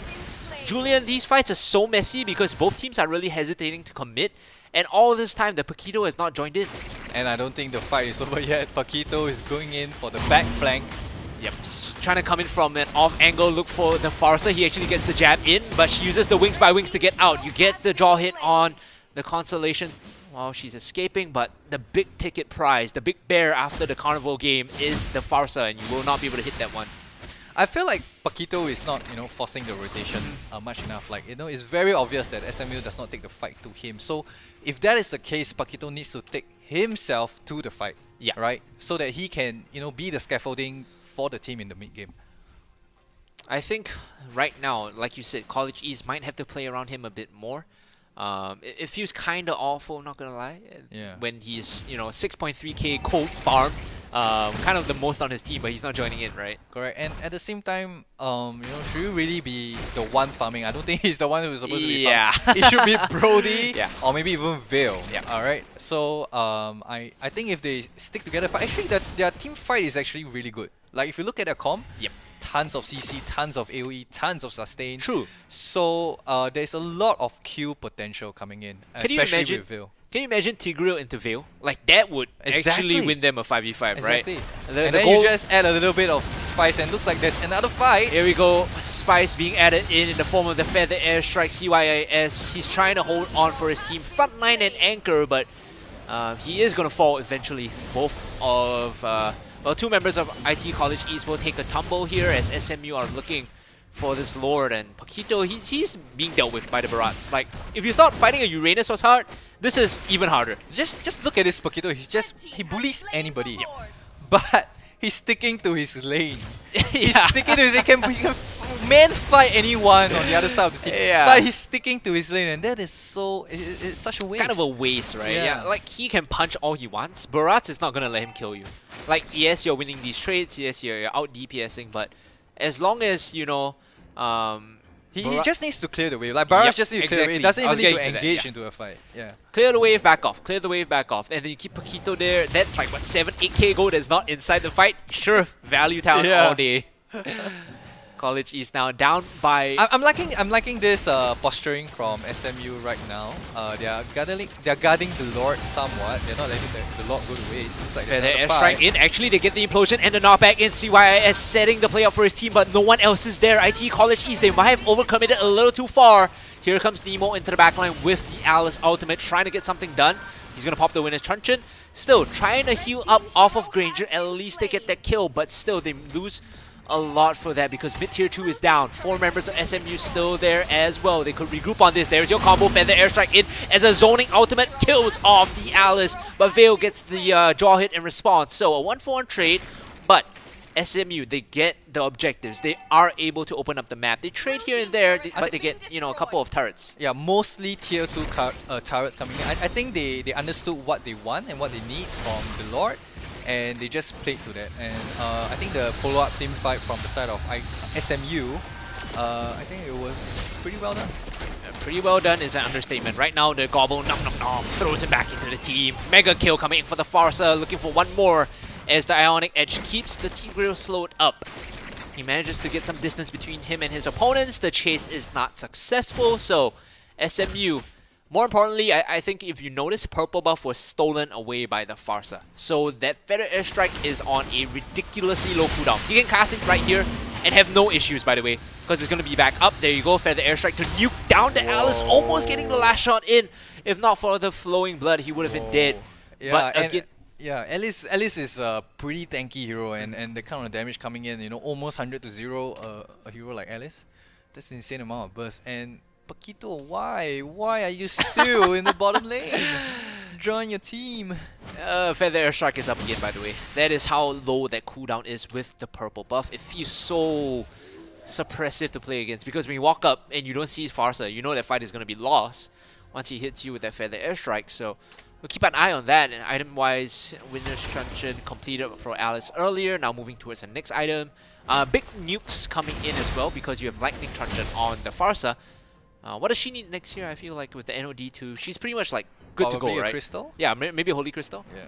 Oh, we see some old chats coming in. Push or pause rather. Excuse Pause. me. I was like push. No, that's not it. A bit of a pause coming in, as we will try to figure out what's going on. Now, Julian, state Yeah. of the game.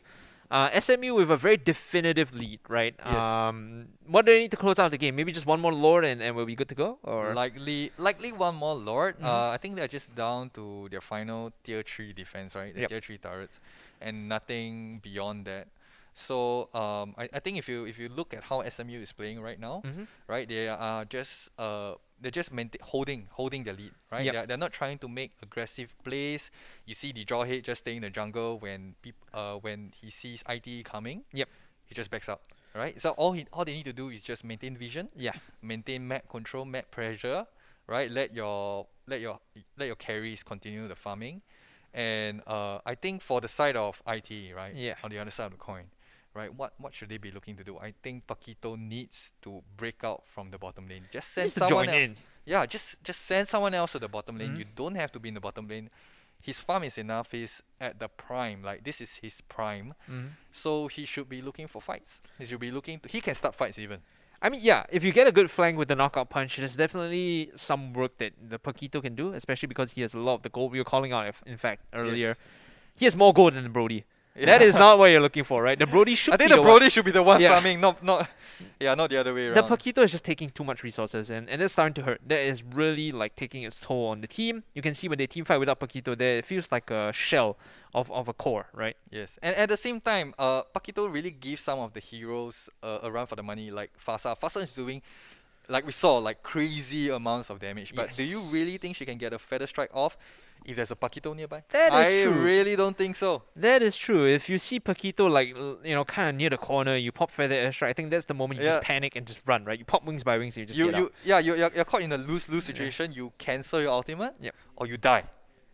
Yeah. Or you die to Paquito. And because he's not in these fights, because he's not able to contribute, this is why you get the damage off. And Fasa is just having a good time for free. This is one of those games where, like, if you're playing Farsa at the start, okay, this is gonna be difficult. I Yeah. need to get at least like 3 good outs off and I win. But then you realize, hey, he's not grouping. It's free real estate, right? We should be jumping the game right now, ladies and gentlemen. The pause has been resumed, so Back onto the Land of Dawn we go. Like you said, Paquito needs to be joining in, needs to be making something happen. Maybe pressure out the Farsa, don't allow her to get a good feather airstrike off, and that might be the secret ingredient for them to pull back in this game. And look at the sneaky Uranus. Now Paquito heard our advice, joining the fight, but that's Yep. getting punished by sending no one to the bottom lane. Starting to look pretty bad here. On the bottom side of your screen, you can see that Uranus, it's a bit of a hit and run. Comes in, chips the turret down, backs off, joins the wave, and then rinses and repeat. We'll find the Paquito here with the Ionic Edge, but doesn't have the damage to do really anything to this Uranus. Look at this, he's just tanking it up, and that's a full combo, by the way. That's a combo that you would use to, like, almost kill a core. But Uranus being Uranus. Ah, man. Look, and he's actually winning the 1v1. He's right? winning the Full 1v1. health to half health. It's even calling over members from ITE College East. They see this fight, they're like, we need to go and help out the Paquito because he's not winning 1v1s. And then this opens up Lord for SMU. All they have to do is keep the Granger on this, keep the Jawhead on this, zone them away with the Uranus because we saw what he did earlier to the Paquito. This might be kind of dicey though because we can see Lord is at 20k health and this fight for SMU might just go their way. If they can get a feather strike off, there you go, nuking down the backline, but they stop the feather airstrike with the implosion and they knock back 3 members. Alice now in the center of the fight, Paquito joining in. This is the fight that College East wants. You're talking about this, Julian. Now they could get the Lord, they could reverse the situation. Barat, yes, he's able to clean up, but he's still gonna go down. That is a Lord for College East and CYIS with a clutch implosion to knock the Farsa back into the team. I think Fasa used her ultimate too prematurely, but I think this is, like I said, domino effect, right? So one mistake and I think IT College East might be unstoppable from here on. Your favorite Veil doing the damage that needs to be done, taking out that frontliner. So all that's left is a Farsa and a jaw hit. Now if you can get this feather airstrike off, it's going to be huge. He's going to nuke down one person and try to clear the wave out. A good ejector, it actually pulls in the Brody. And now with the Lord arriving, no one to defend that Lord. It just gets taken out so quickly. Look at this, Julian. It's not even going to do anything. And bear in mind, I think this was an enhanced Lord. So if you can't get a inhibitor off the enhanced Lord, it feels kind of awful. Oh, but they only got one inhibitor. Yes. So I think a lot was pushing up top. Is it gonna get the tower? I do not know. Fasa is defending. I think it went down. Yep. It went down. Big old ballista was good enough. The siege wagon is enough to take down the top inhibitor. So look at the difference when Paquito joins the fight versus Paquito not joining the fight. I'm starting to see it. Now Endless Battle picked up for diving here on the Granger. That could be the difference maker. But still, they need to solve this Alice Paquito backline issue, right? The Farsa is the one that's kind of being bullied out when they get too close. And when they do zone out the Farsa, when they do have this space for the Brody, things look a lot better. You know, IT College is just walking up, Brody's just throwing lightning bolts at you. You can't fight into that. I think for the side of SMU as well, I think if we were to pick apart their positioning, I mean, if we were to remember how the fight went down, I think Fasa was away from the other carry, which is Brody. No, Granger. Yeah. Right, Granger. While we was doing Lord, I think at that point there should be a break away from Lord and immediately start the fight. Okay, force the flicker out. Here comes the rest of IT College East. A nice pickup on the Uranus, and well, when you overextend and you get too comfortable fighting against a Paquito, the rest of IT College is collapsing. Just mismanage how tanky you are. SMU playing on the back foot with only 4 members. It's another 40 seconds and counting down till the Uranus is up. They don't have full manpower just yet. And right now, there is still a goal difference, but it does not matter at the 50k mark. True. And guess what the advantage now? The late game competition. This is true. Yeah, I mean, the Brody's already got a decent amount of gold in his pocket. Doesn't matter if the Paquito is the most farmed. It only matters if they can kill off the Brody and Paquito. You saw him actually having to flicker away to pull back in from... Oh, the implosion! Oh my god! Is that enough for them to get this fight going though? They only pull back one member, but it's the Granger, and that should make a difference here as ITE College is coming for the collapse. You can see the backline completely untouched. It's going to be the Brody just throwing auto attack after auto attack. They clean up this fight. The Uranus has respawned, but will it make a difference? It's probably a no here, Julian, as ITE College is taking their time with this one. The Alice on the front line, popping the Winter Truncheon, trying to hold them off. They're hitting the core right now. Another ITE wave College coming is in. another wave in, like you said. They kill off the Uranus. The last member standing is going to be the one member of SMU. And ladies and gentlemen, College East salvages the game from defeat. Wow. I'm speechless, even though I'm not allowed to be. But yeah, it really stemmed from that pivotal Lord fight. And I think there was a little bit, I'm not sure if it's a miscall or a miscall, probably a miscall from the side of SMU. They had the lead, they were in a good position to take Lord. But I disagree with some of the positioning from Fasa. Fasa could have been positioned nearer to, Brody. So that if she's getting targeted on, right, Brody can punish, and there's more counter damage pressure. No, not Brody, Granger. So there's more counter damage pressure coming in from the Hyper. The idea is you just kind of tag team up the Hyper and the mage, right? Yes. So, but that wasn't the case. She popped Feather Airstrike, right, away from the Granger, and as a result, the Alice could just go in unpunished and pick up the kill for the side of the blue team. And that was, like I said, a domino effect. First tip of the domino, and it fell, in the favor of ITE. More importantly too is like CYIS hit some major implosions that game. Like he was catching 3-4 members towards the end, right? Yes. And it's okay if you miss a couple in the early game. You just need, one or two to really solidify what you need to do as Tigreal, because you're supposed to be counter-engaged and engaged, right? You're setting the tone for the fight.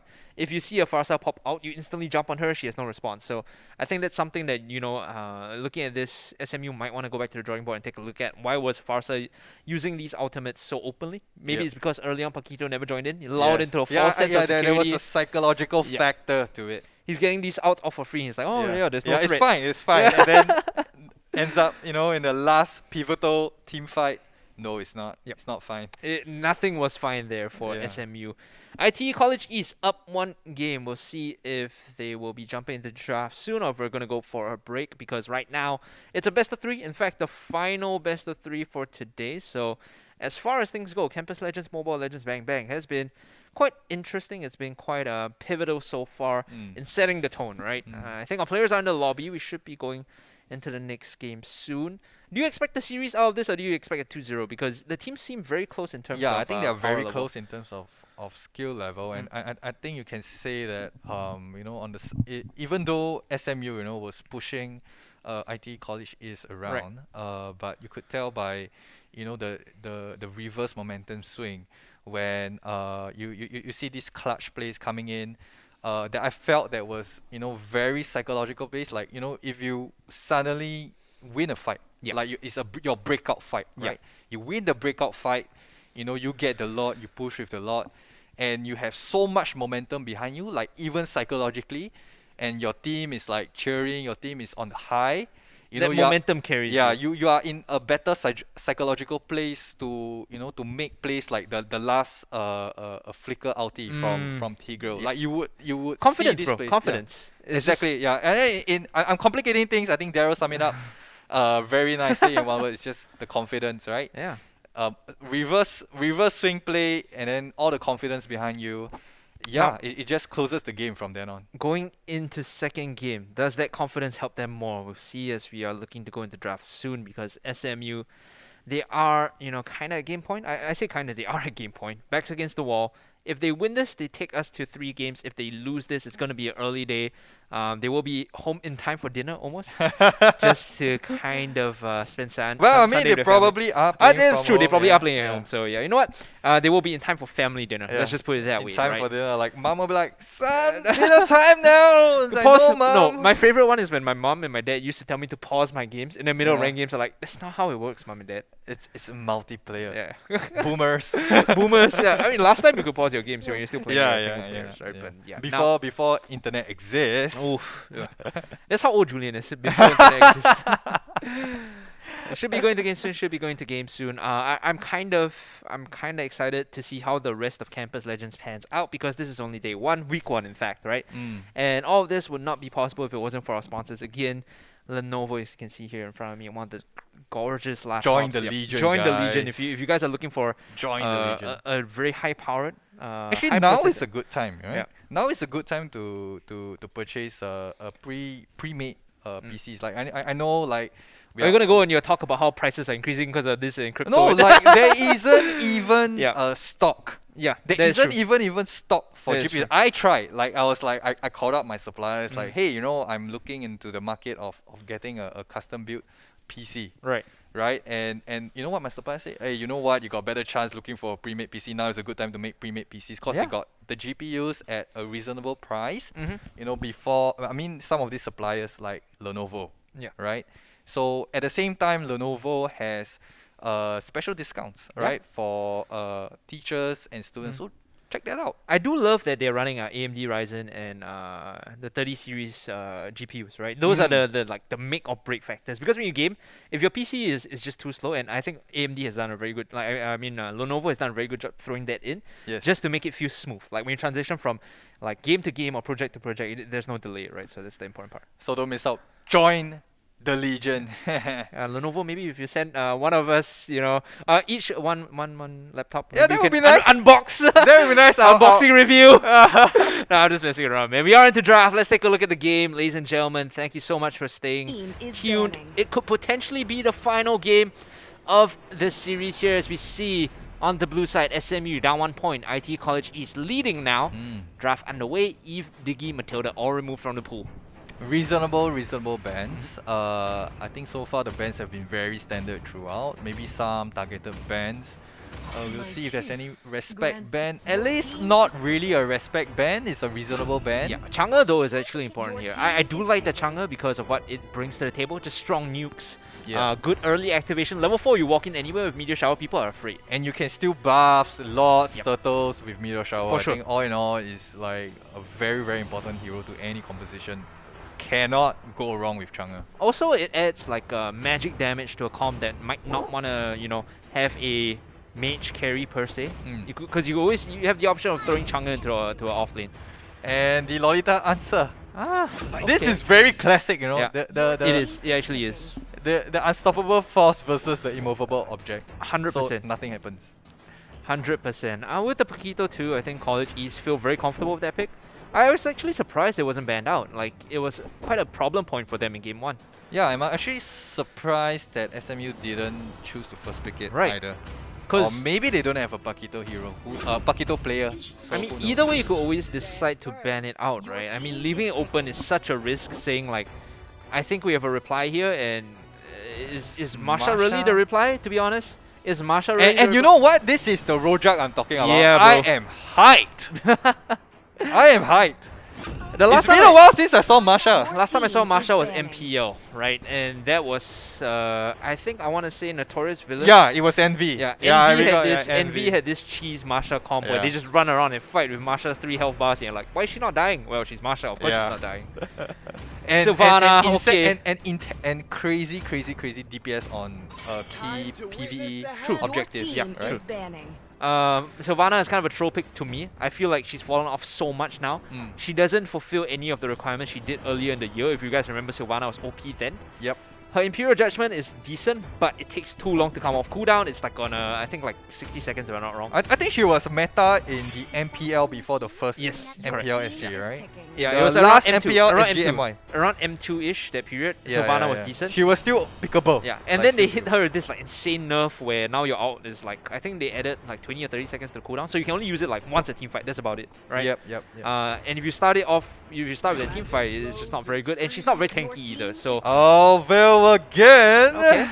I mean, okay. I could see the synergy here. Like if you just want to lock one person down and kill them, Sylvana plus Veil allows you to do that, right?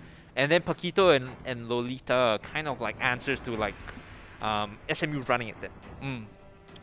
Oh, Esmeralda, it's been a while since we saw Esmeralda. I don't think we saw any Esmeralda. Don't think it answers the Paquito well though. How do you feel about Esmeralda and the Paquito? I think Esmeralda overall is just a solid pick.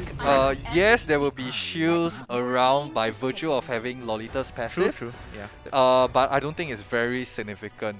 So I don't know, could be a comfort pick. Yeah. All in all, a solid pick. You can't go wrong with Esmeralda. But the more questionable pick is the clean hyper.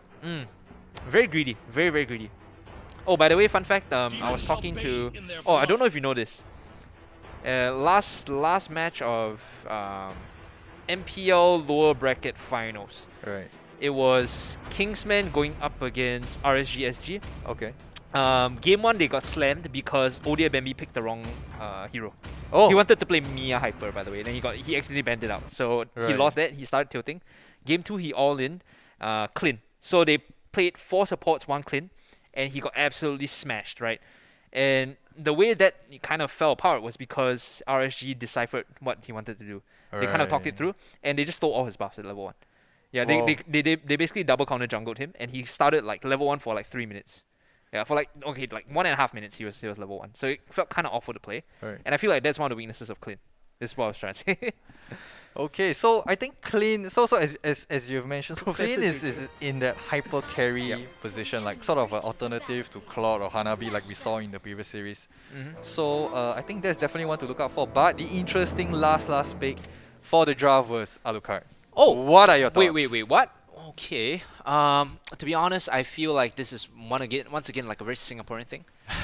There was this like, I don't know if you guys watch M2, but that was how RSG SG got knocked out of M2 based on the Alucard. So it's not for me, bros. But not a fan. I think that's what I still like about Singaporeans. You know, like Singaporeans, like, you know what? We have our own values. You have your own values. We're just gonna use our own. Oh goodness, a flicker already this early on. Marsha against Paquito. Well, she has 3 health bars, right? So it charges back up. You have this kind of dueling potential against the Paquito. I see the answer. But interesting thing, she's not on the turtle side of the lane. Yeah, I thought she was gonna be going up against the Sylvana here. So I think they maybe they're gonna prioritize more on the tower push, but from the looks of it, I think the contention for turtle is a lot weaker for SMU as a result. It's gonna take a while for him to rotate up. That's for sure. And well, But you know, if you have a good answer for Paquito, hold on. I think that's worth it. The nukes are down to CYIS. Remember, this guy is super tanky on the Lolita. Is able to really just soak the damage and walk away. And now, focusing down onto the Alucard, like you said, you know, it's a pick that is kind of their style, their values, that what they believe works for them. We'll see if this one plays out well as the fight continues again. Paquito joining in now. The skirmishing this early on, I'm not a fan, to be honest. I rather players collect their level 4s first before joining in. And that's exactly what's happening on the SMU side. Okay, let's break down the draft, right? Yep. We have not done this yet. I think it's sort of a 50-50 toss-up. I think in the late game, both teams have a chance to win. Okay. Right? One being Alucard. Alucard can be a monster, but at high levels of play, he can still be locked down and destroyed. But at the same time, Clint is also, you know, a wild card, right? In the draft, and like, you know, you said, Daryl, like, he has amazing potential, you know, to solo carry the team. Yep. Right? As you mentioned for Odia Bambi. Yeah. So They tried, man. They yeah, tried so real hard. you know, this is how do I put it? So this is a really janky draft versus a really janky draft. This reminds me of my games in Master, where I see a lot of Alucards and Clint. Yeah, so yeah, I'm excited. I'm excited. Also, should note that the Meteor Shower was expended earlier, as Marsha here is going to get caught by the Imperial Justice. Will be able to get away to safety. Lolita, you mentioned, is kind of like the hard counter to the Chang'e, just because you put the shield up, as the turtle here will be stolen away by SMU, and now they're chasing on in. The flicker onto the Paquito should give them the kill, and it definitely will. 1 kill and 1 turtle. Looking pretty good as Alucard joins in. Now you're looking at him as the one to pop off. If he's not locked down, things look very good. Can he chase in for more? Meteor Shower out. They're still chasing in, sacrificing himself. The Lolita goes down, but Alucard gets another kill. That is a brother play, if I haven't seen one. Just donating your life so that your hyper can get another kill. The Lolita pick is so good here, right? The pickup for Lolita into the Chang'e really counters her. But you know what else Lolita counters? Clean as well. Right, it just blocks a lot of the line damage. Yeah, just clean as well. So, so what is really the damage option left is really just the Marsha and the Esmeralda. I mean, so far Marsha might be having a decent game, as we see people here getting caught out. Has to pop the battle spell to get out. This Paquito is having a pretty good go at it, but so is Icy Angel here in the bottom half of your map. Every time he was matching up against the Paquito, he was trading pretty well, so they will have to swap it up now. Sylvana into Marsha. Yep, and I think Marsha is actually, you know, in hindsight 2020, I think Marsha is an excellent pick, a choice for offlane. True. And if you were to look at the side of IT, right, like which of their heroes can truly 1v1 Marsha? I guess if you blow her up as a team, but yeah, if you're saying on a 1v1 scenario, never gonna happen, as the flicker comes out from the Veil to try and get to safety. He was ejected in and now he's dead. Smart missiles come out to get the second kill. It's Divin that's going down, but ITECC College East have already lost 2 members. Overall though, they're still looking for this trade. Here comes the Paquito again. Alucard still pretty healthy with the double buffs, so that's gonna force a rotation out into the top side by the Sylvana. So to deal with the Marsha, what has to happen? You need at least 2 heroes. Yes. You need at least 2 heroes. Kind You of need to to burn through, overcommit your resources to deal with 1 hero. You need to burn through like the multiple health bars first, right? Yes. Otherwise you just have no choice. Unless you pull off a good stun or a good burst while she only has while she's low. Yep. Perhaps I see it, but if not, really you need at least 2 heroes to deal with her. Meteor Shower coming in, actually being blocked by the Lolita, so it's going to be taken away by ITECC College East here. Retribution is more than enough to secure that one, and here you go, they pop the ultimate. They're trying to come back in for this one. Seems like the Veil is there to just provide some distance, but again, another sacrifice from the Lolita to go down here. She's consistently dying, so her team can at least back out and can at least pick up the turtles or kills, as Paquito is gonna flicker out. Veil is here too. Big ejector. I think he's dead. Yeah, I think he is 100% dead here. My oh my. Well, Marsha doing Marsha things. I think this with the convert, I think they have they still have no turrets. Yep. They still have 0 turrets with the Marsha. No stop pushing. It's tough because we saw him in bot, we saw him in top. He's just been splitting his focus between 2 lanes of turrets. If he was just singling out one, I think they get something here. But yeah, you're right. It's kind of odd that they don't have anything. Yeah, and considering that, you know, SMU has to fight 4v5 right throughout because of what Marsha is doing. Yes. I think, you know, this is really poor in terms of value. Not getting a lot, but the Esmeralda here jumping onto Paquito. No, stepbrother, what are you doing? He's getting caught out. And now the Unstoppable Force in. Jawhead might have overcommitted here. The rest of ITECC College East are just sitting around. Another kill for the Alucard. Is he starting to pop off, Julian? He is at 4-0-0. I wouldn't want to face the Alucard. And considering... There's your solution. I think the Sylvana actually killing off the Marsha is a big statement. How? Must have... I would love to see how. and in fact, you know, we saw that Icy Angel still has the flicker up, so this is a big question mark, right? Must have been Imperial Justice into just a solo Twin Spiraling to get the kill there. Ah, okay. If you look at her items, right, I think she has Lantern, so I guess she has, you know, sustained to match with Marsha. Perhaps? Just notice as well. Yeah. That's not normally a build you see on the Sylvana either. Yeah, usually they go for tank, but I think considering that she's an offlane Sylvana, I think this is the standard offlane Sylvana build. Now Turtle is going to be claimed by SMU. Alucard jumping in. I don't know if they want to be here. You can see that We will swap to the top side, but you can see here that the ejector was already used. Now they're chasing in onto the Jawhead, a shutdown onto the Esmeralda. Now, this is open season. He slashes forward, still has the mobility, but meanwhile in the backline, Marsha coming in. Oh no, ITE College East, they've overcommitted too much too fast, and they will get one kill, but they lose way more in reply. You know, back in the day, Alucard was one of the most mobile heroes, Yeah, right? that is true. But I think by power creep and by the release of new heroes, he no longer is. And Like- you saw how clunky he is. He's just crawling Yeah. around when his cooldowns are down, as compared to a Paquito that's flashing all over the place. Or like a Benedetta for that matter. Yes, yes. So it's really questionable. Like why Alucard as the hyper? I think Haya would have been an excellent pickup for them. If you want a mobility, maybe the higher, but you can see here the mobility from the Paquito is not enough to get him out. Ejector into the unstoppable force. He's going to try and fight them off. Actually, with the dashes, he's going to get out. So he bought some space, bought some time with the knockup coming in. Meanwhile, IC Angel going down again. This Marsha. 1, 2, and 1 now. ITE College East looking to contest this purple buff. Very important if they can get this one away. A good knockup Shield. coming in from the Veil. Is this enough though? The Clint is still alive, autoing down members of College East. A double kill coming in now. Look at this burst. Oh my goodness. This Sylvana is able to just rip him apart. And now the slash in from the Alucard. All that for a purple buff. 2 members dead on each side, but hashtag worth because Alucard got it.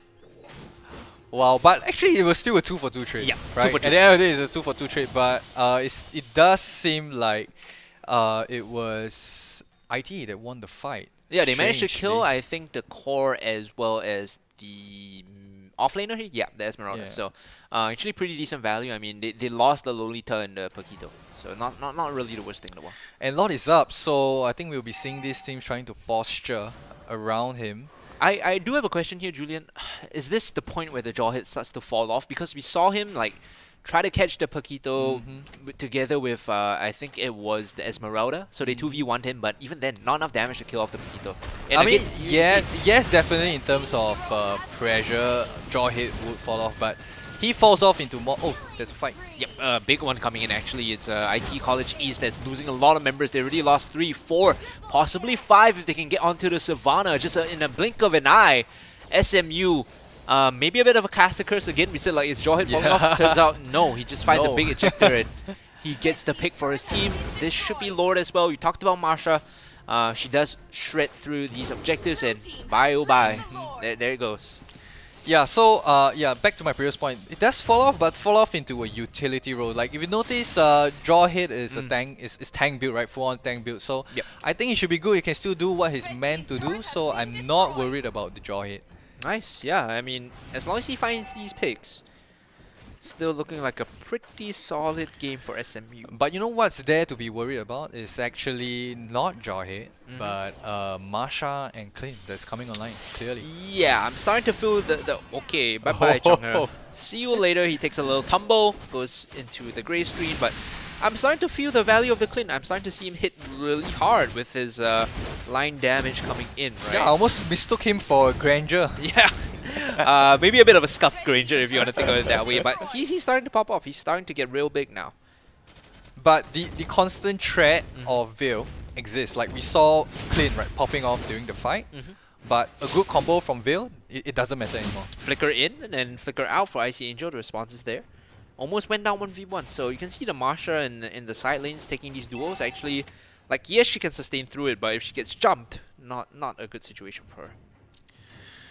And as it pans out, I think teams are just splitting now, just waiting for the... oh, Lord just died. Yep, Yeah, of Lord course. just died. So really not much. Everyone's just Maybe- posturing, maybe a looking pick, yeah. for someone to be out of position. Maybe a pick, but with the Jawhead, it's SMU that are on the hunt.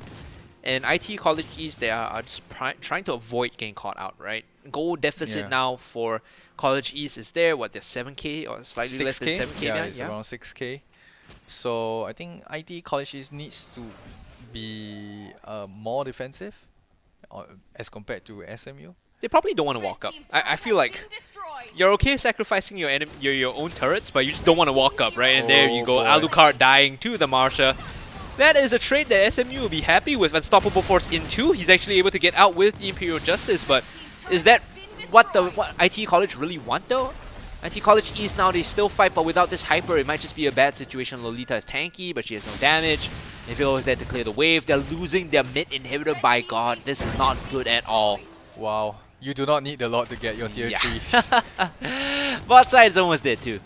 You can see there's another like 7 seconds back on the Alucard, and actually look at the chunk coming in from the back line. Veil's almost dead. Now they're chasing on in. Paquito actually getting the kill on Clint. This is big. Meteor Shower to push them off. If they can get away with their lives, this is going to be important as Veil comes back in with the knockup again.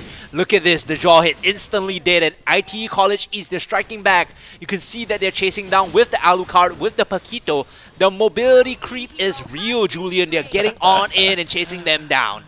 That Paquito had nerves of steel. Like, he was at 5% and he was like, nope, Lolita, I'm gonna chase you down. Oh my goodness. IT College East, they are behind now by 5k, I want to say. Yeah, about there, right? So But, they but now we are reaching the 40k mark. Yes. So it kind of matters less and less as we scale up in the goal level and the goal value. Blue team turret has been destroyed. managing to at least take down some of the structures, but they've lost mid and bot in hit. That's the big problem now. Oh wow, they get the the clean battle of again? the hypers. Oh no, they got the clean again, and now they might just get the jaw hit if they can find the control there. He's able to really get away from danger at least, so he doesn't get caught out. Meanwhile, you can see Sylvana taking this fight to Marsha. The Spiral Strangling actually chipping her down very low, but the sustain. That's what I'm talking about. That's what a Masha should be. Not losing to a Sylvana.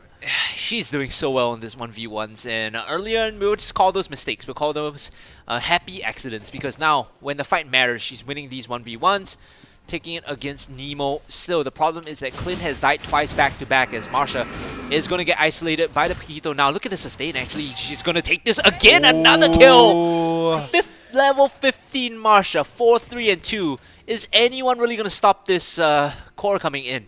And like I said, you see, who can possibly 1v1 the Masha from the side of the raid team, from the side of ITE, and this is a free lot for Dude, SMU. It dies so quickly. Look at that. Marsha is just ripping it apart. Slain the Lord. I really think SMU is setting themselves up for the final GG push, as you would coin it.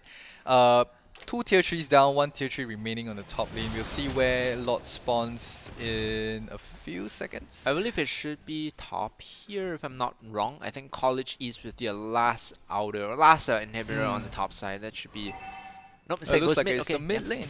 Mid is the call here, so they need to hold on to something. If they can find a pick here, maybe they defend against the Lord, but IT College East, you know, they are really just on their last legs, you know. If there was a heart monitor attached to this team, it would be beeping very, very slowly. You can attach the heart monitor to me because my heart is going off the scales. You can look at this. They're trying to defend against the Lord, but it's just chip damage. It's not doing anything, and now Paquito might just get caught out, ejected into the rest of SMU. He needs to fight his way out. Meteor Shower in, Paquito out. Yeah. 4-on-5 situation now, as the Lord is going to crash onto the They just core. need to defend the Lord right now. Just need to defend the Lord, like you said, Julian, but the push from SMU, it's just too much. Lolita throwing up the shields. It's just banging down onto the core. They need to kill the Lord first. There you go. And now work against the rest of SMU. I think this is gonna be a petrol siege for a while. Another kill Yeah.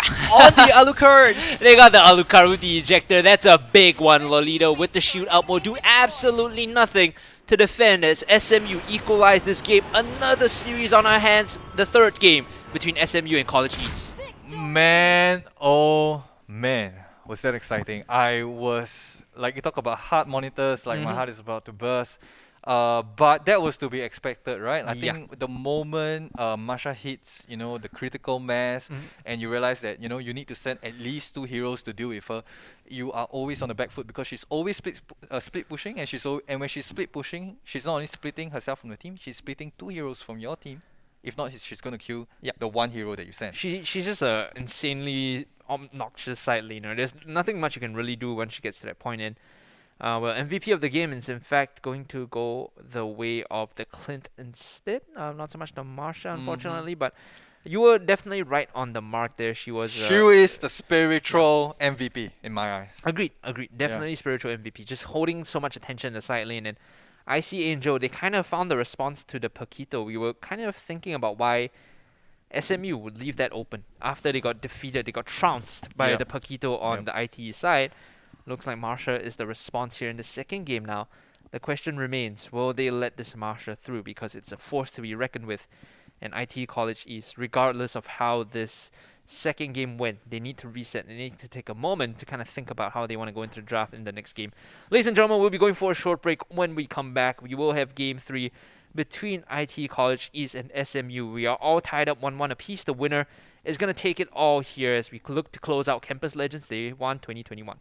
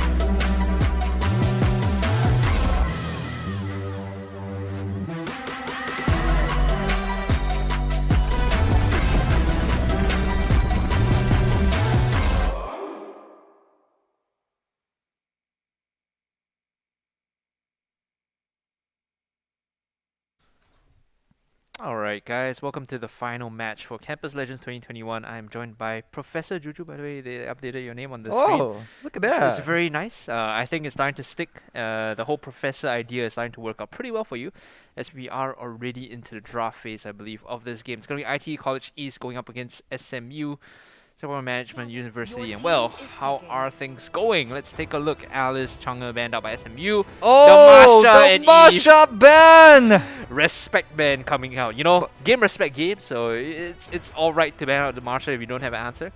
And maybe for the first time we might see a Matilda. Oh, yeah, Yeah. actually, since it's open right now, I feel like College East, if they pick that Matilda, it could be a win condition for them.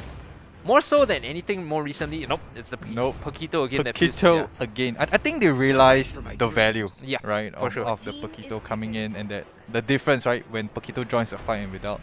So we'll see what's the answer. If it wasn't for that pesky Marsha, they would have gotten away with the Paquito in game 2 and 1, I think. Yes, because you know, Marsha just destroys him, Yeah. like destroys everybody in 1v1. In the side lane especially, it's really hard to match up against the Marsha. So you can see Granger and Jawhead now is the choice coming in for SMU. Pretty good opening, but IT College Nobody East- wants Matilda. Yeah, that's what I was about Like, to say. what is Matilda? Like, nobody cares. Nobody Loi- cares in Campus Legends. Loi here is already the mage, so if you go Matilda, it has to be like roaming tank Matilda, right? She's not gonna get a lot of income per se. In fact, if anything, she's just there for utility. Instead, it's gonna be Atlas. So Wow. I like this wombo combo.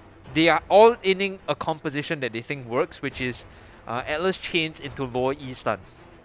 I think IT probably identifies, like, maybe this is a strategy that they have wanted to leave it in their pocket. Yeah. But when you're down to a a 1-1 best of 3 series, they're gonna pull out all the stops. I think they're pulling out all the stops. Ah, Daryl. for sure, for sure. Look at this, Barat's the last pick here on the SMU side in this first pick phase. They will have to decide what they want to ban out. So now that they have the green, do they just ban out the Yisan Shin and kind of force College East into an awkward marksman hyper in the second phase? Instead, it's the Lancelot. So the idea is the same, right? Yeah. This kind of weaken the pool of hypers available.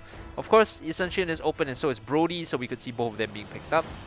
I think Lancelot is a good ban. Like, you know, what is the one threat to Granger. What's going to come online faster than Granger? And that's the Lancelot. That is true. So, yeah, That so is I true. think that is a valid ban coming from SMU. They have the Loi, so they ban out the Farsa. No more nukes, they say. We don't want you guys to be adding in any artillery damage. Especially when you have the lockdown of the jaw hit and the barrage. It's so annoying because they keep someone in place long enough that the feather airstrike always is going to tag someone. So I think ITE College is they are trying to prioritize the early game. So we saw their mage picks were Veil for the past 2 games, right? So I think transitioning to the Loi, I think they could be more early game oriented, or they are doing the scaffolding like we mentioned just now. The Sicilian here is late game insurance for late anyone game that's insurance, watching yes. because you have Barats and in the mid game, early game, jaw hit, Granger, and well, for the most part, Granger scales very well. So this is a option for them. If the game goes long enough, Sicilian is going to be kind of adding that damage, adding that threat. Whereas IT College East, they finish off their draft with Esmeralda and Roger. Khalid here, I actually really like Khalid into Paquito, by the way. Or the Lapu Lapu. Both of them are really good into Paquito. We'll see if that is the final hero that they lock in to If round they- up the draft. If they do Lapu here, I could foresee a situation where their team fights are just straight up like slams because you combine Sicilian Catch with Lapu and Barats and Jawhead. Like anyone that has some decent lockdown makes it so easy for Lapu to pop Bravest Warrior and just jump in, right? I think that's the #1 combo because his animations take a while, but when he connects with a swing, it really hurts. Yeah, and the other thing that I kind of want to point out for the draft is with the Sicilian with the Granger, Yeah. the pokes are insane. Oh, that's true. Yeah. Like the the initial cowboy standoff. Are we Yeah. gonna fire? Are we not gonna fire? Fire some bullets at And you. then Sicilian and Granger's gonna throw out pokes, and you may just start the fight or you may just end the fight by virtue of the pokes itself. Yep. I think that's a very undervalued thing, especially because their opponents haven't really drafted. I mean, Paquito is okay at absorbing poke, but who else is really going to stand in front and say, yes, please, fire your shots at me, I'm okay, tanking that. It's usually something like a Uranus, right? You look at their lineup. Atlas, he doesn't want to be the one soaking the poke up. Paquito can, but again, it's one of those issues where if you're chipped down, you hesitate on taking the fight because your health bar isn't high enough for you to just force the engage. And at the same time, for IT College, right, like we see this massive wombo combo composition coming up, and it's further enabled by Loi.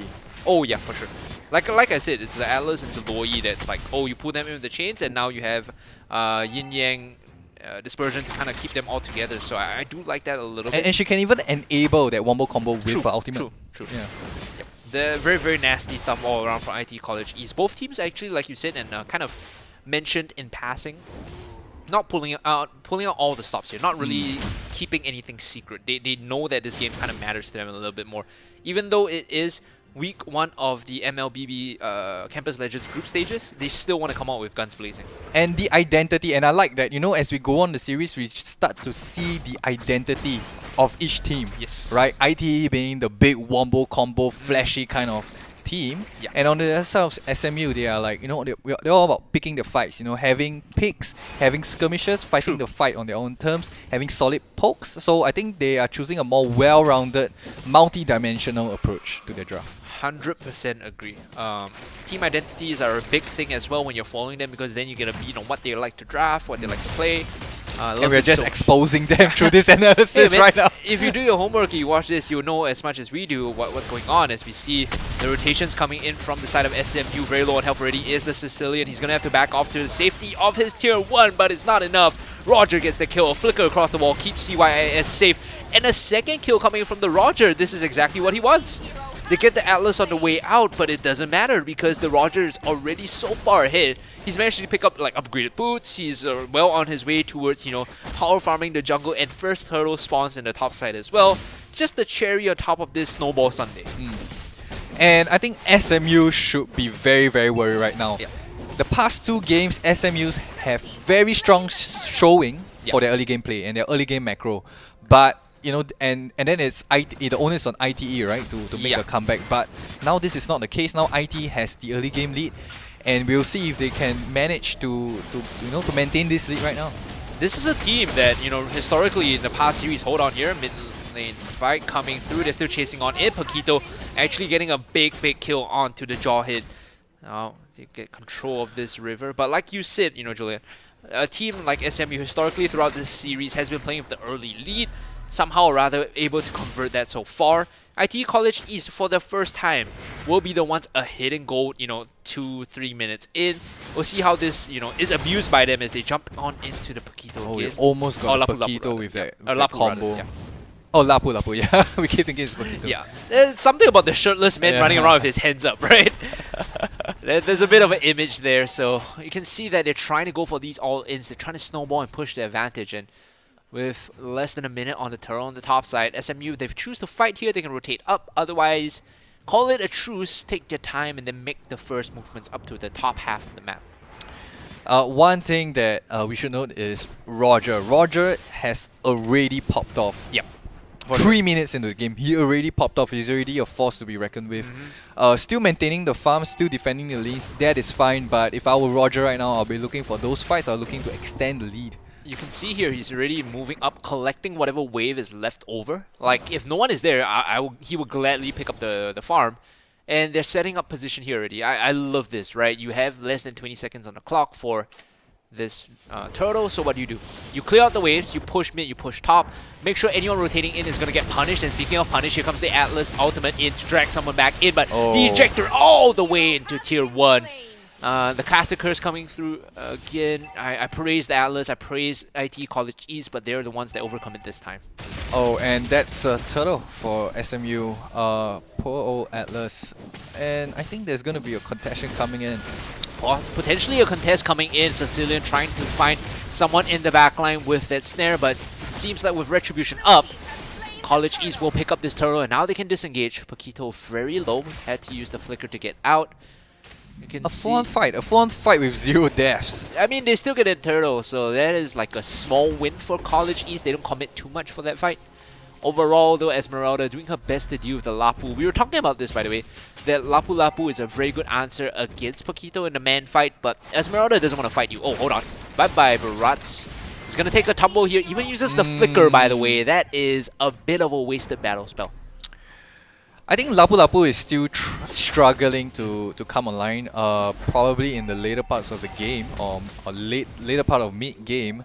I think he should be a force to be reckoned with. So I think look at this big ultimate from the Atlas, pulls back in the jaw hit and the Sicilian, and that's your wombo combo, by the way. Yeah. You get them so close together that the lower E spells are impossible to miss. Unless you have no hands or no eyes, it definitely connects. Lukman, no hands, and then they got wombo to death. I think that was really flashy, right? Yep. Like, and I love, and I mean for spectator value, wombo combo teams, always good to watch, always good to commentate on. It feels so cool when they do hit those spells in sequence. Whenever they land perfectly in order, it just feels nice to watch. CYIS now has been like the trigger man for his team. He's been starting things off, consistently finding the chains into his own team to set things up. Good ejector in. Paquito might just die here. He buys some time for the rest of his team to come on in. He's gonna die. But it seems like College East are the ones to take this fight now. Atlas going down as well. Roger, can he clean up? He might have overcommitted. Ejector in. Pulls him into range here. He uses the Lycan Pounce to get into the closing distance of that final kill. And now the rest of College East are there to clean up as well. Throughout all that, by the way, even though Paquito was just spamming spells, Lo E is full health, throwing whatever she wants into just, covering him with artillery fire. Look at that. Look at the amount of respect Lapu has for Lo E. And the turtle is up. I think they should be rotating in soon. ITE College with the 4K goal lead, I think should be able to secure this with no problem whatsoever. I think we should keep our eyes on the Roger now because 4-0-3, he's been making some insane clutch plays, right? So if he's able to get, off the ground, he's able to really start focusing on the prime targets, it's going to be good. If he dies though, that's a lot of the damage down. The Lo E as well. These are the two kind of heroes we want to be looking at College East. For SMU, if Jawhead finds Lo E or Roger, it's a good fight. They'll be able to start things off on a good note. I think right now, Sicilian is facing, the same issue that Hanabi had, right? It's like not being able to come online until the later parts of the game. So, for the side of SMU, they really need to hold the line. Julian, look at this. This guy has 3,000 gold. He has less than the roamer, by the way.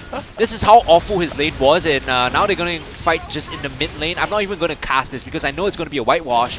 They don't have the power levels to sit here and fight. Oh In my fact, goodness. Esmeralda and the backline, IT College is just ripping them apart all the way to the core. They chase all the way in, like there's no way you fight that. Wow. And now he joins in, but it's too little too late. There's nothing much Icy Angel can do on this Barats.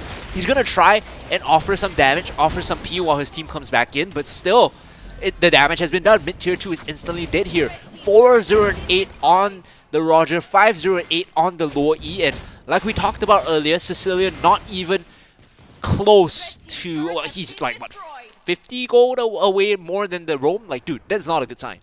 And despite another You know, pick yeah, is it's this an fine. unfortunate pick off? We'll give it to them. Oh, We'll it give it to is. them. Yeah, we'll give it to them. It's like a bonus kill, right? After you take so much, you gotta give something back to the house. You know, you can't just get cash in all your chips and run away. That's how they break your legs. You gotta give back something to the house.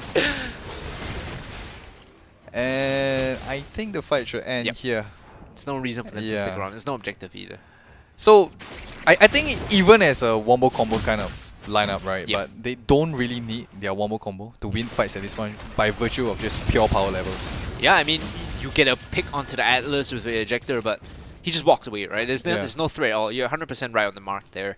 Power level difference too much. On the side of SMU, it feels like they're still starting to kind of, you know, begin scaling, whereas College East, their power level over 9,000 already. They're just coming in. Look at this, the wombo combo in. They pull them back into the fight, and now he might have just overcommitted. The Loyi actually throwing out the damage. You can see that the Loyi and Roger now are the ones to output all this damage. A double kill for the Roger, looking for a bit more under the tier 3s. They're looking to clean this one off, jumping in with the Lycan Pounce again. A kill stolen by the Esmeralda. Nemo, a little bit of a scumbag teammate there, not going to give the triple over. Loi's still alive, but Roger dies, and 2 members of IT College East still sitting around here. They could go for the top tier 2. You can see on your map, it's very, very low. And just a small overcommitment again, Yeah, IT College East, that was giving over. something back to the house. Exactly. So I think that fight was a little unnecessary. I think Lord was already up anyway. Choose to fight a Lord rather than their inhibitors. Hello. What was that? Loi just giving a shutdown over to SMU 2 while the Lord is up. Very But sloppy. still a 4k Yep. goal lead though for ITE. So giving back to the house, Yeah. but maybe a tad too generous if I dare say. You gotta, you know, when to cut your losses. Make it look like you're losing on purpose, right? Now you're just running it down. So guys, maybe you might need to rein it in a little. You said 4k goal lead, starting to dwindle a little bit. Yeah. Lord is up. Whichever team collects this is gonna have full control of the game for the next minute and a half, I'd say. So you see the Esmeralda bot side. Is this a window for SMU to really come in and control this area? CYIS is going to find himself ejected into SMU. And when they're ready to respond, Roger is onto this objective. Here comes your Death Sonata, chunking down Roger down to about half health. He's going to spin away in human form. And now, SMU looking to group up, looking to run in with all 5 members here. Esmeralda now joining in. Oh no, what is happening here? SMU, have they overcommitted? It looks like the Loyi and the Roger are still safe. You can see he's already down for the first kill in the backline, wreaking havoc, trying his best to do whatever he can, chasing down still. He's in human form, swaps to the Lycan now, and yep, this is all she wrote, Julian. As long Another as... savage! Yeah, Oh, there we go. 2 savages in 1 day! 2! As long as he's alive, he's got a great start. 11-1-9, Julian. That was insane. Do you even know how the fight... You know why it's insane? Yeah. You know how the fight started? How? They like... You know, SMU was guarding. Like, they were right I there. know they ran in, right? Yeah, they're right there, and Roger's like, okay, you stand there, I'll start the Lord. Yeah. And then they were already on the back foot for the team fight, but they still won in the end. That's so crazy. You know what's insane? It's because there's so much space, and I hate this word, but space created for the Roger, right? In these fights, like, he's always free hitting. I look at the side of the screen. Why is his health bar not going down? It makes no sense. He's just alive the whole fight. Like, where's the focus? You can see, again, he's just jumping in. His health bar is still up. There's no focus at all for SMU. Finally, they gobble up the Roger, and they get a good knock-up, actually, into the backline. They shut him down together with the Paquito. This could be the window that SMU wants, but now you can see that Esmeralda is joining back in. She gets the kill on the jaw hit still. Now chasing down to SMU. Nemo still very healthy. You can see that the lower E dispersion damage is coming in. They're keeping them all clapped up together. It's tough to really fight into the Loyi Esmeralda because the moment you connect on a stun, the follow-up is there. Esmeralda is going to use the falling star moon and just knock you up. What a greedy play by Roger. Oh, for sure. Roger had no rhyme, no reason to go in, and to go in after who? A jaw hit? He was chasing after a And then he draw got hit. gobbled up, right? Yeah, and then he got gobbled up by Barats and he got severely punished and led to a wasted lot. Like, there was no reason to jump in to chase after a jaw hit, a tank jaw hit. I think this is one of the things that like newly formed competitive teams tend to do, is when they're super far ahead, they overestimate how strong they are. And fair enough, you know, at this point in this juncture, 13 minutes, they have a 3k goal lead. They might think that they have like a 10k, 11k goal lead, which is why they're playing like that. So when they jump in, they don't realize how strong the enemy is too. You can see now the focus not on the bot side of your map. Quito up against Lapu Lapu. Oh no! Again, the Alice pulls them back in. There's your one more combo. Holy moly! Look at the damage and look at the control. And now the dog power will come on in. Roger is dead, but at what cost? SMU, they lost 2 members already. Might just lose a third here as the Barats hopes to get out alive. They tried to commit onto the Roger, but that was too much spent just to get the kill on the Hyper.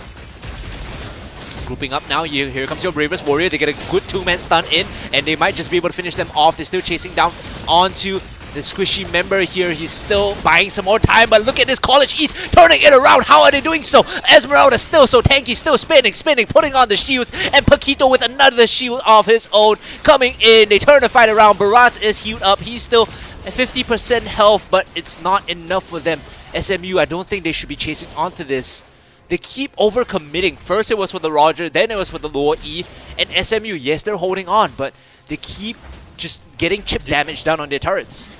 They're constantly trading kills, and IT needs to understand that trading kills is not in their favor at this point in the game, and not in favor for their composition. We'll call this one a bonus. He gets caught by the ejector into Unstoppable Force. Does not go down though just yet as Atlas pops his ultimate in the center of the fight. It's going to be the Esmeralda, super tanky, but gets gobbled up.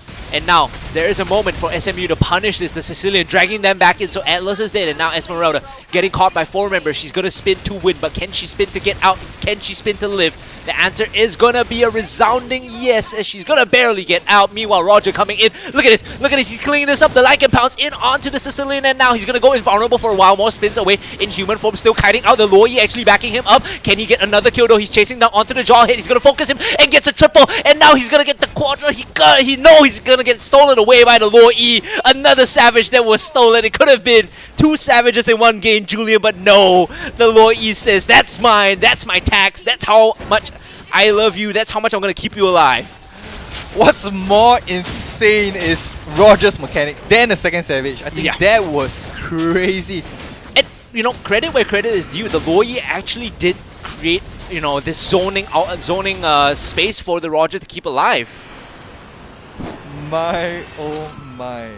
That Roger, like, he was in a very precarious situation. In the last fight, right? Yeah, he got it was CC'd down, basically. He was locked down, and then he picked up the kill on the Sicilian and then went in for the jaw hit. Yeah, and then went for the jaw hit, you know, but he was just dashing, he was just kiting when he has to kite, he was diving when he has to dive, and he was using every ounce of resources, you know, to really win that fight by himself. I really felt he won the fight by himself. One thing you have to highlight is like also the Loi next to him was able to get the 2-man stun off, right? Oh yes. That creates some space in the big picture of things. Like, yes, you're able to dive and kind of kite away, but that millisecond of a stun, that disruption, pulling them together, right, is enough for him to just refocus his targets and go invulnerable again with the Lycan pounds.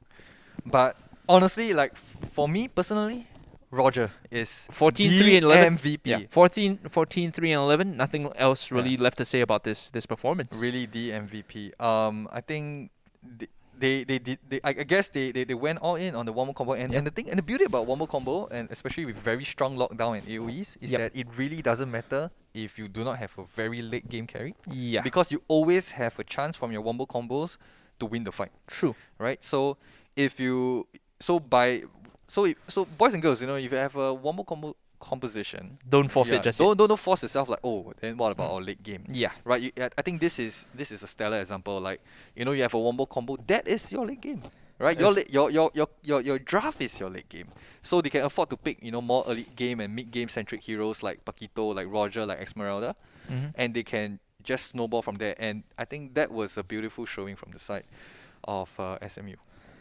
Yeah, they well, it was IT, I believe. Oh, that IT, was, sorry. IT, I believe that was able to secure that 2-1 victory. So That is going to be it from us here on the casting desk. Once again, this was Campus Legends. You know, day 1 of Mobile Legends Bang Bang, and week 1 rather. Let's just call it this week 1 because This we is had week 1, yeah. we had League yesterday, we had MLBB today. This is at the end of week 1. Thank you so much for tuning in, and once again, shout out to our sponsors Lenovo, Uniqlo, KAPLAN, and Murdoch for making all this happen. You know, we've had an exciting set of games both yesterday and today. I was joined by Lemming Messiah yesterday and today. I'm joined by Professor Julian. So that's going to wrap up the broadcast. Thanks again for tuning in, guys, on behalf of production as well as the casters. We love so much for you guys to join us on this gorgeous Sunday. Remember, guys, stay safe, practice social distancing. I know tomorrow is when everything opens up. You can go and hang out with your friend's house, up to 5 people again, but Can't wait. I Can't mean, wait. if you're between 19 to I think 36 or 39, you guys can get registered to get vaccinated right now. So do your part, get your vaccines, and try to stay safe during this troubling period. Thank you so much again, and have a great Sunday evening.